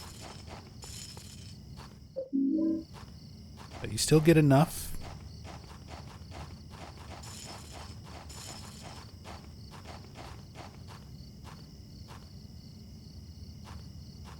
Here goes.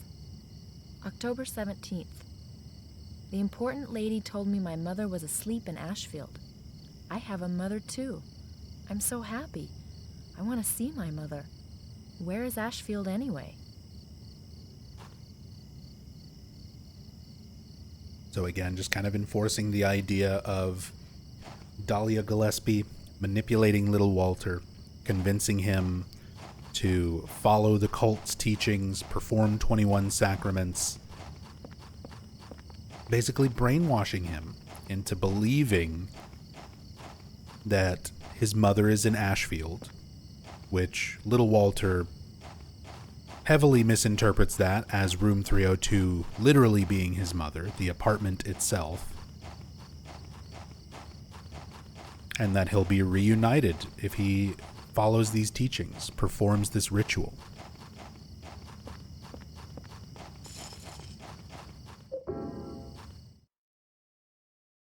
All because of Dahlia.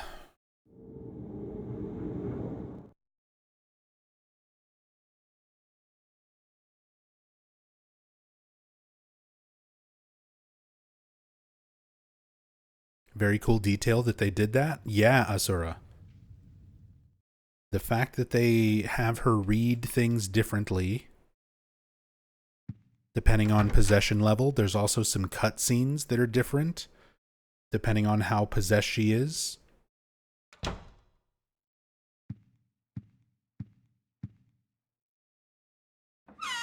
So Henry lived inside Walter's mother.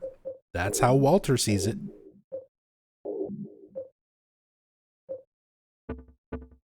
Why he's so pissed off.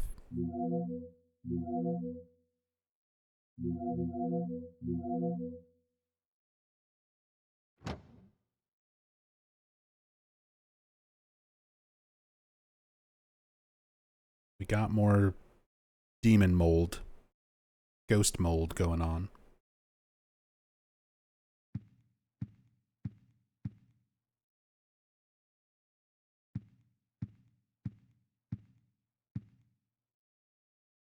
Yeah, Mr. X.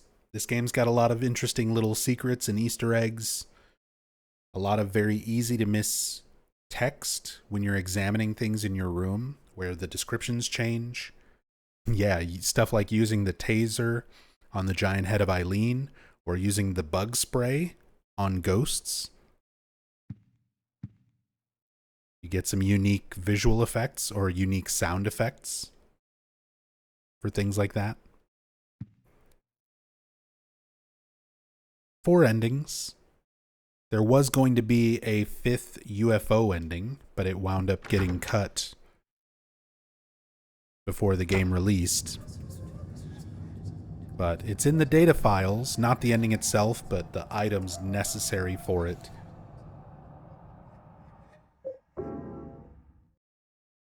They just ran out of time and budget to do everything they wanted to do.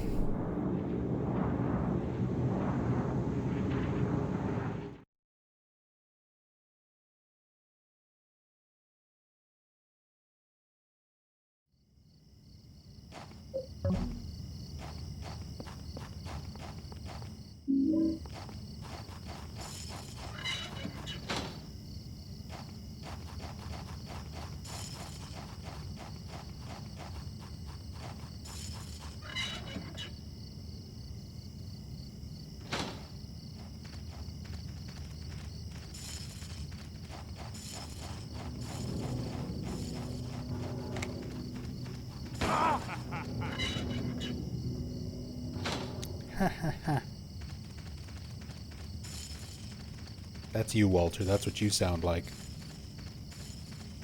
So mean.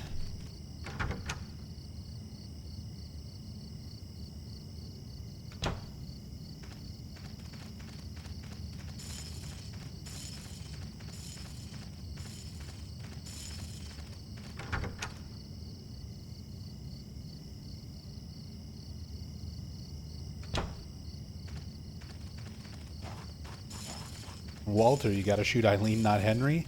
At this point, Kuma, he just shoots anything that moves. He shoots Henry, he shoots Eileen, he shoots the monsters.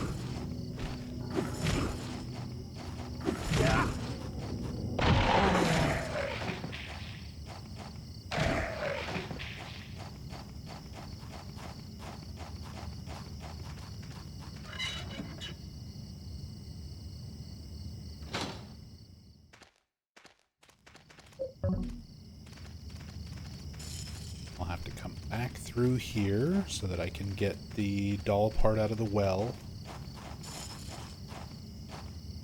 So babies in cages. For all the more abstract visuals and symbolism that there is in this game, some of it's a bit on the nose like that. Walter was literally kept in a prison as a small child, the water prison, as part of his growing up in the orphanage run by a cult. Oh, hi, Jasper.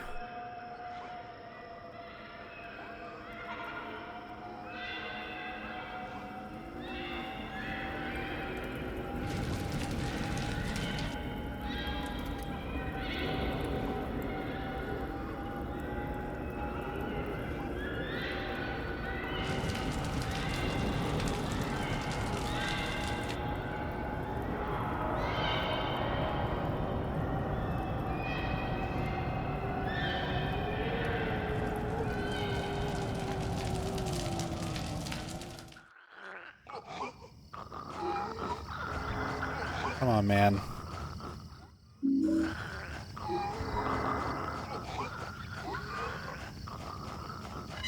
Can't you just be cool?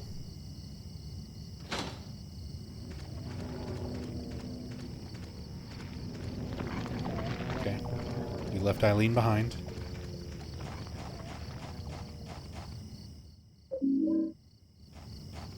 It's fine. Grabbing the doll arm. See you later, bud.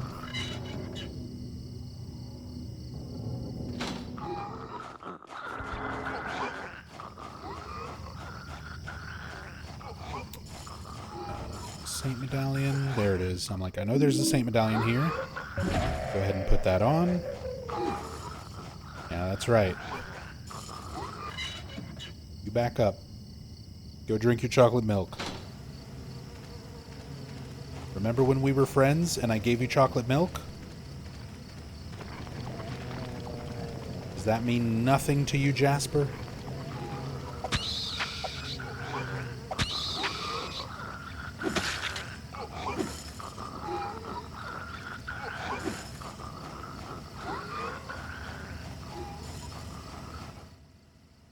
Stopped with the brake pedal engaged. There's all sorts of things scattered on the seat. Scrap of paper. Same note from Jasper as earlier. I wasn't sure. I couldn't remember if they add anything new there.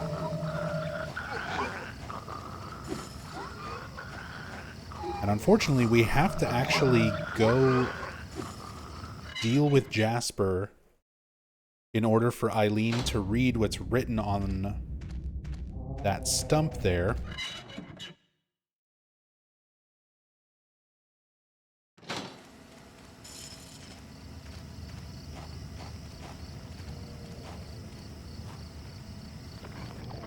I studied archaeology back in college, but Cool.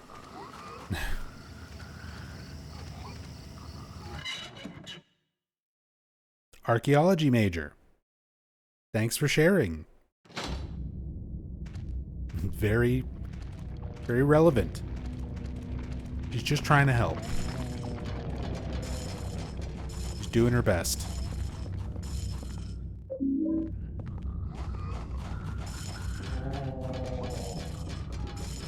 Oh, and then there's this guy. There's so many ghosts. Can't pin all the ghosts.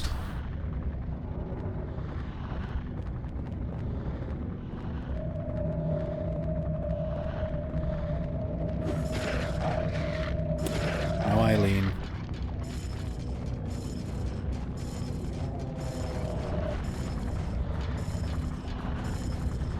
She stopped to smack Steve Garland around a little bit. Just for fun.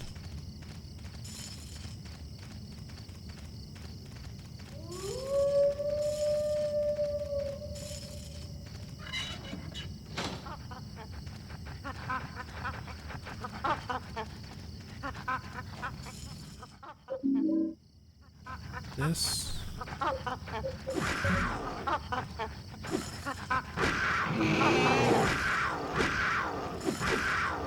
Yes.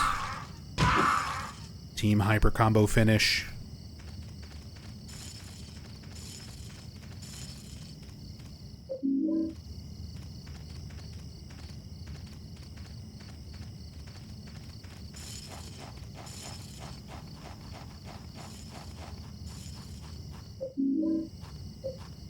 Go ahead and burn one of these.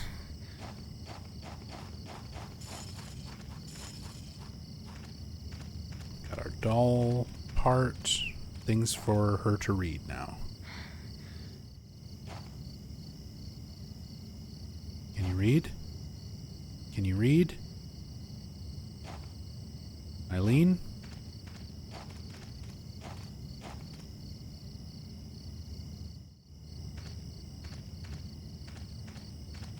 Why won't you read?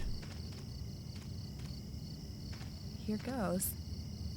October 5th. I got hit again. I didn't do anything wrong. I wish he was dead. So little Walter writing about the abuse that he endured from Andrew DeSalvo. Here goes. October 4th. My cheek hurts. I hate him.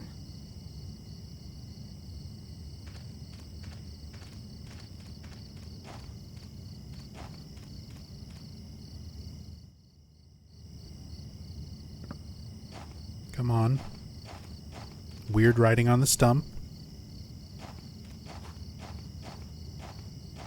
Please. Andrew and not Bob? Question mark.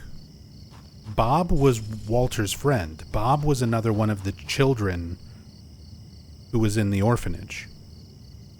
Andrew abused Bob and Walter.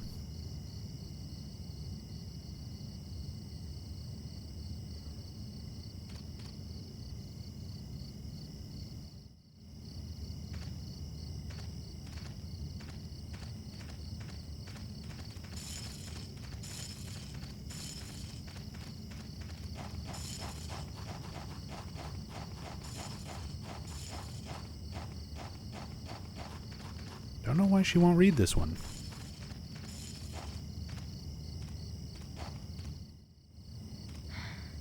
Here goes. Thank you. October 6th. Tomorrow is book study in the chapel. If I can't read well, I'll wind up like John. I'm really scared. So John, another one of the kids from the orphanage.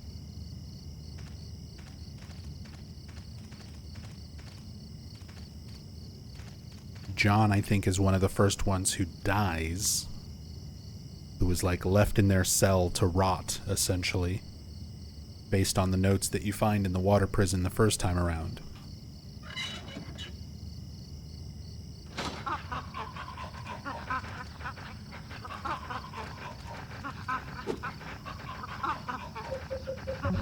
Let's take the weapon off. Try to just run past all the gum heads.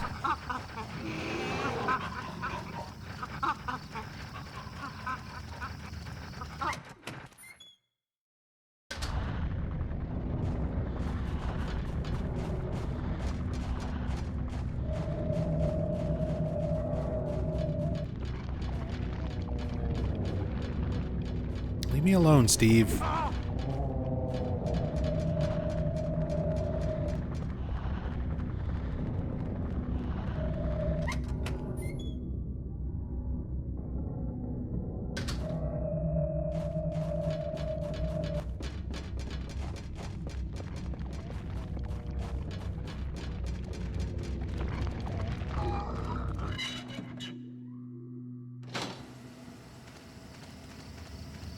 Come on, Eileen, read the thing before Jasper shows up.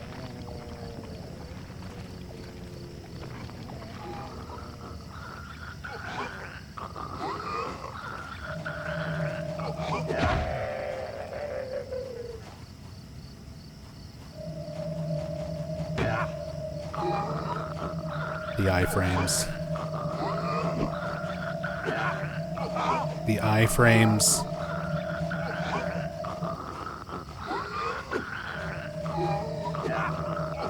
Okay. I'm getting tired. Me too. Me too, Eileen. Been streaming for like 8 hours. I'm getting tired too. Let's just go. We did our best. We read most of the things.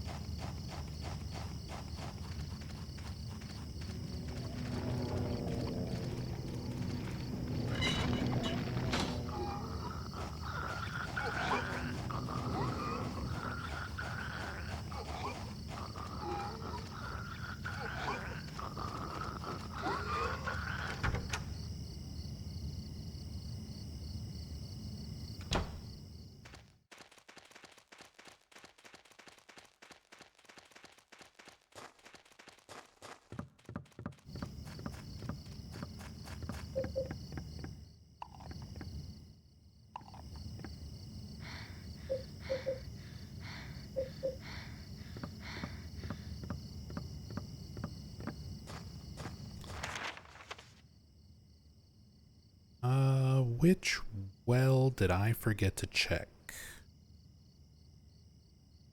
Got the head.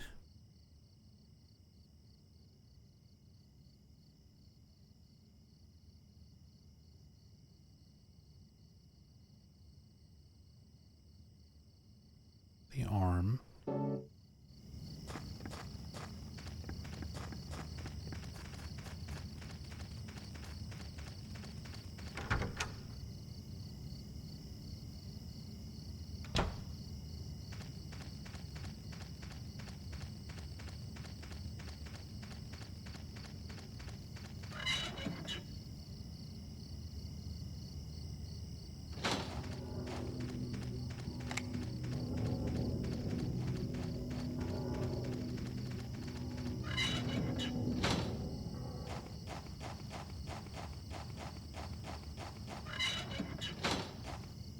Is it this one?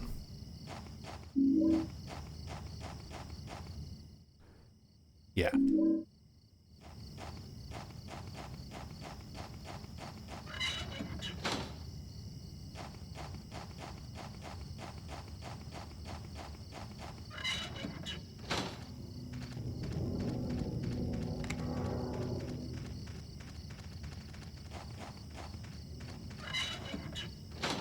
Hey, Lucy Strikes.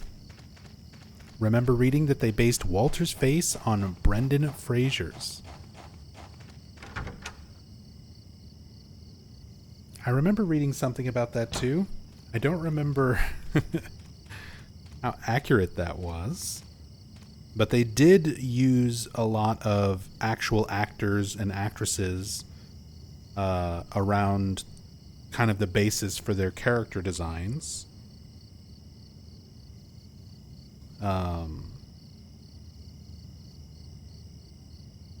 Like, for example, Douglas in Silent Hill 3 was based on Ian Holm.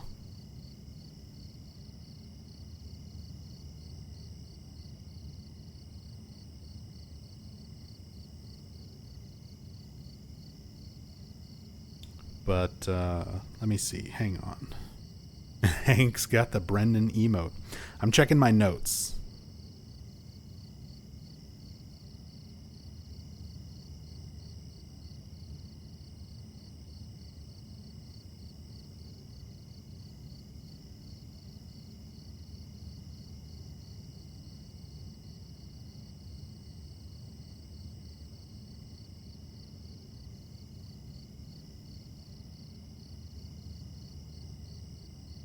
Because I remember seeing fan things.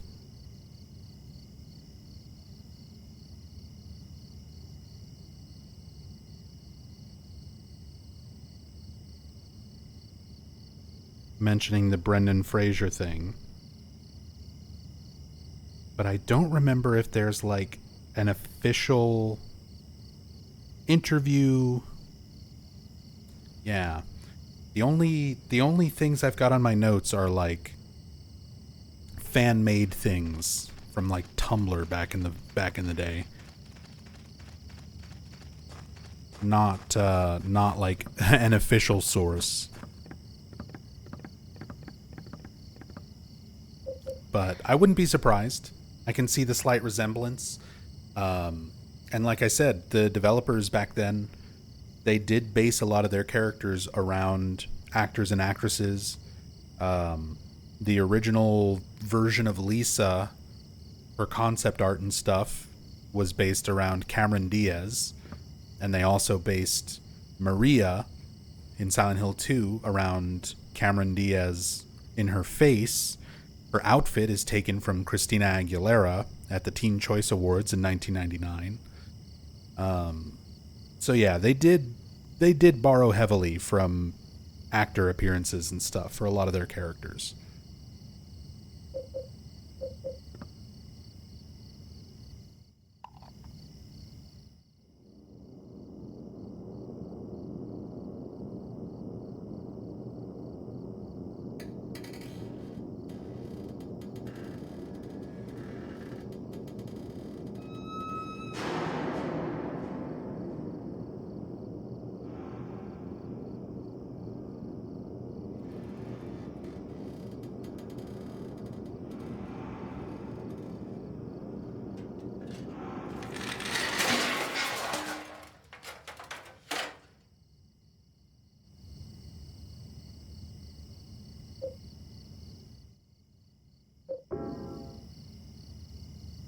Get out of here, wheelchair mannequin man.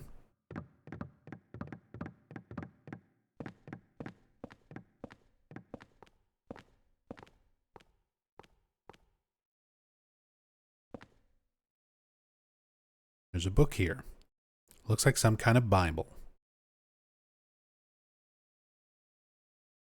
So now we get a little bit more definition on the ritual itself. The descent of the Holy Mother, aka the 21 Sacraments.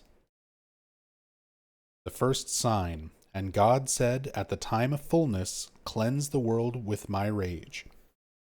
Gather forth the white oil, the black cup, and the blood of the 10 sinners. Prepare for the ritual of the Holy Assumption.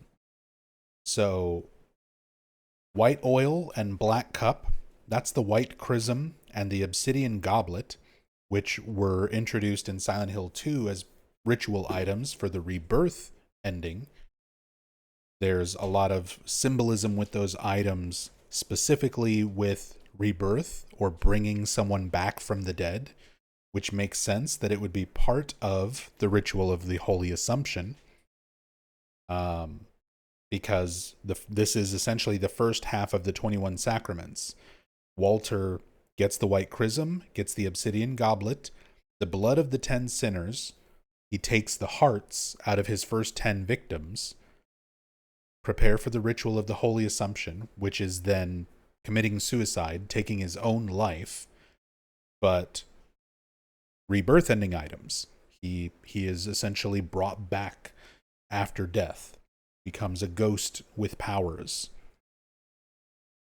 The second sign, and God said, offer the blood of the 10 sinners and the white oil. So the hearts of the first 10 victims and the white chrism. Be then released from the bonds of the flesh and gain the power of heaven. Released from the bonds of the flesh, shed your mortal coil. Basically, when Walter commits suicide as the 11th victim out of the 21 sacraments, and gain the power of heaven. That's why he has essentially Silent Hill powers. It's for completing this first part of the ritual. From the darkness and void bring forth gloom, and gird thyself with despair for the giver of wisdom. So each of these capitalized words are representing each of Walter's victims. Jimmy Stone and Steve Garland. All of these people are represented by darkness, void, gloom, despair. Giver of wisdom is Joseph Schreiber, the investigative journalist who was living in 302 before Henry, was investigating the cult and Walter and the ritual and everything that was going on. So he's the giver of wisdom. Henry is referred to as the receiver of wisdom, somebody who's been receiving all of the knowledge of what's been going on, thanks to all the notes and insight from Joseph. The third sign, and God said, return to the source through sin's temptation. So these are victims 16 and onward. Source is Jasper. Temptation is Cynthia. Under the watchful eye, watchful is Andrew DeSalvo. Watchful eye of the demon, wander alone in the formless chaos. Chaos is Richard Braintree. Only then will the 4 atonements be in alignment. So those 4, source, temptation, watchfulness, and chaos, are the 4 plates that you use to open up the second hole from the apartment into Walter's worlds. The last sign, and God said, separate from the flesh 2, she who is the mother reborn. So this is where Eileen is the 20th victim. Separate from the flesh, kill Eileen. And he who is the receiver of wisdom, that's our boy Henry. If this be done by the mystery of the 21 sacraments, the mother shall be reborn, and the nation of sin shall be redeemed. Basically, the cult's God will be born as long as Walter completes all of these steps, and he's done everything successfully so far, except for the last 2, Mother Reborn and Receiver of Wisdom, Eileen and Henry. Tassadul, thank you for the raid. Welcome back.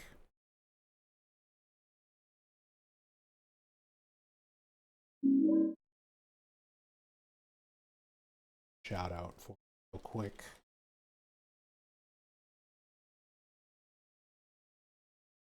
Go follow Tassadul, actual star of hit interactive Silent Hill Ascension.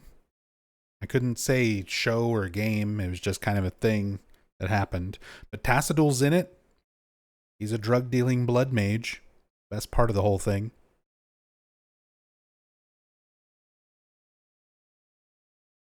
put the Descent of the Holy Mother in my scrapbook.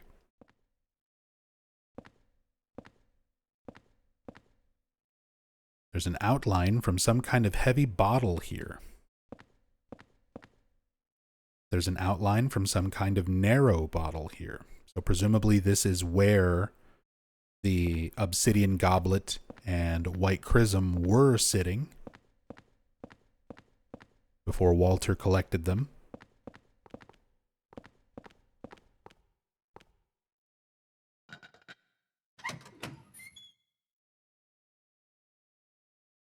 Going from Crash Bandicoot to this seems kind of wrong. That just reminded me, I got Crash Bandicoot, the one of the new ones that was on, I forget what the most recent one was called. But I bought it on Steam specifically because there was a mod to change Crash Bandicoot into Heather Mason from Silent Hill 3. And I could never get the mod to work. Otherwise, I would have streamed it by now.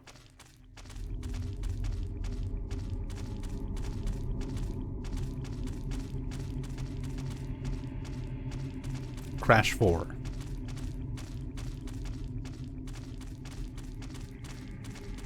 I'll have to mess with that again someday and see if I can get it working. But there is a mod where you play as Heather in Crash Bandicoot, and it was amazing. I wonder what could be down there. Probably more sheeps? Llamas? It's sheep.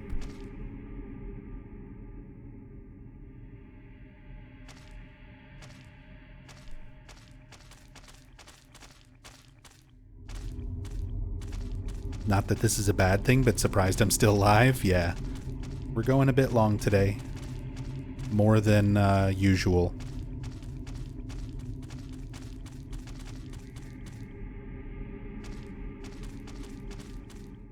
Last weekend I did a Silent Hill marathon where I wanted to get through 1 through 4, and I was only able to do 1 through 3.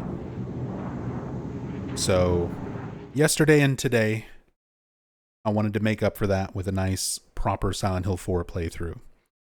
And I've got doctor's appointments this week. I've got an MRI on Wednesday, and then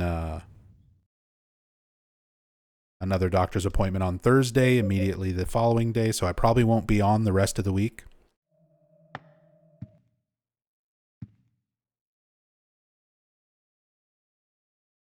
So we're going a bit long today just to try and finish this off.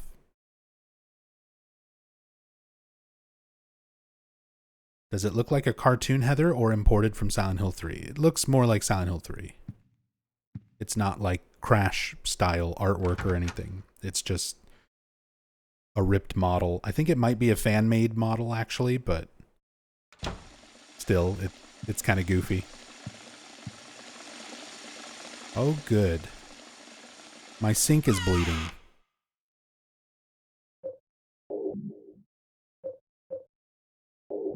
Put that away.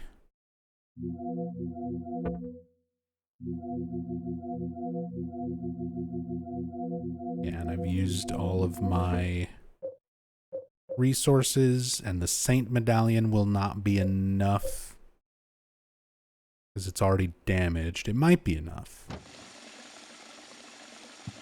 Let me save.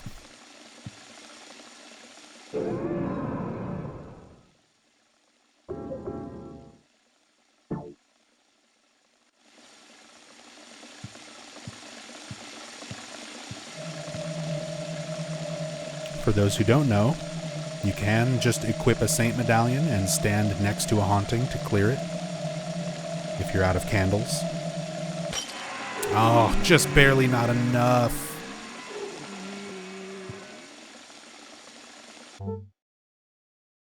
Well, let's not waste it.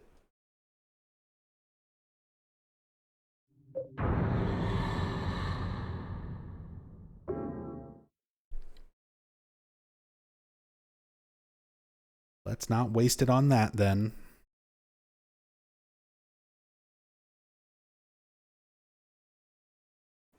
Tassadul, thank you for gifting a sub to Sky Sinners. Thank you, thank you. I don't know why the alert has not been playing. It'll just randomly not work.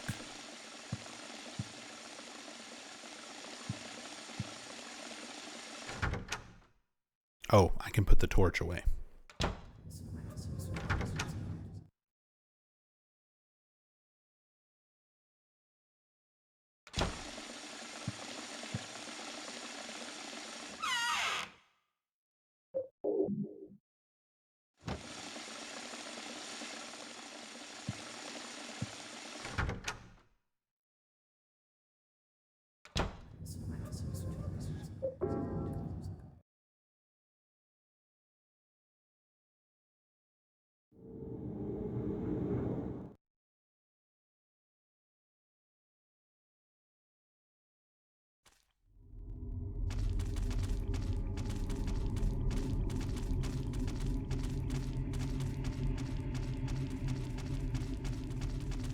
Eileen's still looking okay in terms of possession.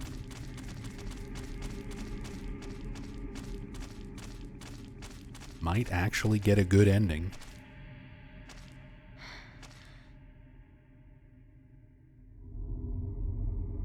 Yeah. Some more just disturbing imagery.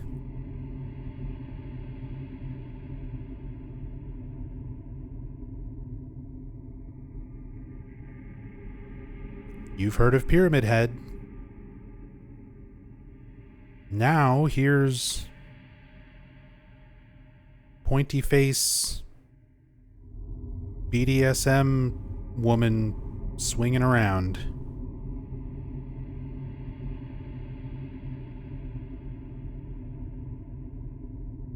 Yeah, it's not quite a plague mask. Cone girl.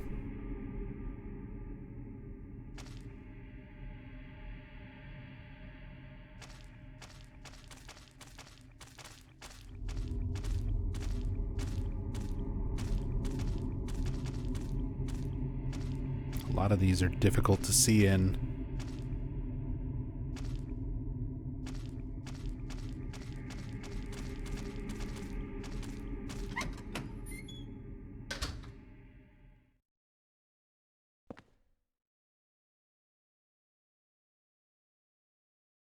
Well, we saw those elevators in one of the earlier staircase areas, going up and down, sort of between worlds. Now it's our turn.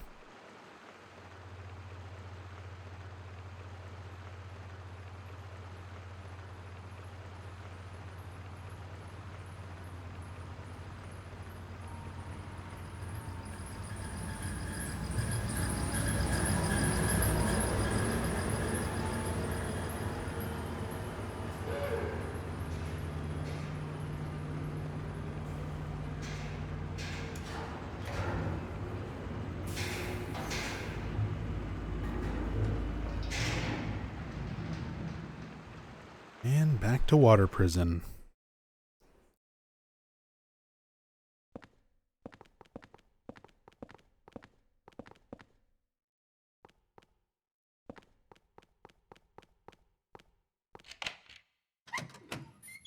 And Walter's going to be right here waiting for us.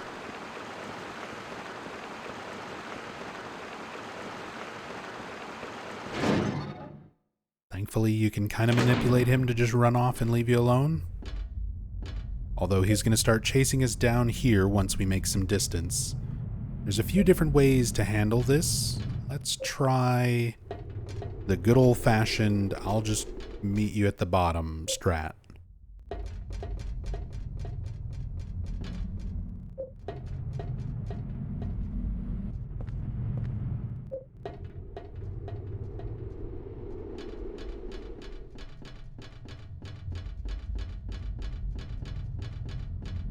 This is very RNG dependent.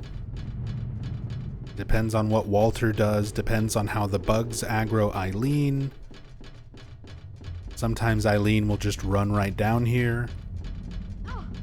Oh no. That sound means that something hit her.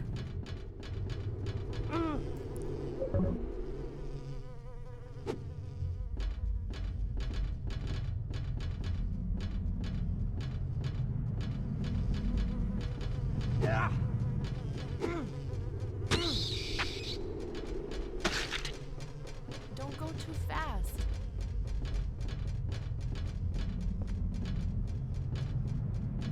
Made her feel bad climbing down all the ladders.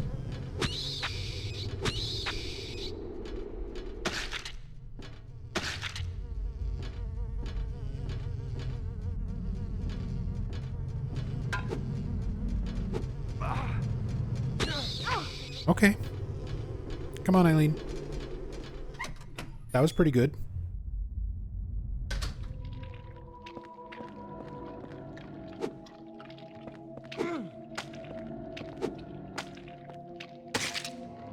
It's so damp and gross here.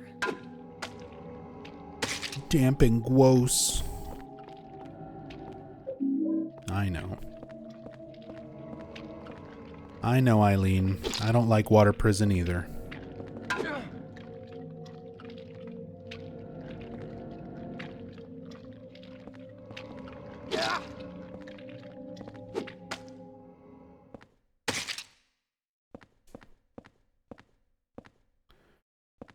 Okay.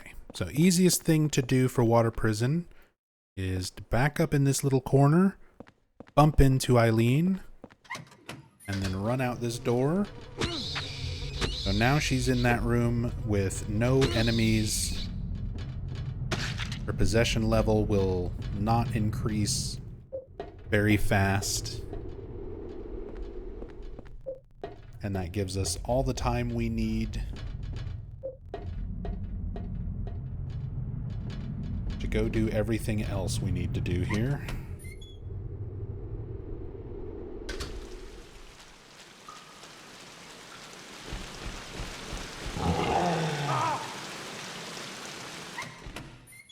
At least it should go up a bit. I mean, the possession level really matters for the forest world. We're kind of already past the, like, her reading specific things part.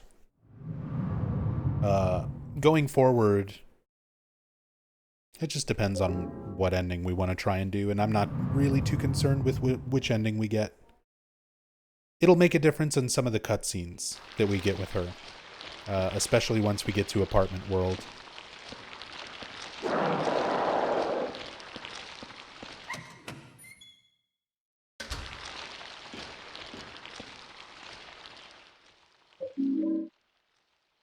Prisoner's shirt. Something written on it in wax. Maybe if you soak it in some kind of colored liquid.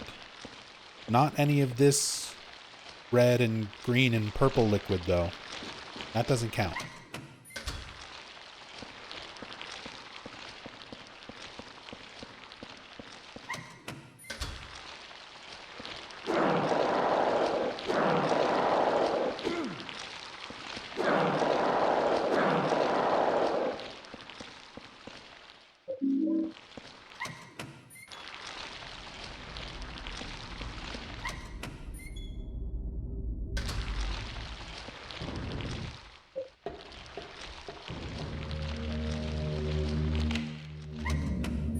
Lets us unlock this door.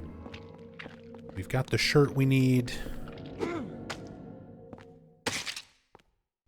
of the tremors came back. Now we go back to our room, and we need to prepare for Andrew DeSalvo.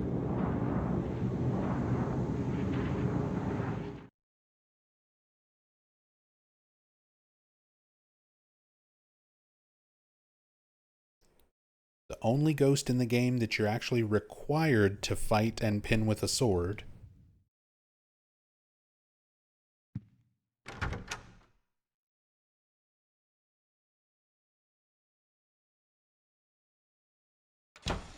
We've been saving some stuff especially for him.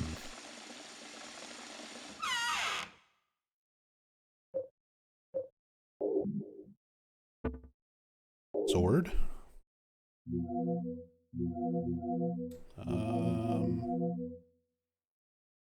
We do have another medallion, so we can get rid of the haunting.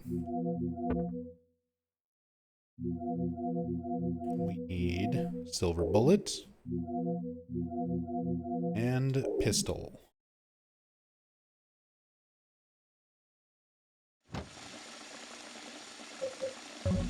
let's use the fresh medallion. Get rid of the sink.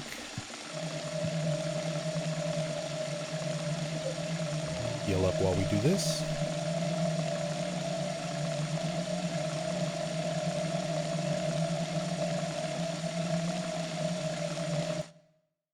And there you go. That is clearing a haunting without a candle. A lot of people who play this game, even a lot, aren't aware that you can do that. But yeah, medallions are good for clearing hauntings. Soak the shirt.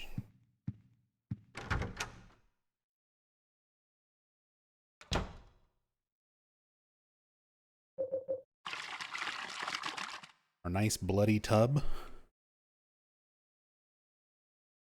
My room is on the second floor, and I had to drink something with black things in it. So Andrew, we know from the writing Walter's diaries and stuff, that Andrew DeSalvo would make the kids drink water with leeches in it, which is where the leech monsters, the tremors, are manifested from.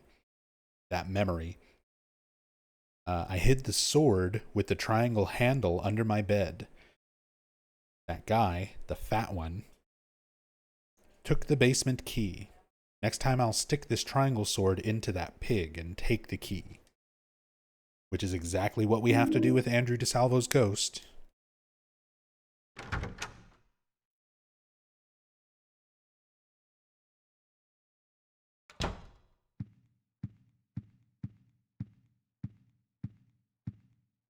But I'm going to make a save. And before we go deal with Andrew, I need to take a quick break.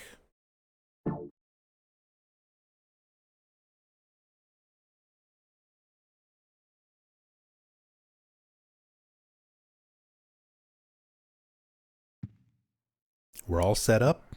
We're ready to go deal with Andrew DeSalvo. We've got a note to read. Oh, we've got a bloody peephole.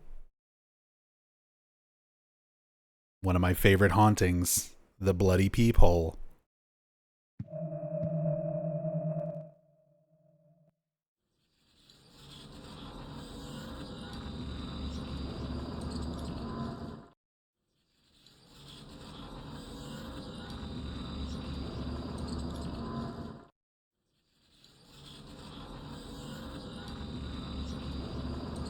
Yeah. Creepy, muttering, audio looping Henry outside the door.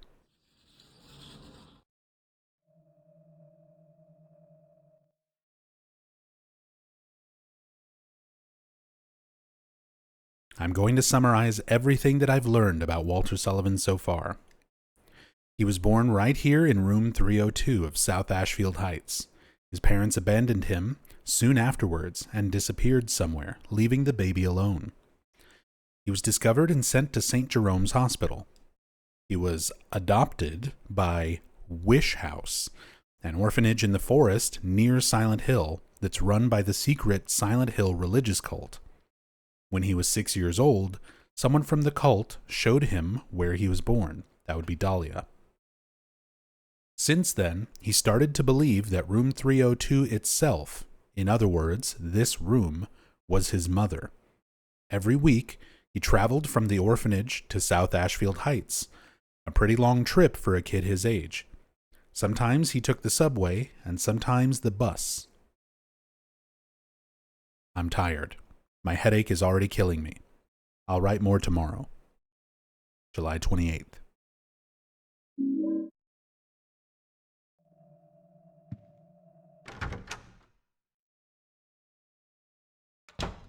Indecipherable muttering reminded me. Have you watched Twin Peaks: The Return? Can't remember. I did, Regulus. And I loved it.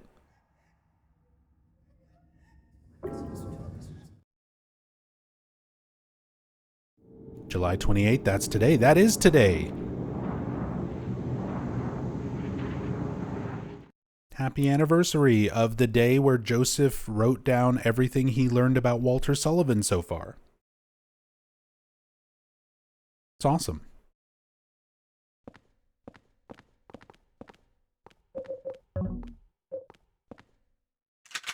All right. Pistol, silver bullet, sword.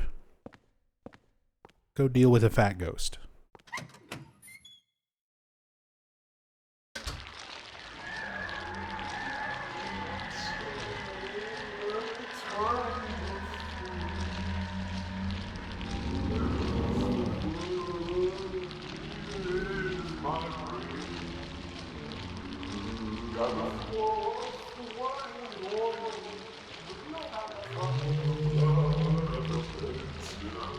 Gather forth the white oil and the blood of the 10 sinners. Prepare for the ritual, the 21 sacraments. He's reading the scripture. He's reciting the damn scripture. So creepy.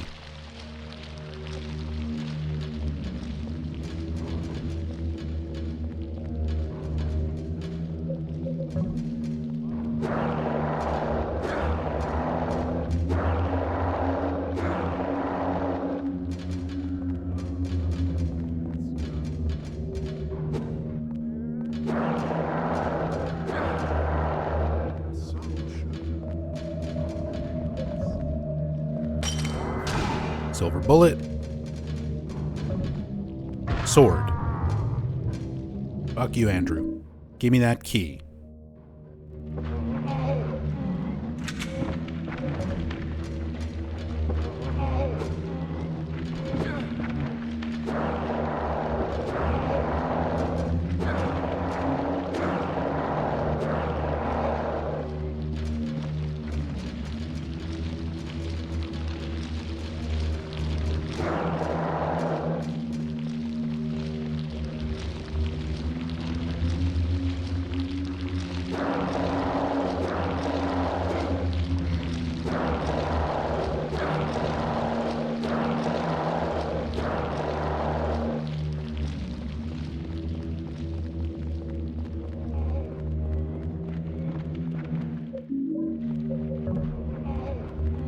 Some unique sword groans to the ghosts would be nice for a remake.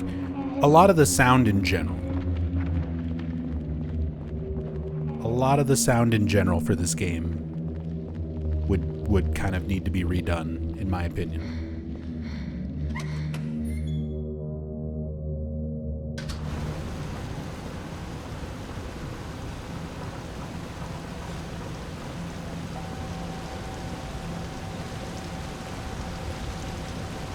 Really like the upside down room in this game. Would be cool to see it remade.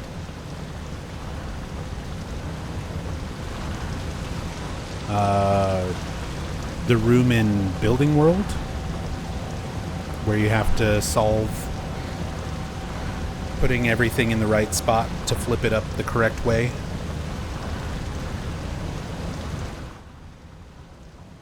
Something written on the plate. To turn on the lights in the 3rd floor, turn this water wheel. Yeah, we've done that.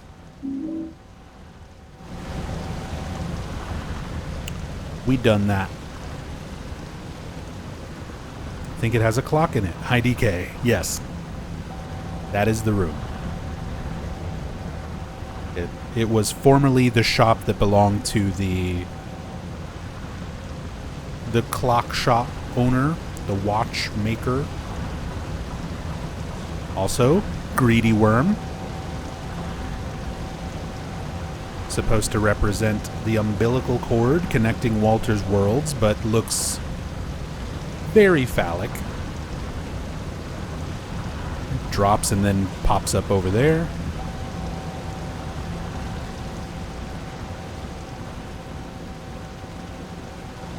And if you can look at it closely enough, Going too fast. I'm right here, Eileen.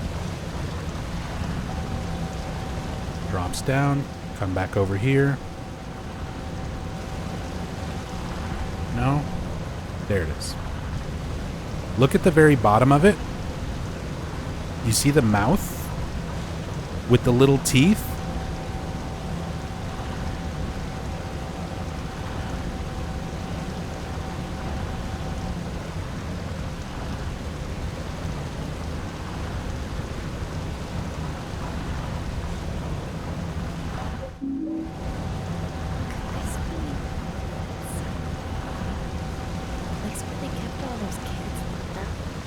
You got it, Eileen. Look how smart you are. How are you not more concerned about this, though?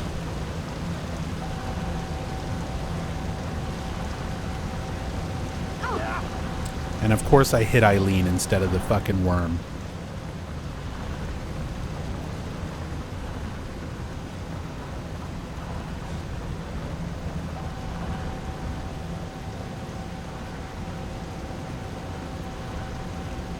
Alright, so this hallway.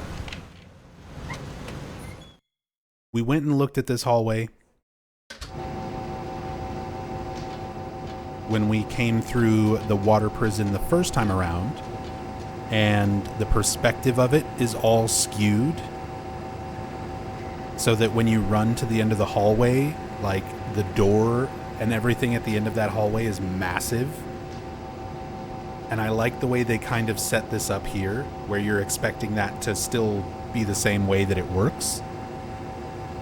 And it sort of looks like there's gigantic twin victims waiting for you down there.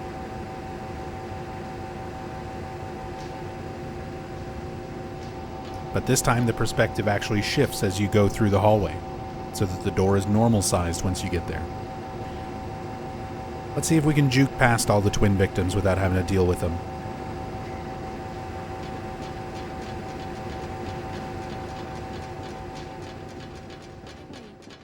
Hug the left and cut across to the right. You kind of want to gather them up to make an opening for Eileen. Oh, she made it through.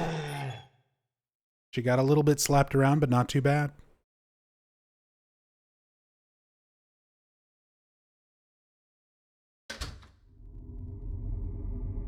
Nick Gillies asks, wait, it was this game the guy went completely crazy over, right? Yes, Alex Shepard, the former administrator for the Silent Hill fan wiki, who went crazy over this game, claiming that it was a message about anti-circumcision and that Walter was heavily affected by being circumcised and blah, blah, blah.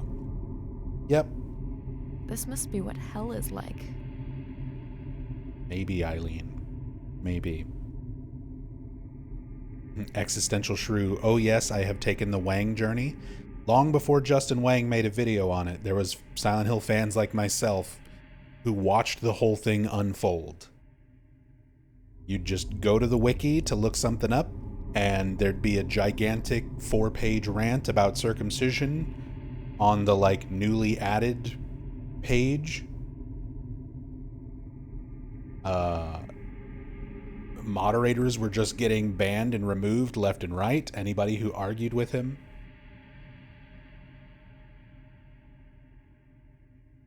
That shit was crazy. Yeah, Voidburger chronicled the whole thing as it was unfolding. And then eventually, Justin Wang made the video on it. But, man, it was something else. It was something else to actually, like, experience it firsthand. Did you ever interact with him, with Alex Shepard? Yes, but not when all of that was happening. Alex Shepard was actually in one of my streams around 2017, 2018, when I was doing a story playthrough. He was in chat.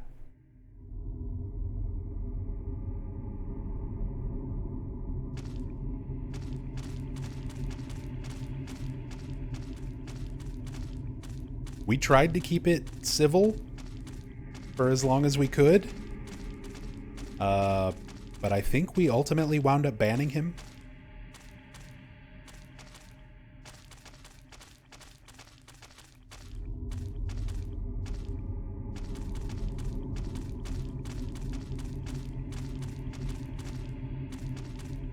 Hey, Darka. Hi, Nub. Sorry if you already talked about it. Do we know if those big worms created the hole in the apartment? I mean, it's not confirmed one way or the other. More than anything, the worms are part of Walter's worlds. all of these areas that we're going to, all of the things manifested in all of these areas, the creatures, the imagery, the ghosts, they are all Walter's doing. So the worms themselves, maybe, they're just more representative of the umbilical cord that connects Walter to his mother, representing the same sort of connection between Walter and his created worlds that we're visiting.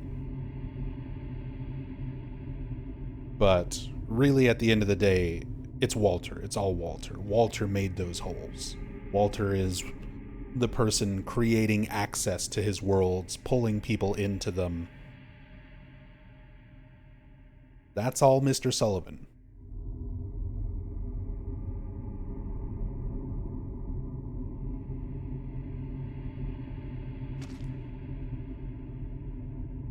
Writhing mannequin, strung up upside down.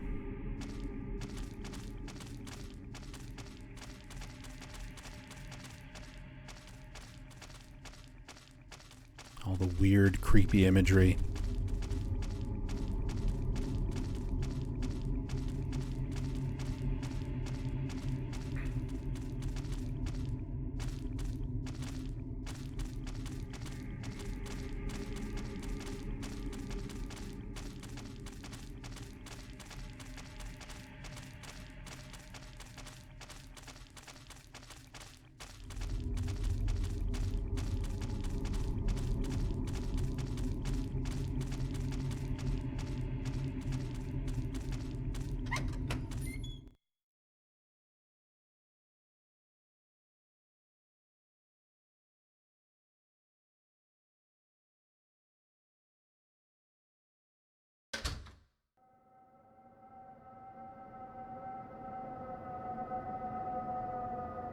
Braintree's back, everybody.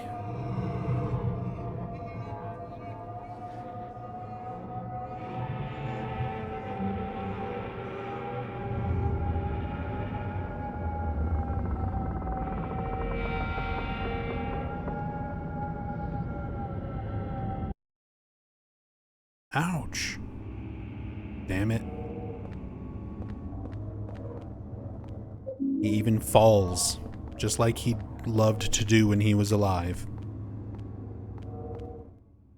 The diary. I want to go back to that time. Things were so good then. The day of my birthday. The cute cat in the pet store. All those balls in the basket. Playing pool was fun too. The door of time was wide open. When I see four things, I can't help but remember that time.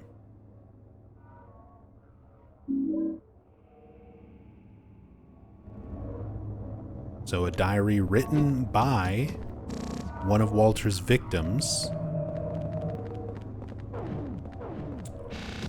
I always forget birthday boy's name.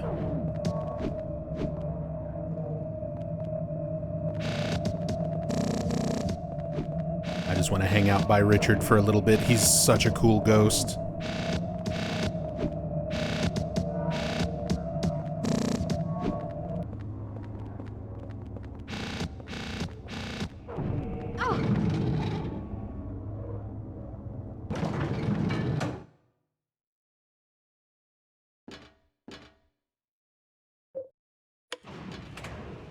I remember this place. It looks a lot like downtown Ashfield.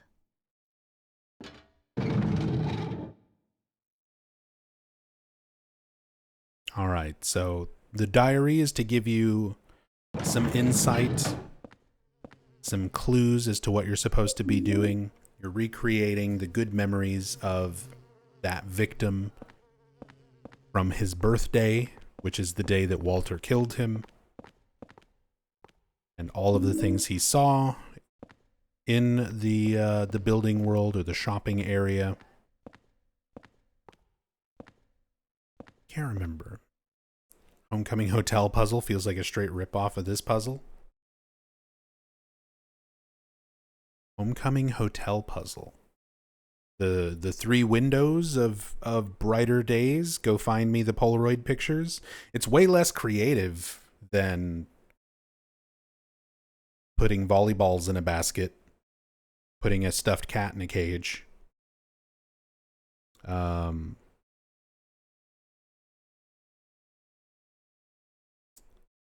Sorry, my mind is blanking on the victim name. I'm pulling up notes.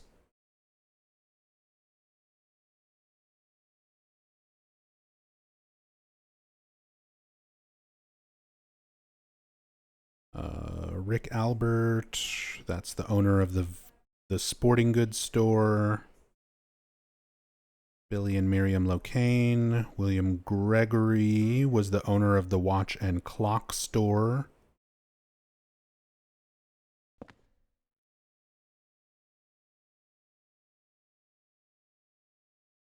Eric Walsh. Eric Walsh is the one who leaves the diary that we just read, who talks about his birthday. So he was the bartender at the bar across that you can see from your room in South Ashfield Heights. So in the victim files, these were extra bits of information put on the Konami website back when the game released. It says, it was Eric, the bartender's special day, and things only seemed to get better due to the information given to him by a middle-aged customer. He said that the pet shop owner was brutally killed and the pet shop was trashed. So that's Walter's doing. As a result, the bar owner decided to close early because the criminal was reported to still be at large, and Eric got to go home early. When he arrived home, a feast and cake were prepared on the table to celebrate his special day. Eric looked for his family, but it wasn't his family who were in the house. It was Walter. But that was victim number 10 out of 21, Eric Walsh. And sorry, Eric, I know it's your birthday and everything, buddy, but I hate Building World, and I've already been streaming for 9.5 hours. So we're just going to give Eileen a little push.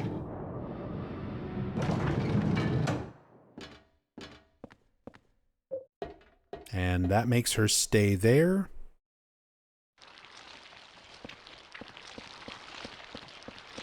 And now we can run around to the other side of the fence.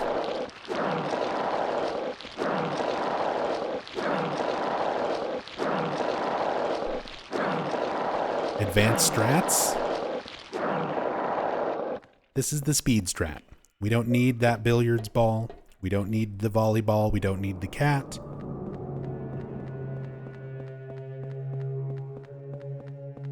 Just bring Eileen to that area by the elevators on the bottom floor.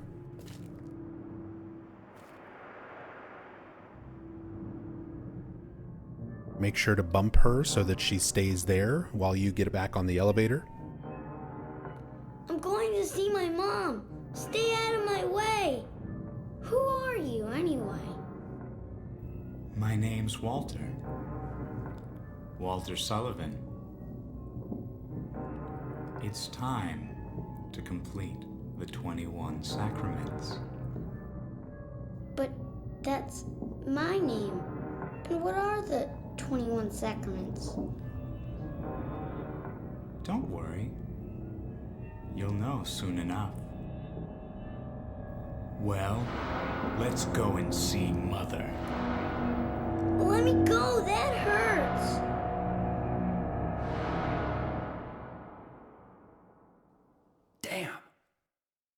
Damn. Like, what were you gonna do? Hey, Cynthia. So you can see Eileen is on that side of the fence where we bumped her and left her. And if we just go over here, that fence despawns, and Eileen just runs right through it. So, if you're like me and you don't like dealing with Building World the second time around,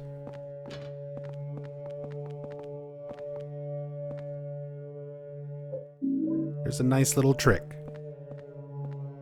Saves you from having to do the puzzle and everything to actually bring Eileen over here the normal way.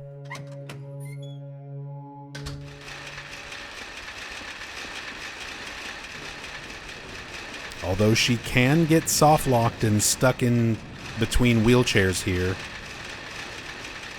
Sometimes that's my punishment for skipping things.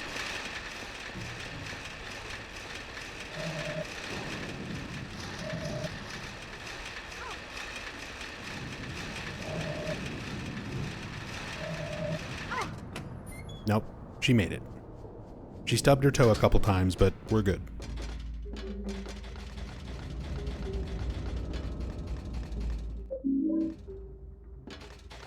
We're doing on health. Let's go ahead and use that. Frees up an inventory spot.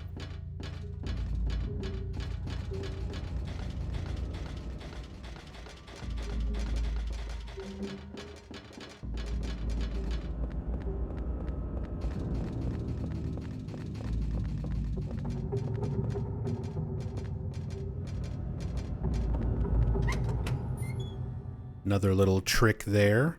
Some speed tech.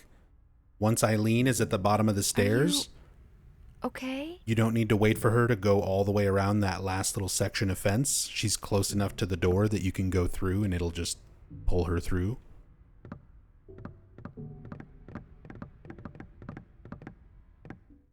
There's a memo here. The boss said we had to change our phone number because of all the complaints about the weird noises. It's not just us calling and hearing monster groans. Apparently it's happening to everyone. Now we have to change the store sign on the roof. What a pain. By the way, the number is the last 4 digits of the new phone number. Not too smart if you ask me.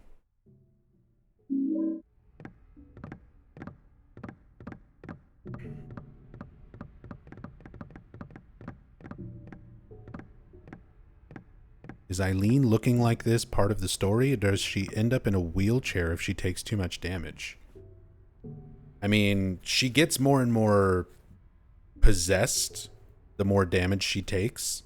So she'll have, like, bloody, crawling effects all over her. So it is story related, but it's also a mechanic that's kind of going on as you play the game. You sort of have to protect her. Not leave her alone, try not to let her take too much damage. Otherwise, the more you leave her alone, the more damage she takes, the more possessed she gets. Not to the point of being in a wheelchair, but she'll move slower, she'll freak out more. She starts having these like moments where she gets possessed and hits herself and recites like ritual stuff.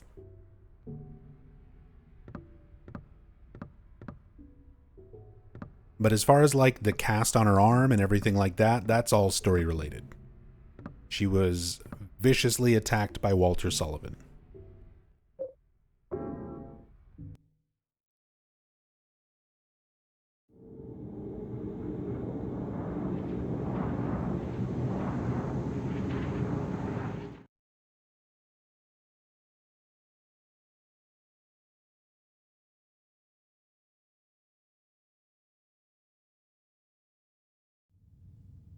Connecting to chat. Why did I disconnect from chat for a moment?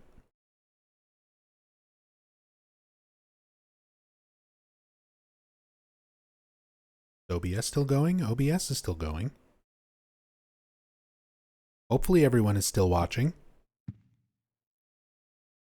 I think my internet might have been weird for a moment there.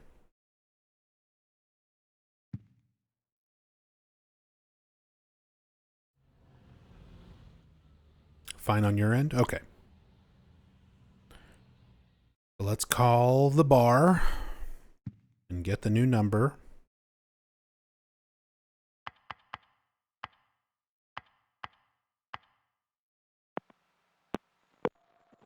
phone number you are trying to reach is no longer in service. The new number is 555-4890.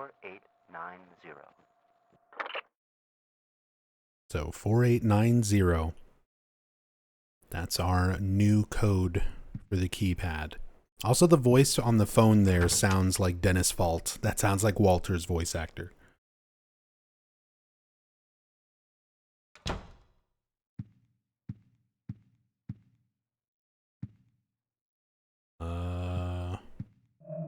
Oh, right. Candle. Sorry, Spooky Henry.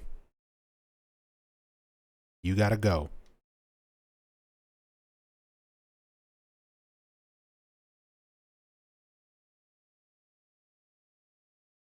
Continuing from yesterday, I'm going to summarize everything that I've learned about Walter Sullivan so far. Naturally, it was a long way for a kid his age to travel, but he made the trip every week by subway or bus. Unfortunately, someone else was living in this apartment, and so he couldn't be reunited with his mother, room 302. For years, he continued to come here, almost like he was possessed, just to peek into the apartment. Eventually, the tenants began to complain and treat him badly when they saw him hanging around. Walter began to fear the tenants and see them as obstacles, preventing him from seeing his mother. As the years passed and Walter matured, he began to be more and more influenced by the teachings of the cult. Furthermore, his obsession with his mother and his feelings of resentment towards the outer world became even deeper. Walter became preoccupied with one particular tract from the cult's Bible, the Descent of the Holy Mother, the 21 Sacraments. By the 21 Sacraments the Holy Mother shall appear in the countries of the world and shall bring salvation to the sinful ones. After Walter left Wish House, he moved to Pleasant River, a town neighboring Silent Hill. This is where they kind of retcon a little bit of the Walter Sullivan note in Silent Hill 2, where they say that he's from Pleasant River. For a while, he lived the life of a normal student, but he was still filled with bitterness and resentment towards the rest of the world. Several years later, he launched his plan there, the 21 Murders. July 29th. That's tomorrow. Lone Wolf Vega says, oh, that's one of the rare hauntings, right? It's not necessarily a rare haunting, but it is one of the hauntings that, due to a bug, was not, it couldn't be triggered in the PC port. So a lot of people who've played Silent Hill 4 usually played the original PC port or the good old games, the GOG PC port, before it was patched to fix that bug and include all of the PS2 hauntings. So it's not that those hauntings are particularly rare, but unless you're playing on PS2 or original Xbox, you might not see them as often. If you watch a lot of playthroughs or do a lot of playthroughs yourself, a lot of times it's the PC version, which for a long time was missing several hauntings due to a bug in the code. But modders fixed that, and then eventually they did a patch on the GOG version to fix that as well. So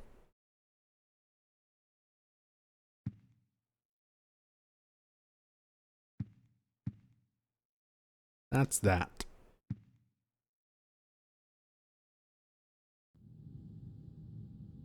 Check on Robbie, make sure he's being good.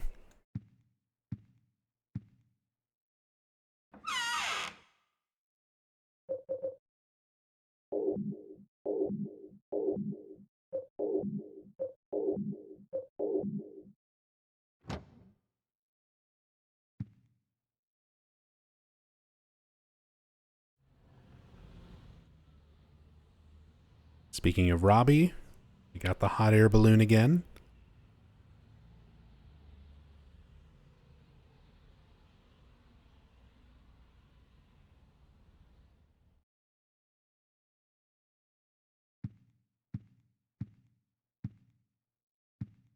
Let's go ahead and save this.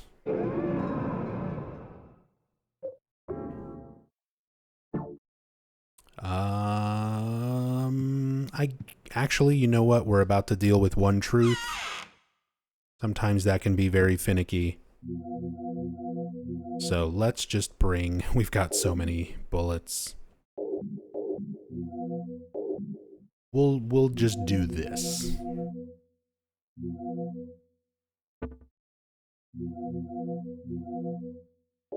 Bring a heal as well.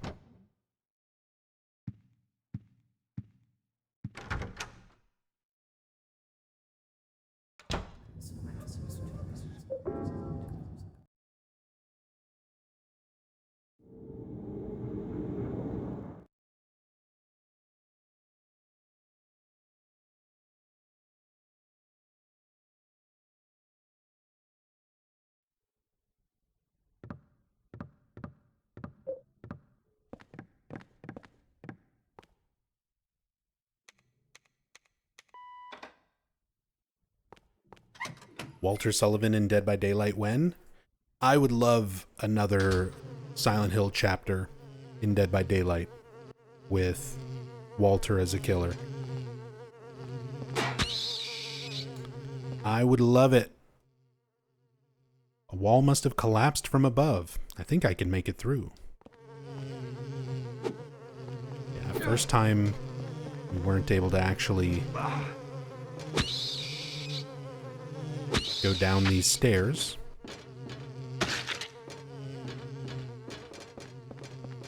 If they do another Silent Hill chapter, they better fix Cheryl's damn outfits. That's one of the most frustrating things. Cheryl's cosmetics. They took the time to include all of a whole bunch of the unlockable shirts.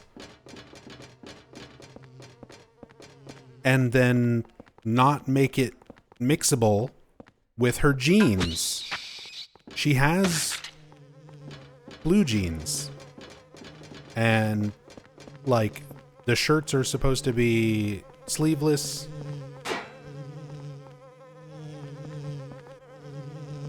And she's supposed to wear them with jeans to be accurate to Silent Hill 3. And in some of the new outfits that they added for Dead by Daylight, she has jeans, but it's a linked set, so you can't mix and match with other things. So you can't give her her actual New Game Plus costume look. She has to wear her skirt.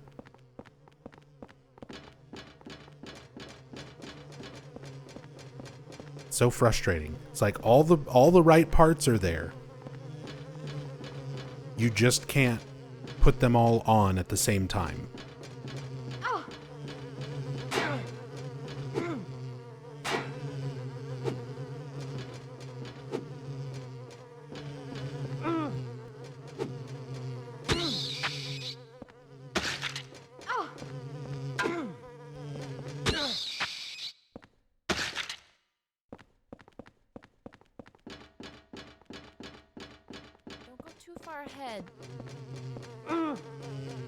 Stop biting me.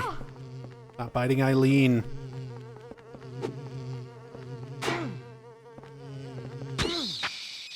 No.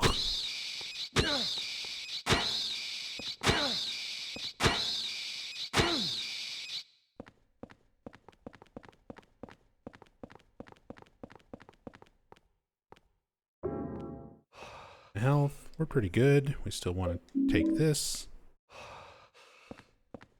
All right. Randomness.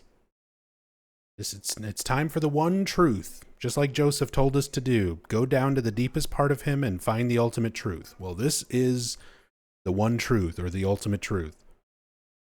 It's just a bunch of gigantic wall men. And one of them is the real one. And it's completely random which one is the real one.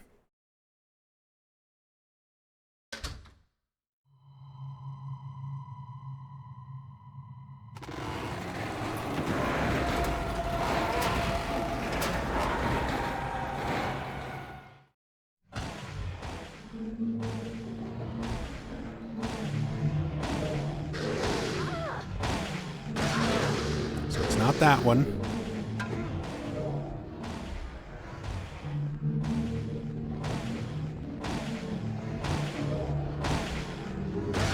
It's not that one. Can they all hurt you? Oh, they can all hurt you. But you can only hurt the real one of them.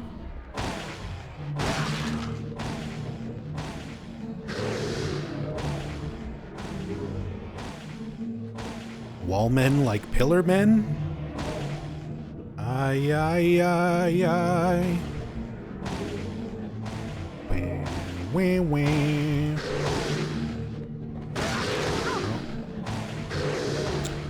Not that one.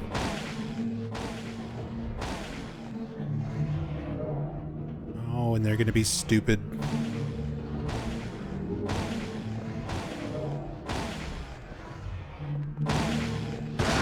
Not that one.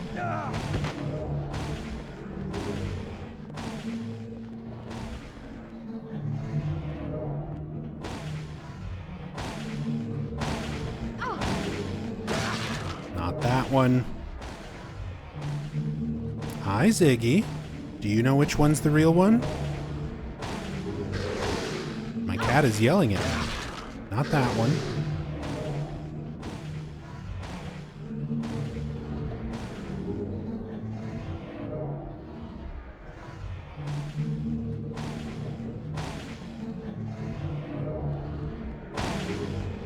There he is.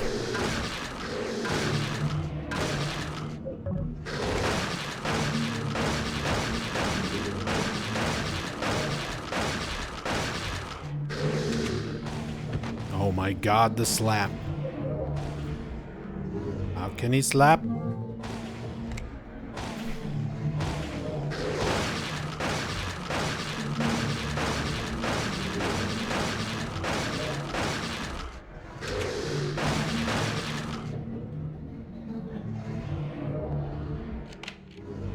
It's always the last one you try. That was not the last one. I at least didn't get over here to the wall on my left. So that technically could have been worse. Still not very fast or good, but hey, we did it. Eileen's still not looking too bad.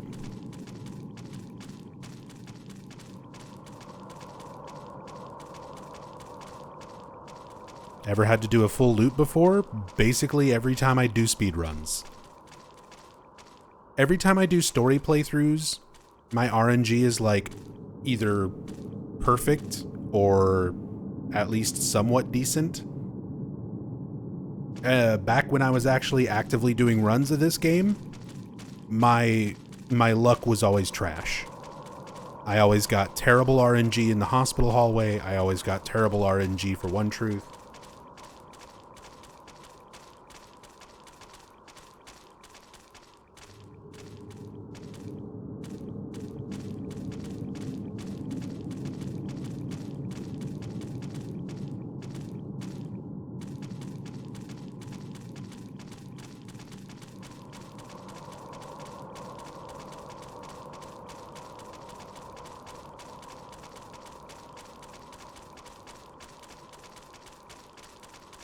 Like the way this fight isn't a standard combat fight, but it's not very well cooked? Yeah. I like the concept. I like the idea of, like, you know,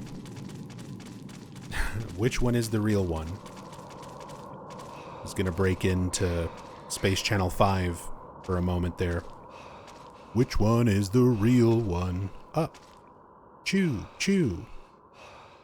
Which one of them doesn't belong? Dance, baby. Dance.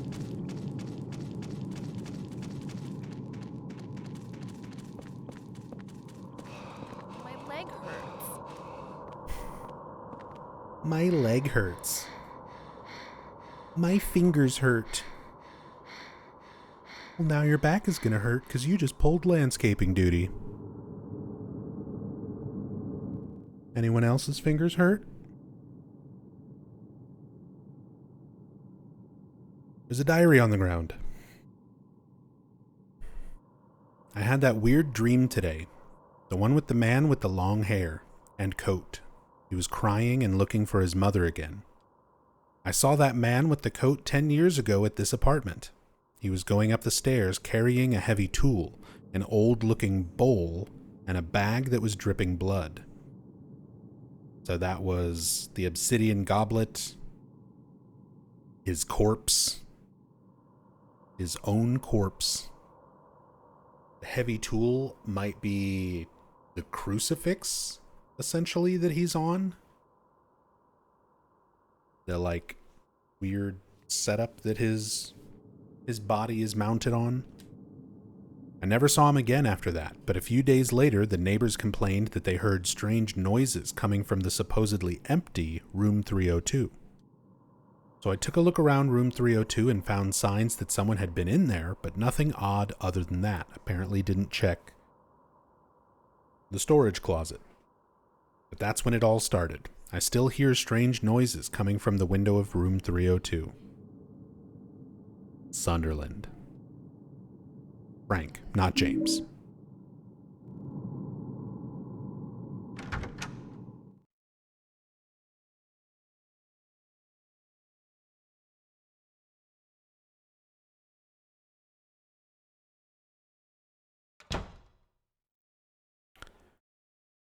It's our apartment. Room 302. Love the holy candles everywhere. You can see Joseph was really trying, man. He was doing his best. I like how they go out of their way to have some, like, different pictures.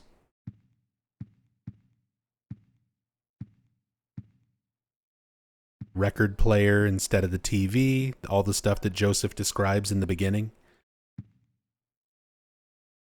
There's an old picture book and a red book here. There once was a baby and a mother who were connected by a magical cord, but one day the cord was cut. The mother went to sleep. The baby was left all alone.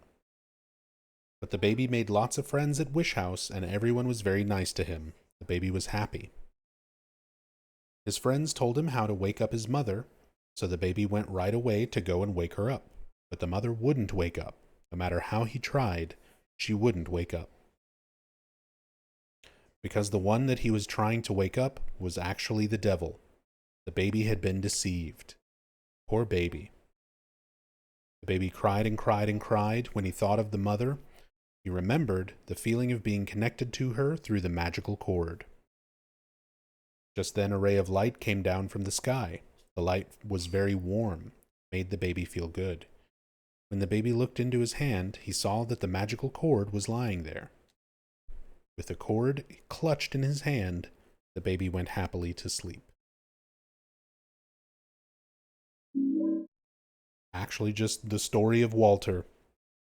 Separated from his mother, thinking that the room was his mother, showing up all the time trying to wake her up, being deceived by Dahlia Gillespie because he's not actually waking up his mother. He's waking up the devil. He's summoning one of the cult's gods. And his umbilical cord, the last physical piece of him that connected him to his mother, is the key to stopping him, to making him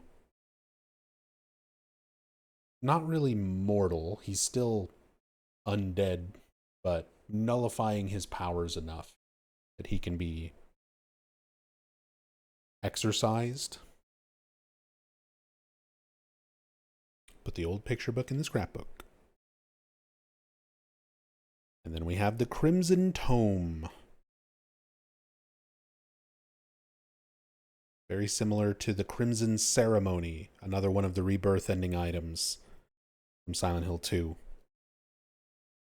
She who is called the Holy Mother, be not holy one whit. The descent of the Holy Mother is naught but the descent of the devil. Those that be called the 21 Sacraments be not sacramental one whit. The 21 Sacraments be naught but the 21 heresies. Give birth to a realm of wickedness within the blessed realm of our Lord be blasphemy, the work of the devil. If thou would stop the descent of the devil, you must bury part of the conjurer's mother's flesh within the conjurer's true body. So that's your clue to defeating Walter. The Walter that you see running around looking like Kurt Cobain, that is not Walter. That is a projection of Walter. That is like similar to Silent Hill 1 with Alessa projecting herself around unburned in the nice blue dress. That's not really her. That's just a projection. Same deal with Walter. Walter's true body, the conjurer, Walter, is the gigantic boss at the end that you stick the spears into. And bury part of the conjurer's mother's flesh, Walter's mother's flesh, the last remaining part of Walter's mother, the umbilical cord. So everything coming together here at the end, almost at the end. Thou must also pierce the conjurer's flesh with the 8 spears of void, darkness, gloom, despair, temptation, source, watchfulness, and chaos, all representing the 8 victims of Walter out of the 21. Temptation was Cynthia, source was Jasper, watchfulness was Andrew, chaos was Braintree, despair, I think, was Joseph. Let me go through my notes again. Theme of murder, despair. Yeah, that was Joseph. Gloom was Toby Archbolt, one of the priests of the cult. Darkness was Sharon Blake, a housewife whose family got abducted by the cult, and she went to go try to find them, and Walter found her and drowned her in the woods outside of the orphanage. She's the old lady ghost that we keep seeing. And Void was Peter Walls, victim number 12. So these are all the victims after Walter's suicide, essentially.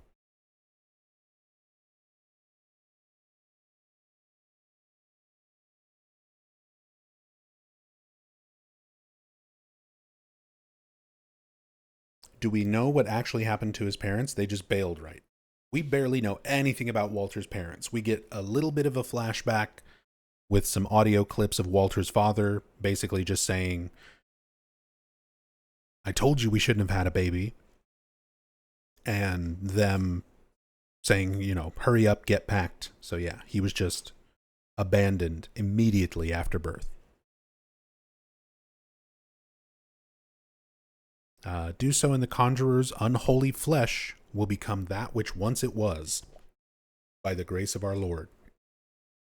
So again, that's what allows Walter to be killed. Get stick bugged.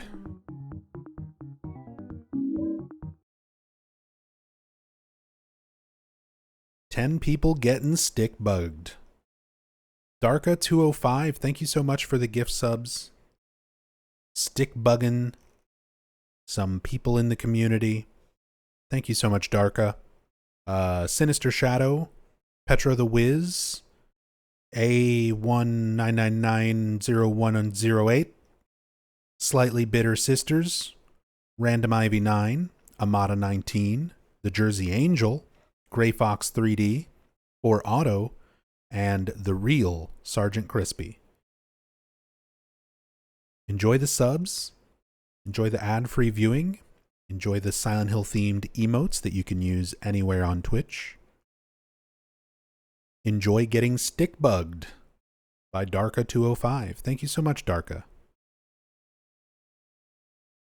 Thank you very, very much.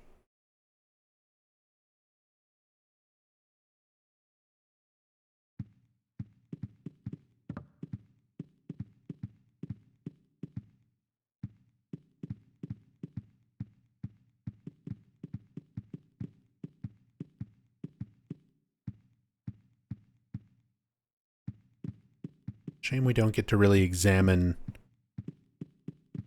much of this stuff in Joseph's 302. The gate to hell. Why must I destroy this wall? Why do you need Konami original songs? It's a piece of red paper. What's with this room? It's covered in blood and rust. This is my room, but what the hell has happened to it? This room, is it really my room? It's in terrible shape. The air is so heavy. My head hurts. Creepy. It looks like a face. What the hell am I writing? So all of that whole note written by Joseph, that is all of his dialogue in the intro scene, in the very first person segment of the game, before the title intro stuff plays. You're playing as Joseph. You're seeing the room and everything from Joseph's perspective. And the things that you examine around the room it gives you this exact text. August 2nd, Joseph.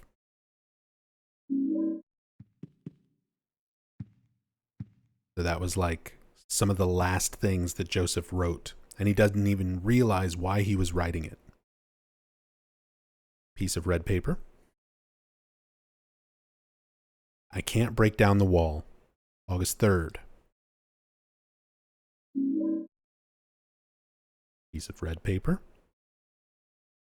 When the bell rings, Eileen equals mother's body. Blood. August 4th. Joseph.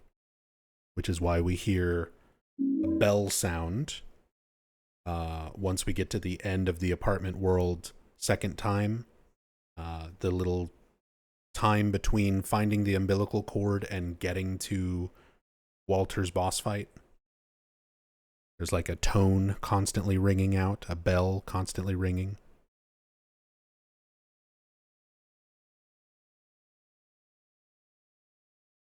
The Crimson Tome. Bury part of the conjurer's mother's flesh within the true body of the conjurer. Part of the flesh equals Super's room. August 5th. Joseph. Just in case you don't piece together what you're supposed to do from the cryptic cult notes, Joseph kind of helps you out with a little extra clue there. I love how the red typewriter, more of a pink, but I love how the typewriter is one of the only things, basically the only thing that has any sort of color still in the entire Joseph 302 dimension.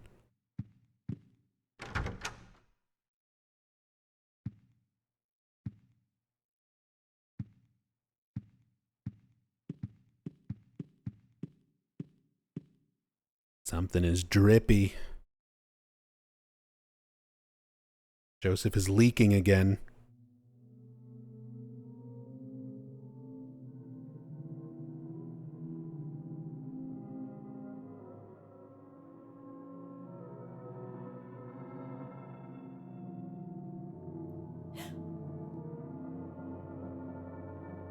It's him.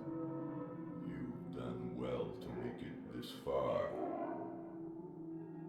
Let me tell you something about him, Walter Sullivan.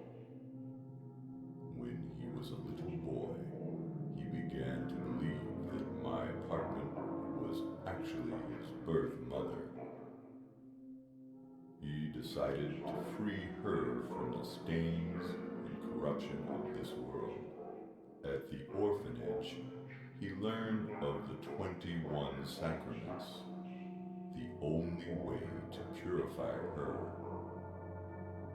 He then performed the ceremony of the Holy Assumption and created this twisted world. Now, he's become nothing more than an inhuman killing machine. he's dead now, but he's still trying to complete the 21 sacraments. His boyhood desire to return to the bosom of his birth has divided him. Now his child self has manifested itself in this world, and soon he's planning to finish his work, the 21 sacraments. Number 20, the Mother Reborn, Eileen Galvin. Number 21, the Receiver of Wisdom, Henry Townsend. Even now, it may not be too late. Follow the crimson tome. Stop him. If not, wherever you run, he will catch you. Find him. His true location.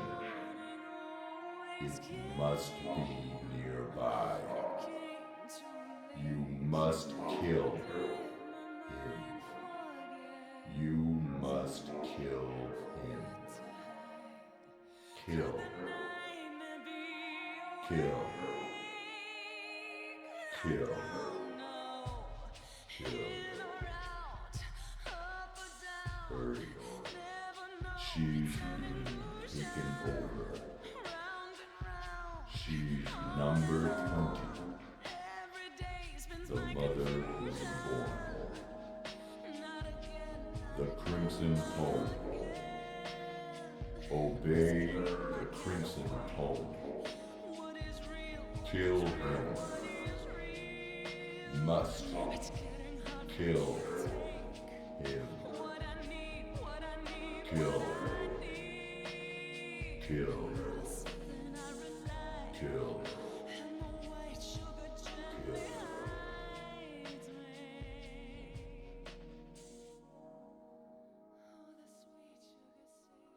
I wonder what we're supposed to do.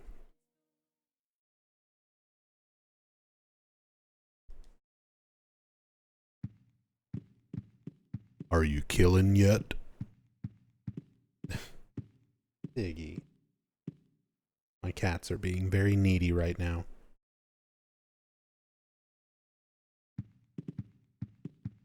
I can't play right now, Bubba. I have to go kill Walter.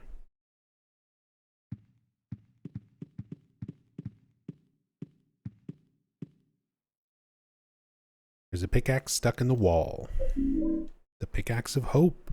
Hope is written on the handle. It doesn't look like I can use it as a weapon. I can only use it to break down the wall. But not here. We gotta go back to R302.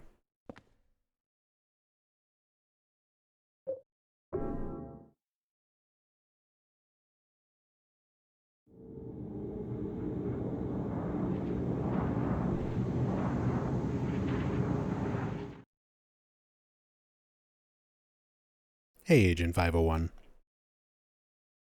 Hope you're having a good evening and clearly supposed to go grocery shopping. That's what you needed. Go into the store. What do you want, Joseph? Kill. Kill.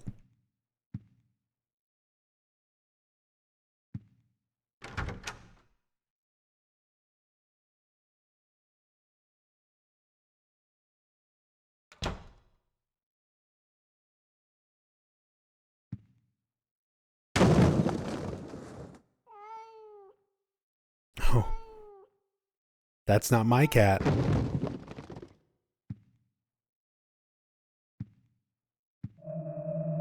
That's Fridge Cat.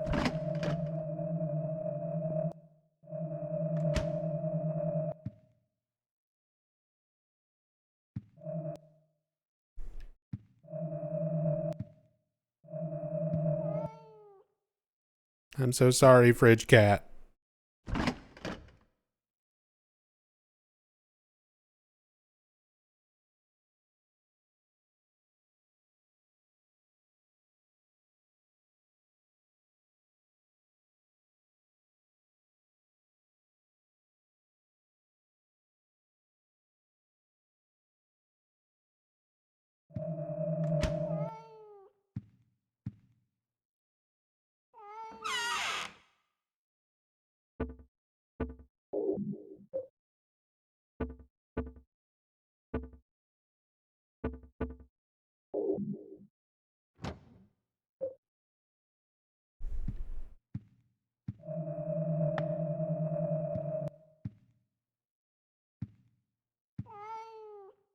I know. I'm sorry.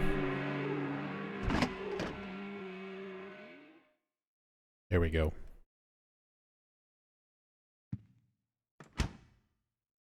This house is clean.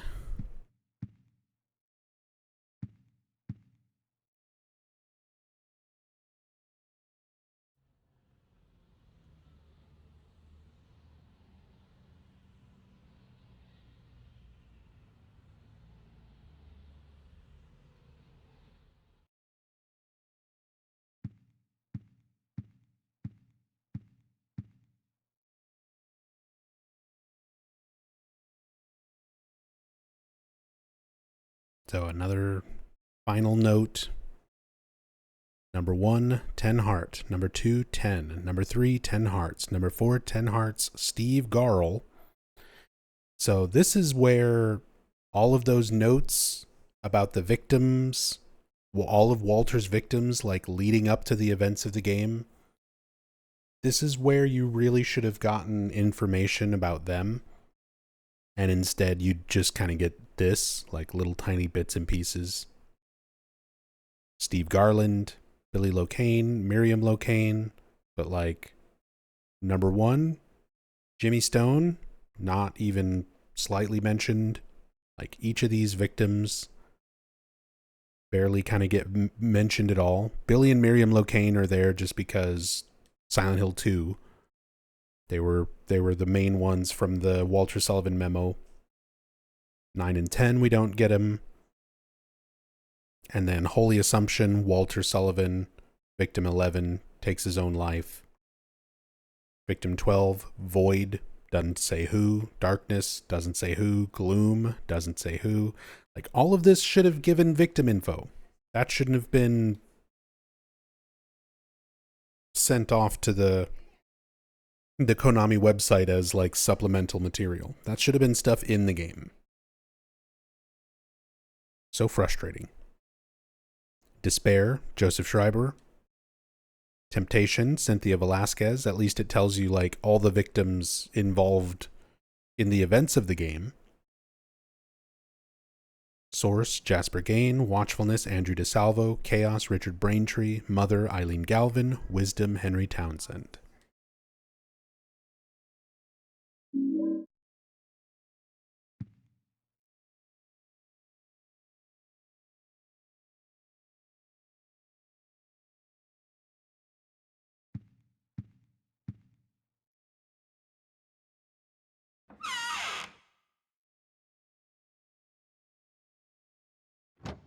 Yeah, that's fine.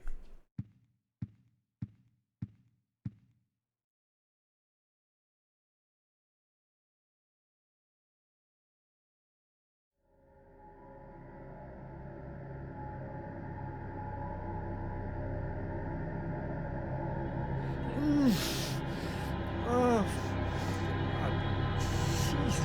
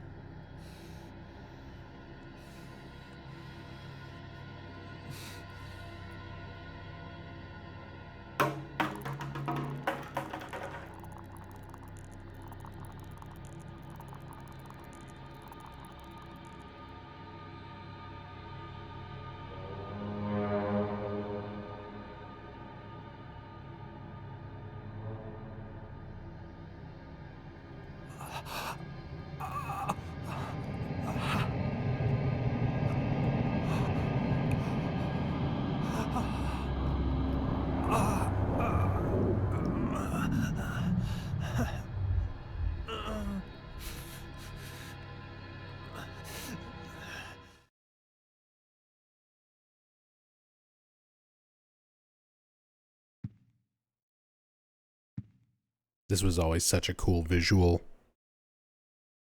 Walter's messed up corpse on whatever this display is like supposed to be. He's got all the tubing and stuff like running through him.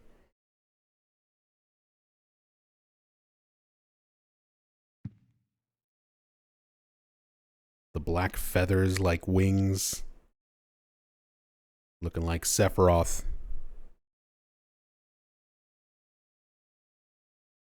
But yeah, if you look at some of the details here,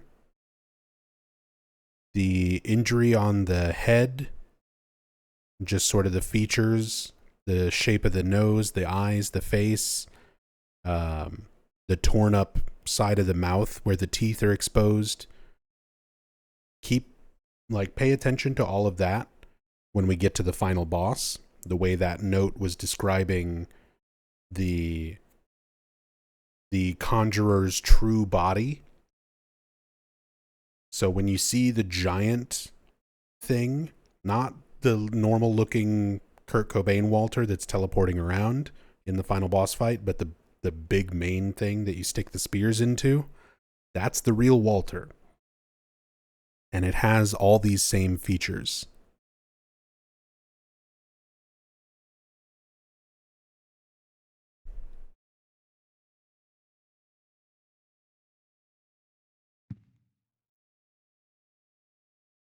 Was the tubing to collect or inject? It seems sort of like an embalming process. Yeah, it's like a crucifix made from hospital gurneys. Exactly, Techie.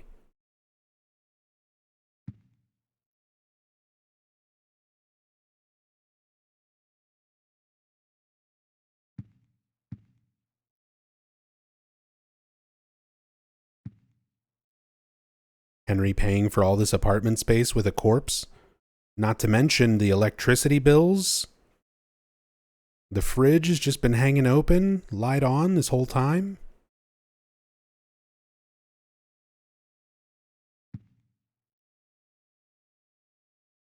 This must be the cult's Bible.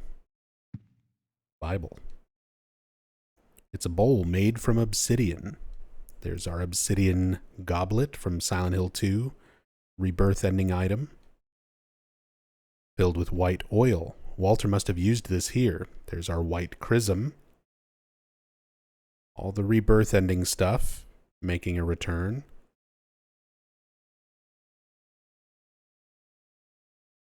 What the hell was Walter doing in here? Straight up bone saw. Looks a lot like one of the nurse's bone saws in Dead by Daylight.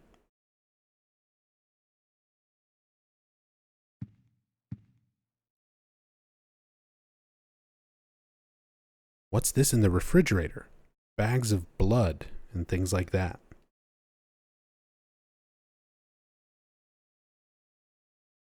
Walter. His body, it's tangled up in some kind of pipe. There's something in his coat.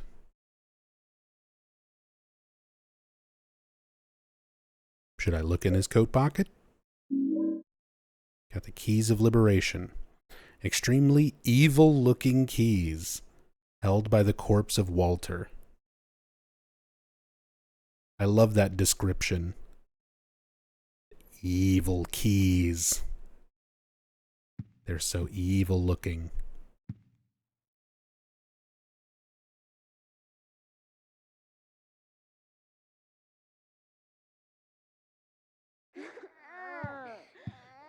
Oh, finally.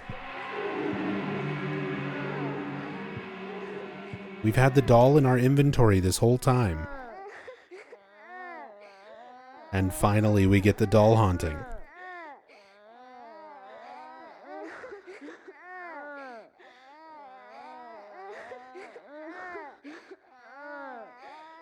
So you have the option of picking up the shabby doll from Walter earlier in the game, and if you leave it stashed in your inventory box, this is the result.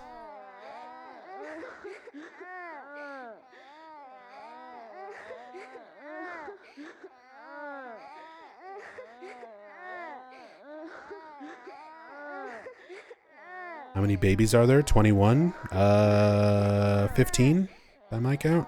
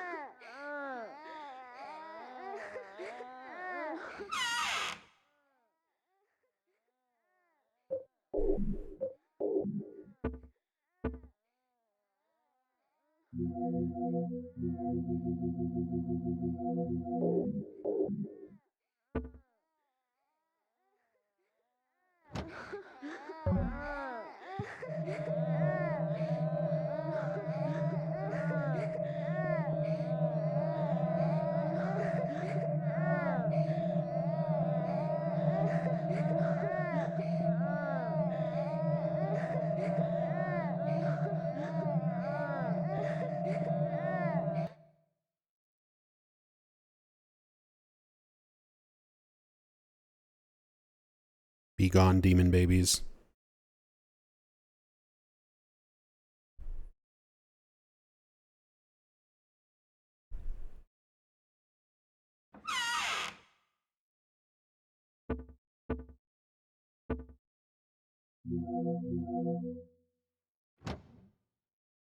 Okay.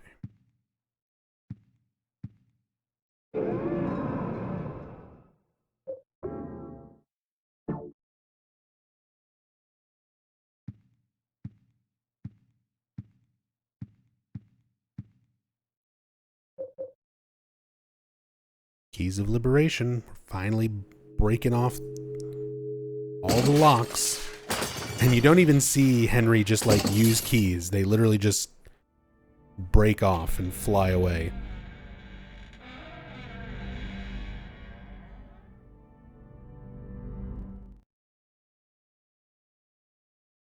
Metcher asks, the note earlier mentioned Walter carrying his own body in 302. Did that actually happen? And he strung himself up there? Yes. That is exactly what happened. Walter's ghost carried his body into 302 and set up that stuff in the storage room.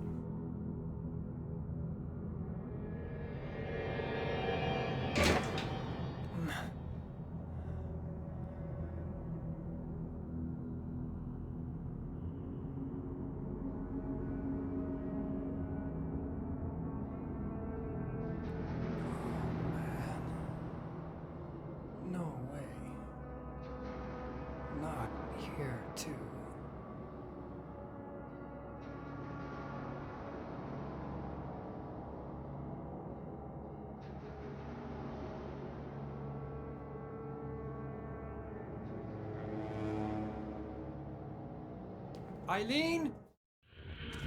Eileen? This is our apartment building, but it looks like some kind of nightmare.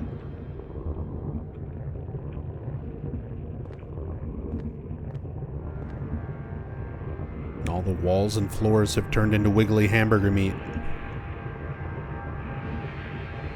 Definitely not quite as nice looking as Silent Hill 3's moving textures.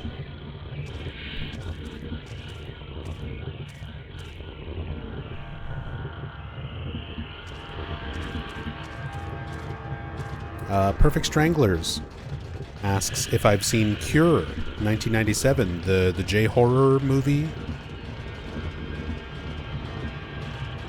Kiyoshi Kurosawa directed that one, I think. Not in a long time. I have seen it, but it's been many years.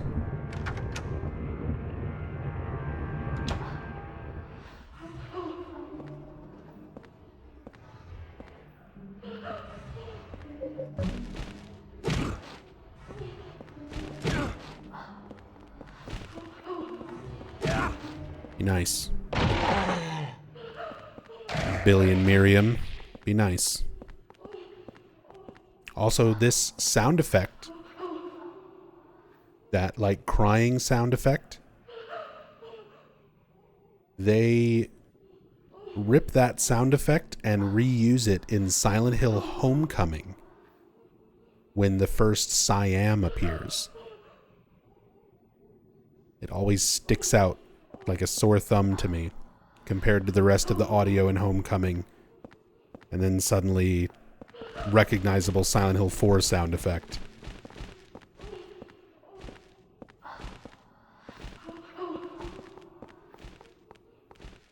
The medallion. We're good.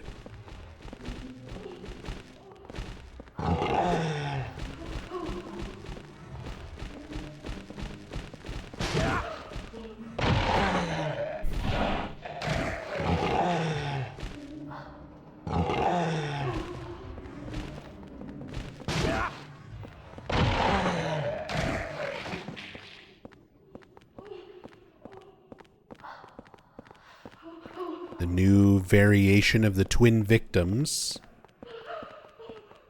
which these are called bottoms. Yes, that's actually the name of that creature.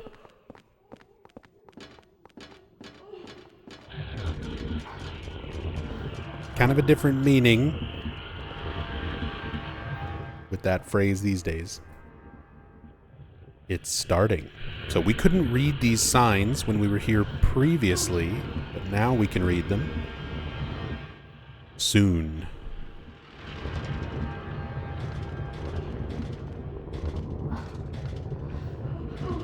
Metcher says, sorry I missed majority of this playthrough. Why is Walter doing what he's doing, and what are the consequences if he isn't stopped? So, you're saying, streamer, can you please summarize the last 10 hours? I'm sorry, but no. Soon it will begin. Soon, soon.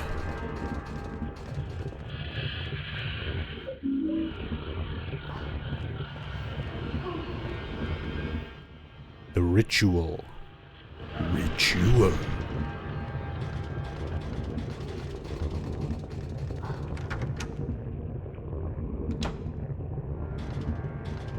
Sorry, but no, Metcher. You can watch the VOD.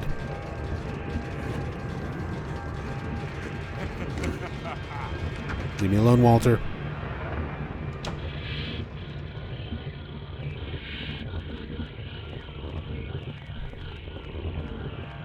Excuse me, Eileen.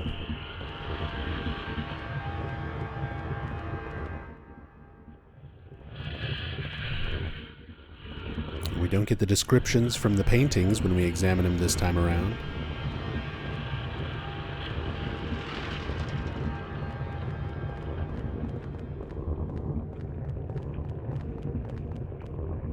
Another sword of obedience. This late in the game doesn't really matter. Like, there are still some ghosts if we really wanted to pin them, but we're kind of in the home stretch here. Anti-Visteron says, hello Nub, do you already know whether the new Silent Hill F will have lore connections to the actual Silent Hill town or characters? Nope. We do not have any of that information yet.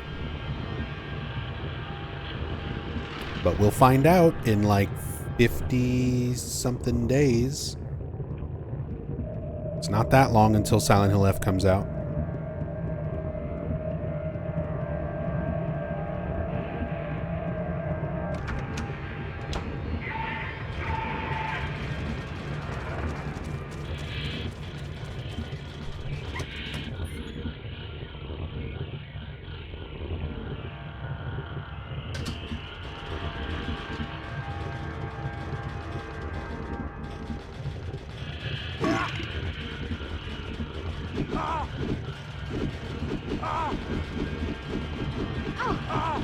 Oh my god, no. No, no. Not like this. Not like this.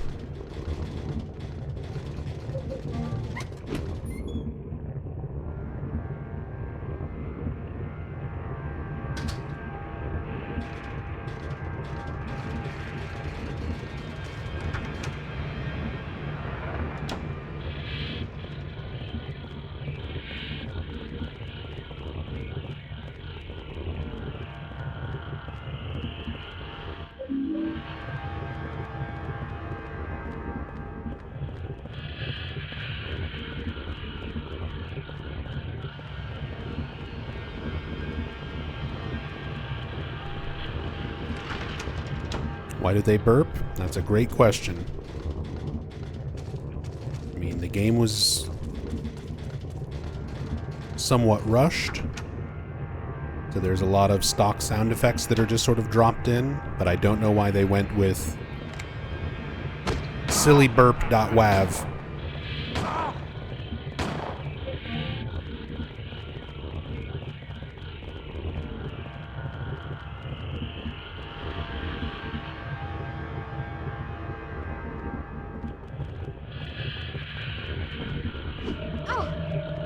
Richard, no.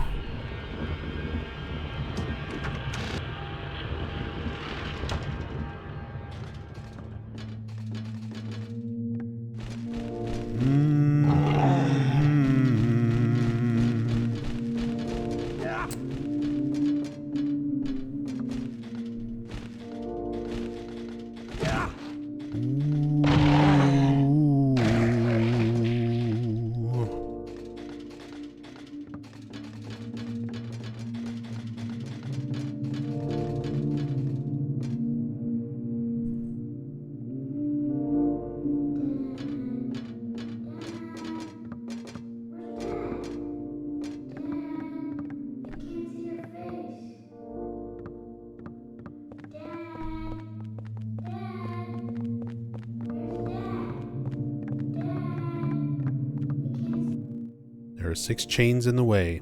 Can't open the door. Dad. Where's Dad?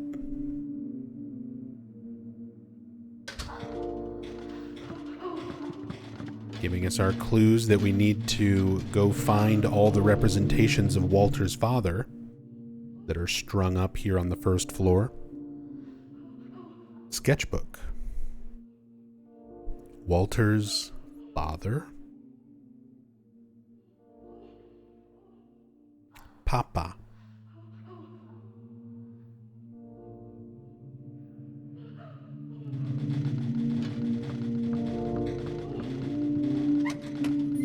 Was the boy speaking Walter? Yes, Ram Ranch. That's little Walter. He can't remember his father's face. I can't see your face.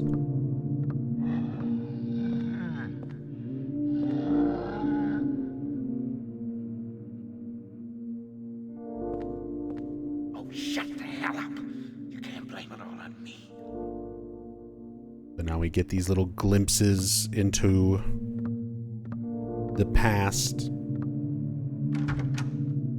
How everything, Walter being abandoned, was his father's fault.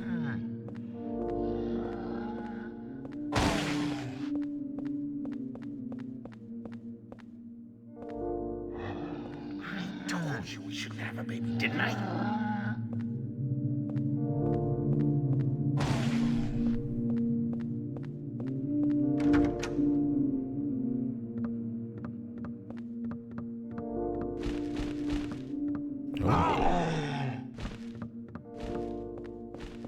At this point, we lose Eileen.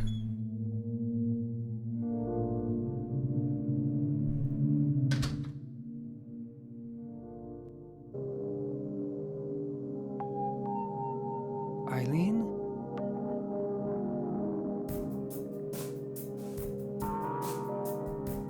It's terrible.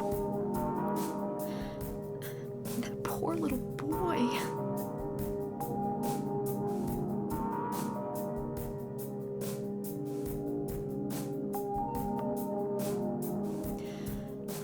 His parents just threw him away right after he was born.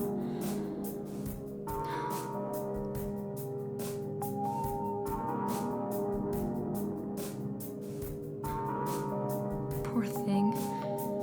He really thinks that room 302 is his mother. I've gotta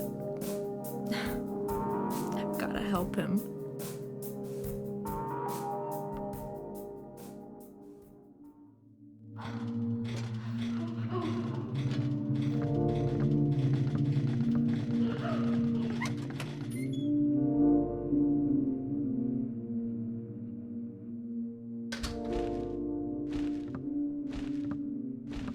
think the swinging lady is reused Fukudo girl.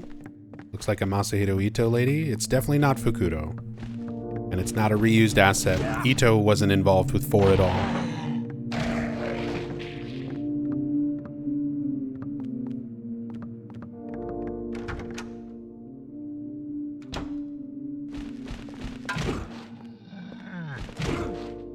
Was it hung by its nips? Among other things, but yes.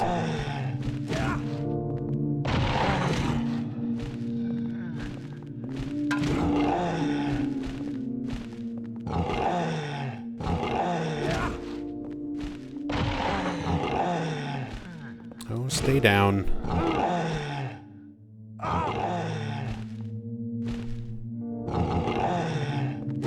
Iframes.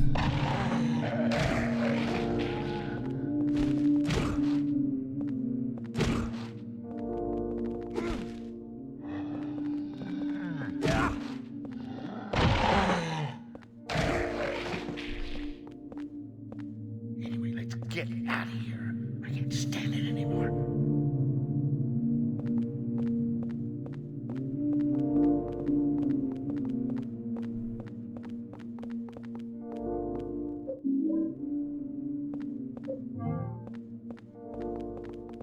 Deus Ex says, anytime I catch a first-time player of Silent Hill 2, I encourage them to check out Fukudo and the other music videos.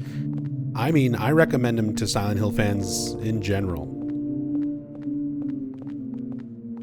They're on YouTube in nice, high-quality rips and stuff like that, so if you've never seen the music videos made by Masahiro Ito and Akira Yamaoka and Suguro Murakoshi, check out Fukudo, Kinoko, and Usagi.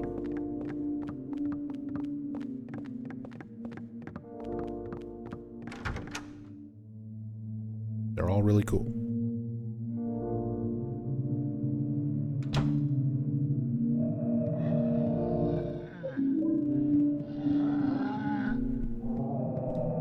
If that super hears him, we're in trouble. There's something about that guy. I just don't like the look of him. Something about that guy. Walter's father trying to throw shade at Frankie Sunderland.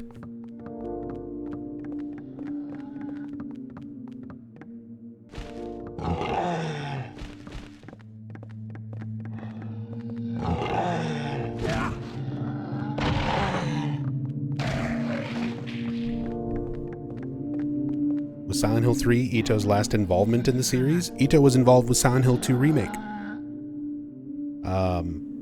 But yeah, Ito did work on 1, 2, and 3, and then nothing after that, and then Silent Hill 2 Remake.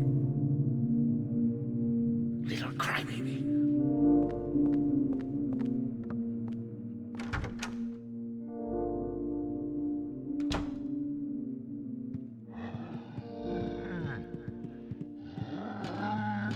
Hurry up. Get that.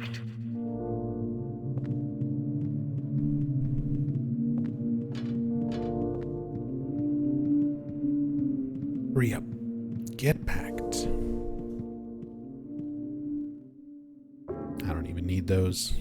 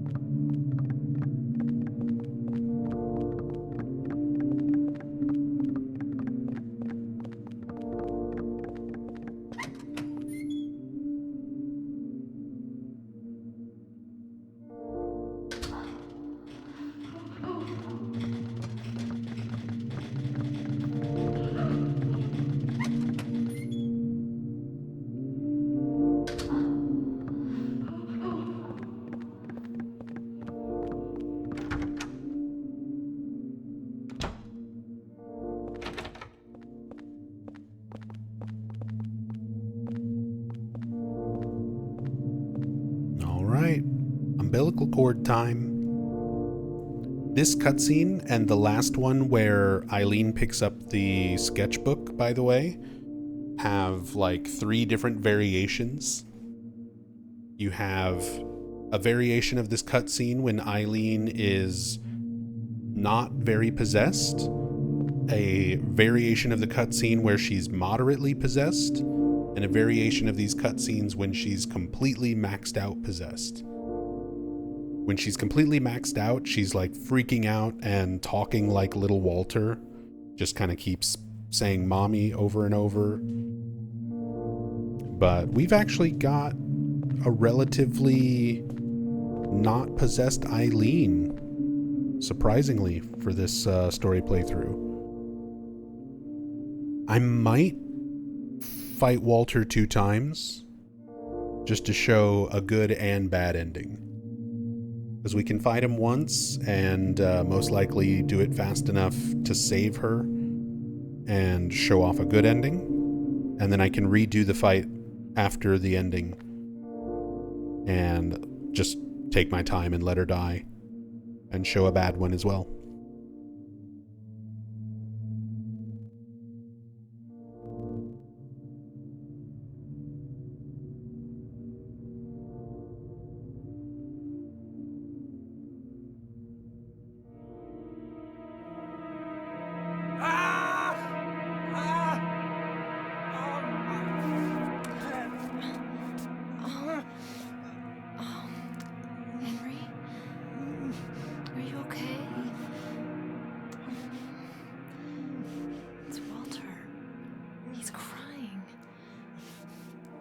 Finishing the 21 sacraments won't help that boy.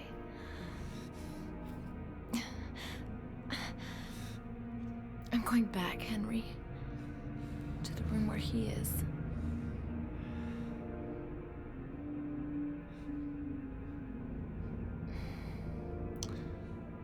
We're the only ones. The only ones that can stop him.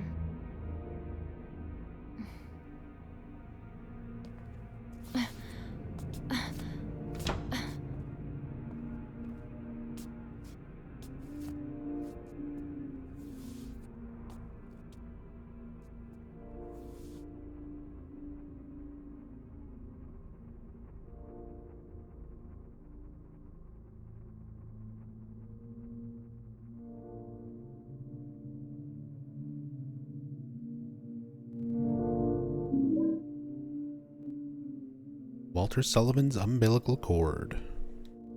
Frank Sunderland has kept it for years.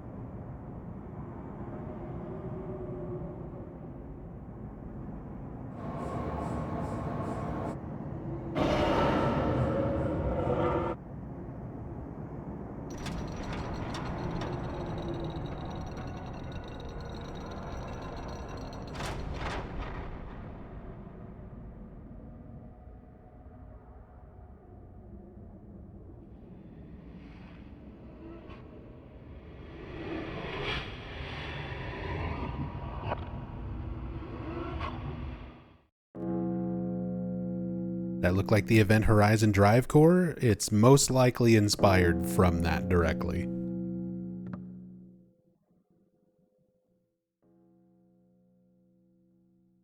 This woman, is this Eileen? Being ripped into pieces by the Event Horizon core?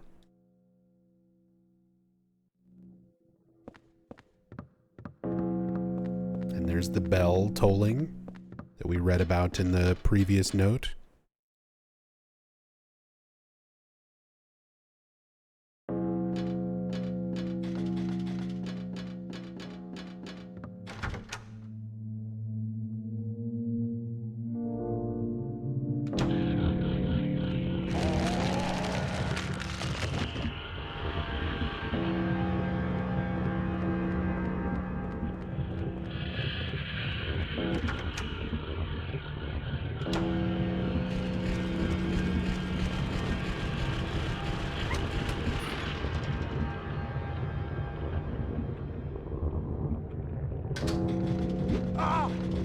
Not the people's... Double people's elbow?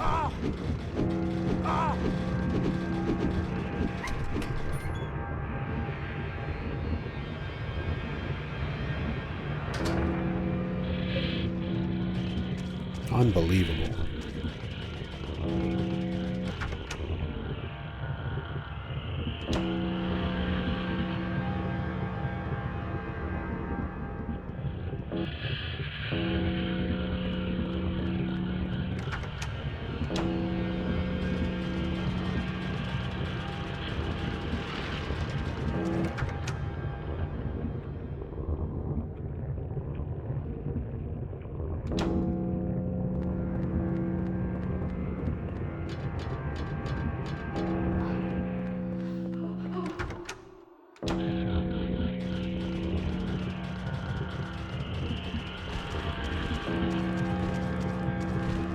Out of the way, little Walter. I'm gonna go murder your ghost.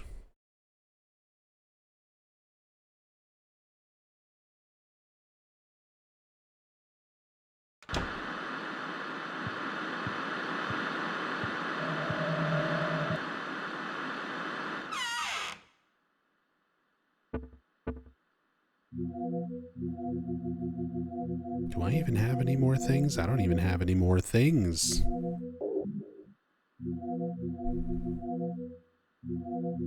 Candles or medallions. We've got to let this haunting stay. The TV gets to stay on.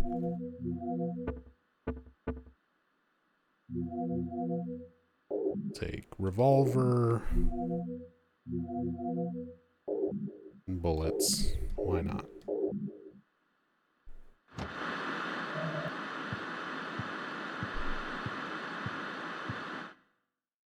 And the trusty hand axe. There's better, more efficient ways to do this, but this will work just fine. And the body's gone. Walter's body is gone. Where could it be?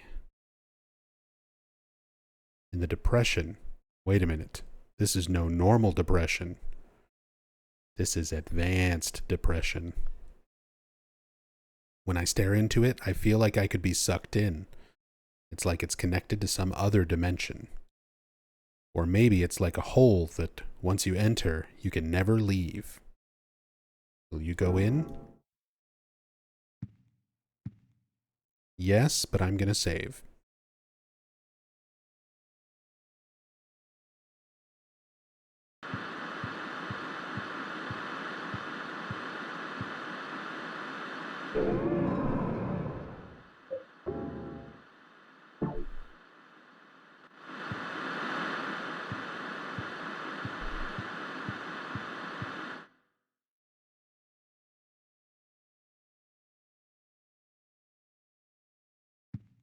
Heard you mention the candles don't help with Eileen's possession, so what do the candles do? They remove hauntings in your apartment, and in situations other than the final boss fight, you can use them to temporarily heal Eileen's possession.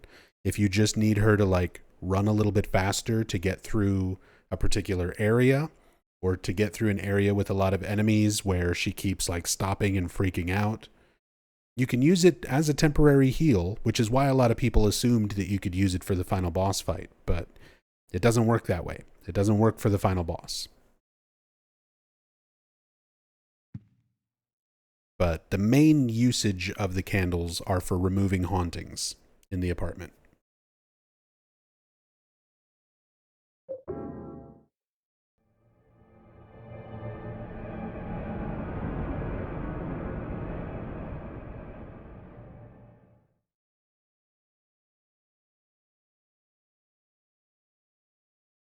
Yeah, they're also good for fighting ghosts. That's another one, Kabi-sama. If you can get the ghost to stay near a candle that you put on the ground, it helps with downing them if you don't have like a silver bullet or a saint medallion.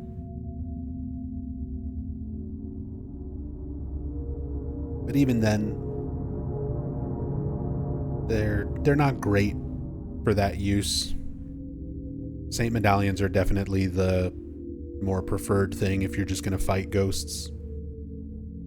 If you stack both, if you're fighting a ghost near a candle and with a saint medallion on, that's like the best way to fight and deal with the ghosts and pin them if you don't have silver bullets.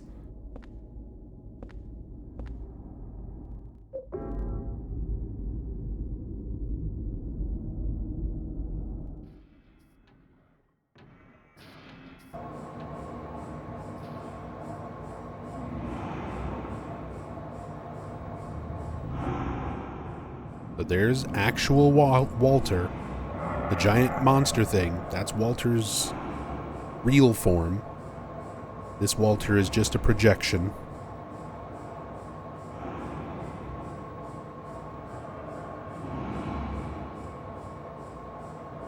Does a close-up on the face of the big monster one here in a moment.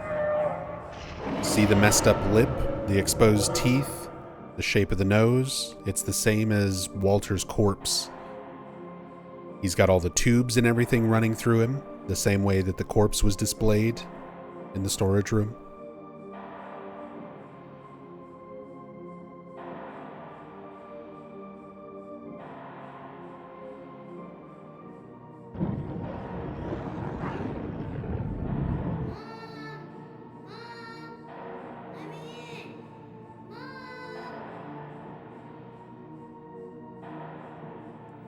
Hey there, little Walter. Just a little longer now. Henry, you're it. The last of the 21 sacraments. The final sign. The receiver of wisdom. Eileen, you're not even that possessed. Don't be in such a hurry.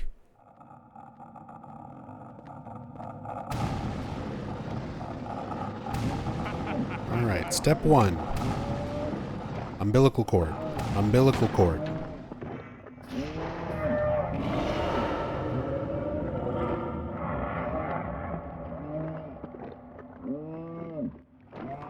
Step 2, spears. Spears.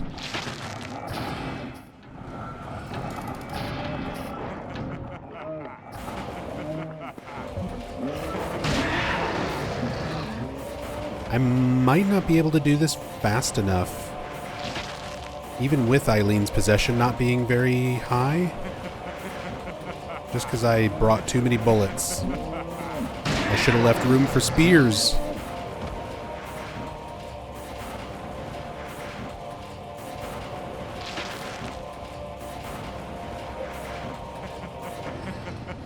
Get out of my way, man.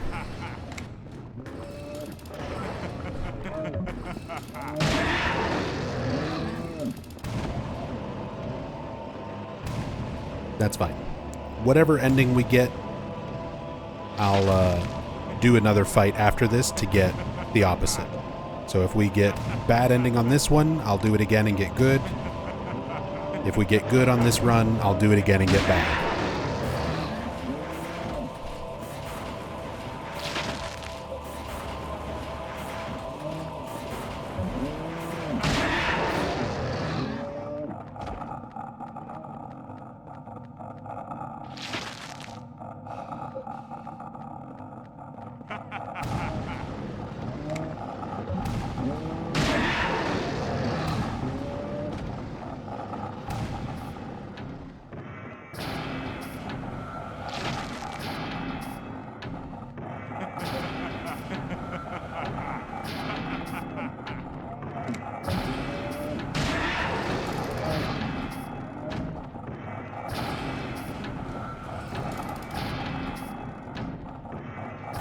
Eileen's still at the top of the stairs. We're good.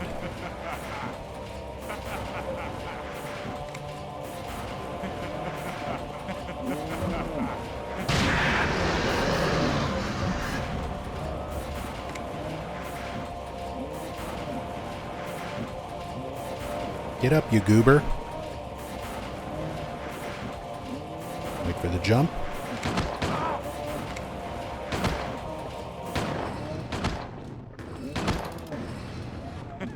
Dash.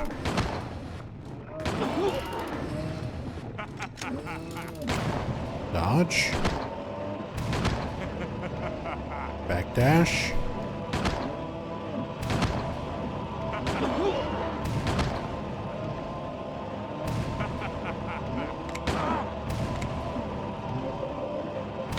Regular gun.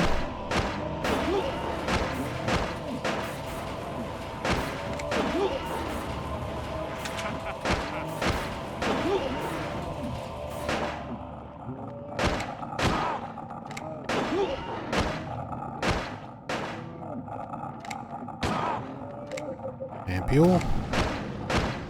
Spinneroonie.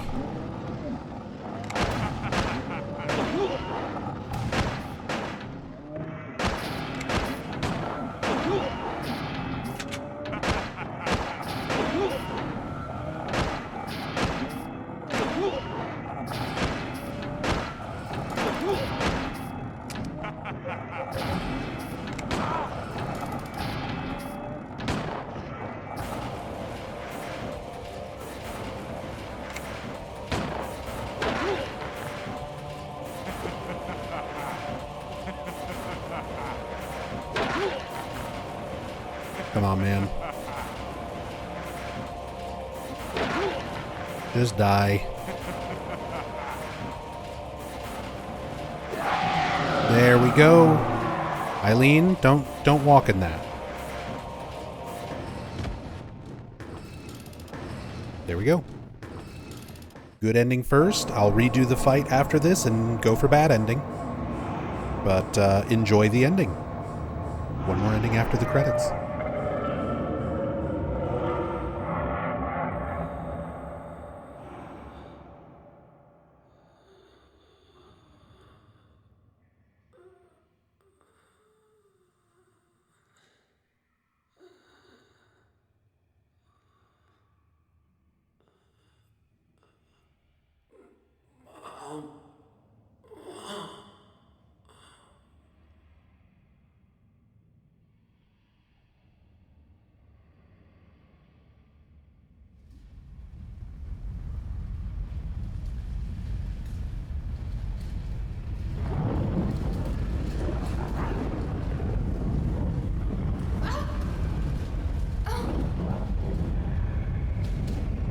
Eileen?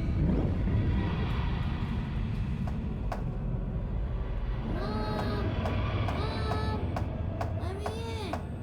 Mom!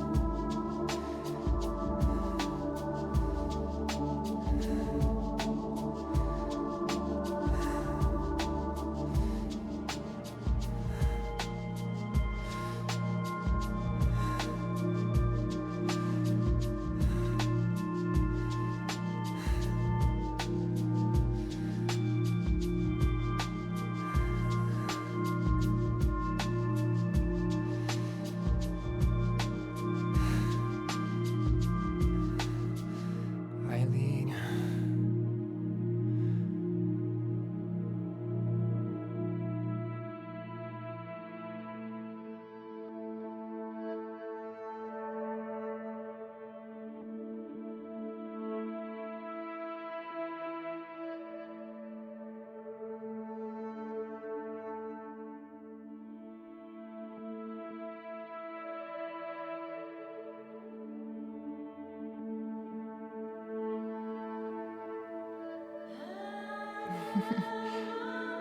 Thanks. Aw.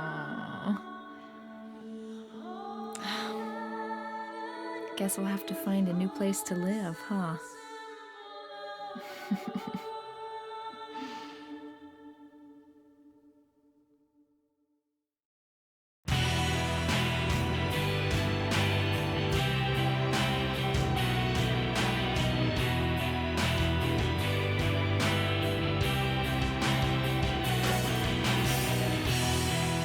Guess we gotta find a new place to live.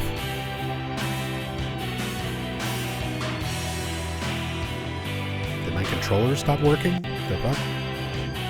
What? Deep in the forest night,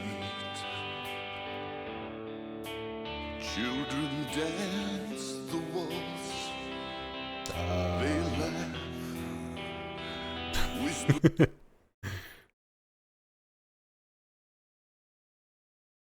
Restart.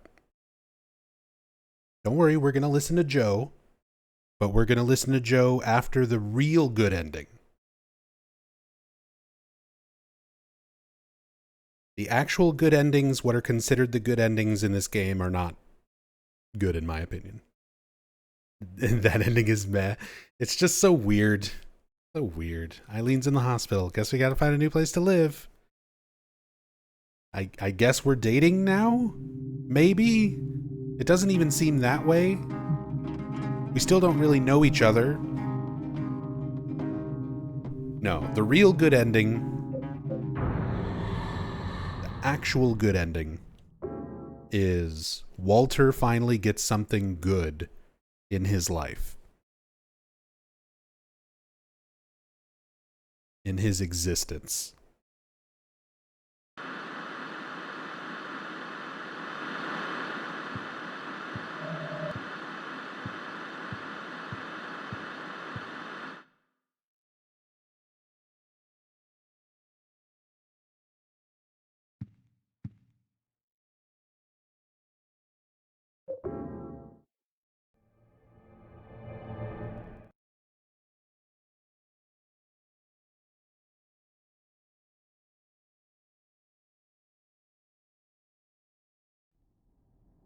Push her in. Damn, existential shrew.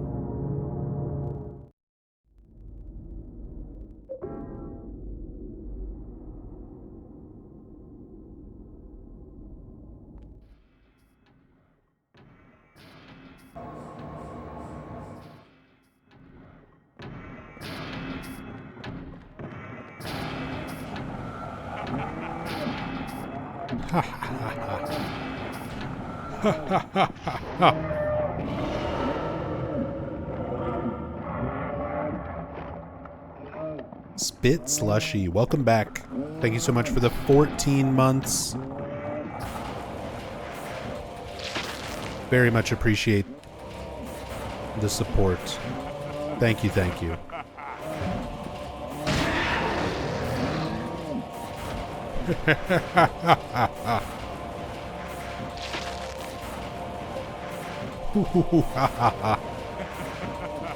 Don't you spin-a-rooney me, you fuck. How dare you?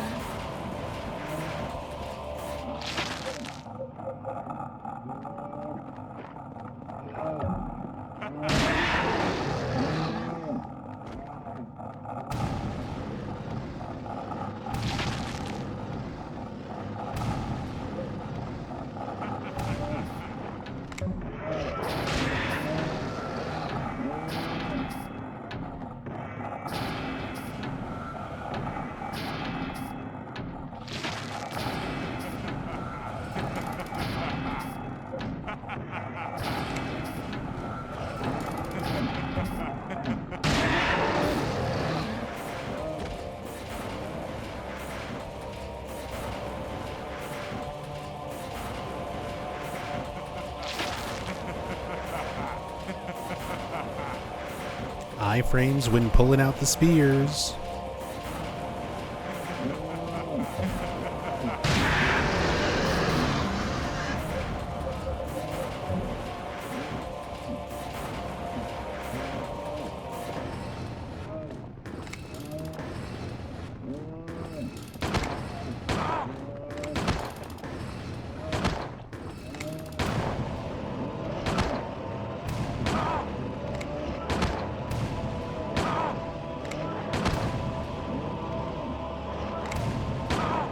Ouch.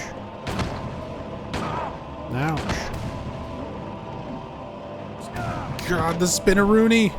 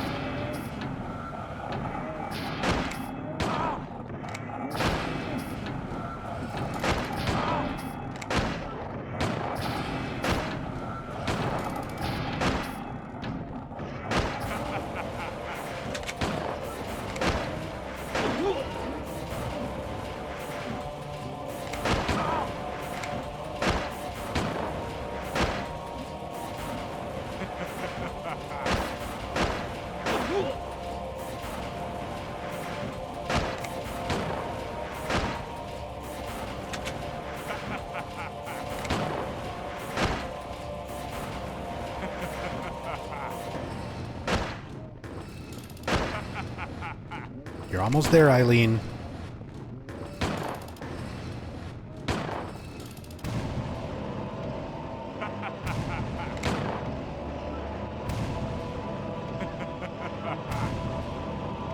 Armenian backdash.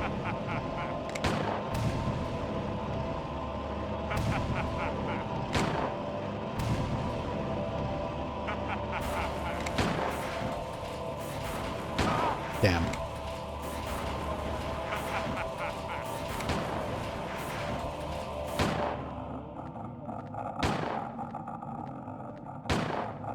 Just casually dodging out of bullets.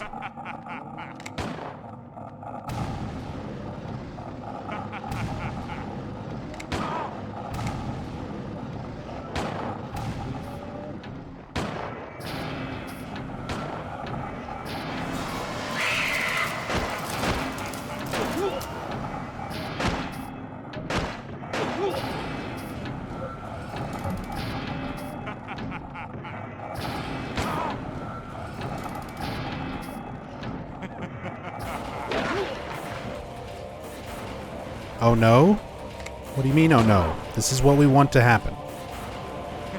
If you just got here and missed the good ending, we're fighting Walter again to purposefully get the bad ending.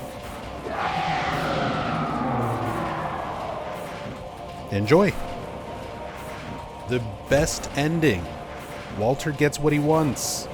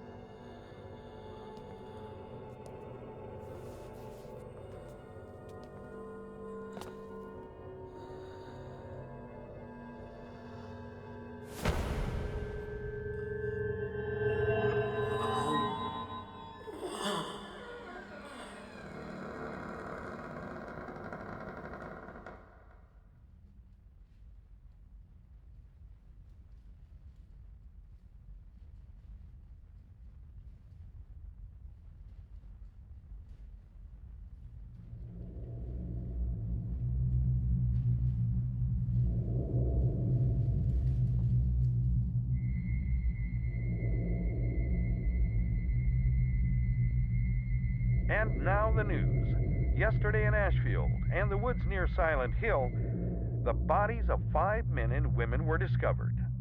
The police reported that all the murders appeared to be the work of the same perpetrator. They are continuing their investigation. 4 of the victims were found dead at the scene, and the 5th victim, a Miss Eileen Galvin, was transported to St. Jerome's Hospital, where she died a short time later. Police say that Miss Galvin's injuries matched exactly those of the other victims. Eileen.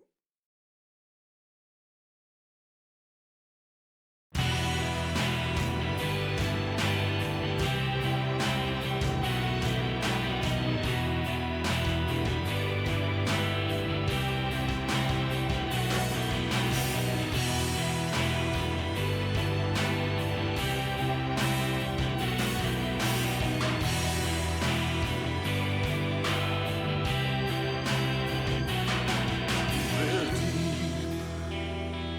deep in the forest night, children dance the waltz, they laugh, whispering hand in hand, just like children like to do. Their eyes, what are they looking for?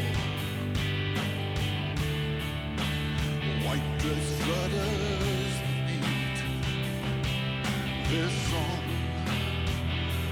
starting to make some sense. Only if you're listening. Dance, dance like butterflies. Shadows appear right before my eyes. Sound echo the absurd. Hard to explain something that I heard. Now, hear the forest talking insects and birds. Does the scent of soil and peace breathe a life into the animal you hide? It's a great illusion one never knows. When you think you're really alone, feel the eyes of someone looking in on you.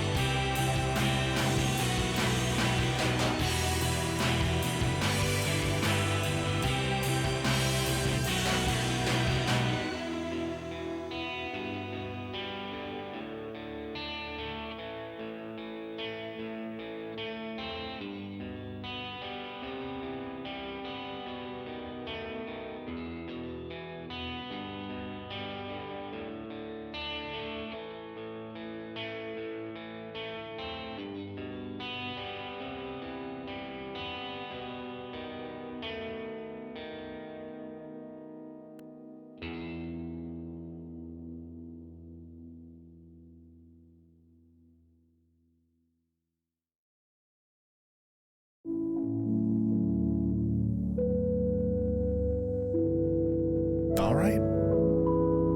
And that is Silent Hill 4.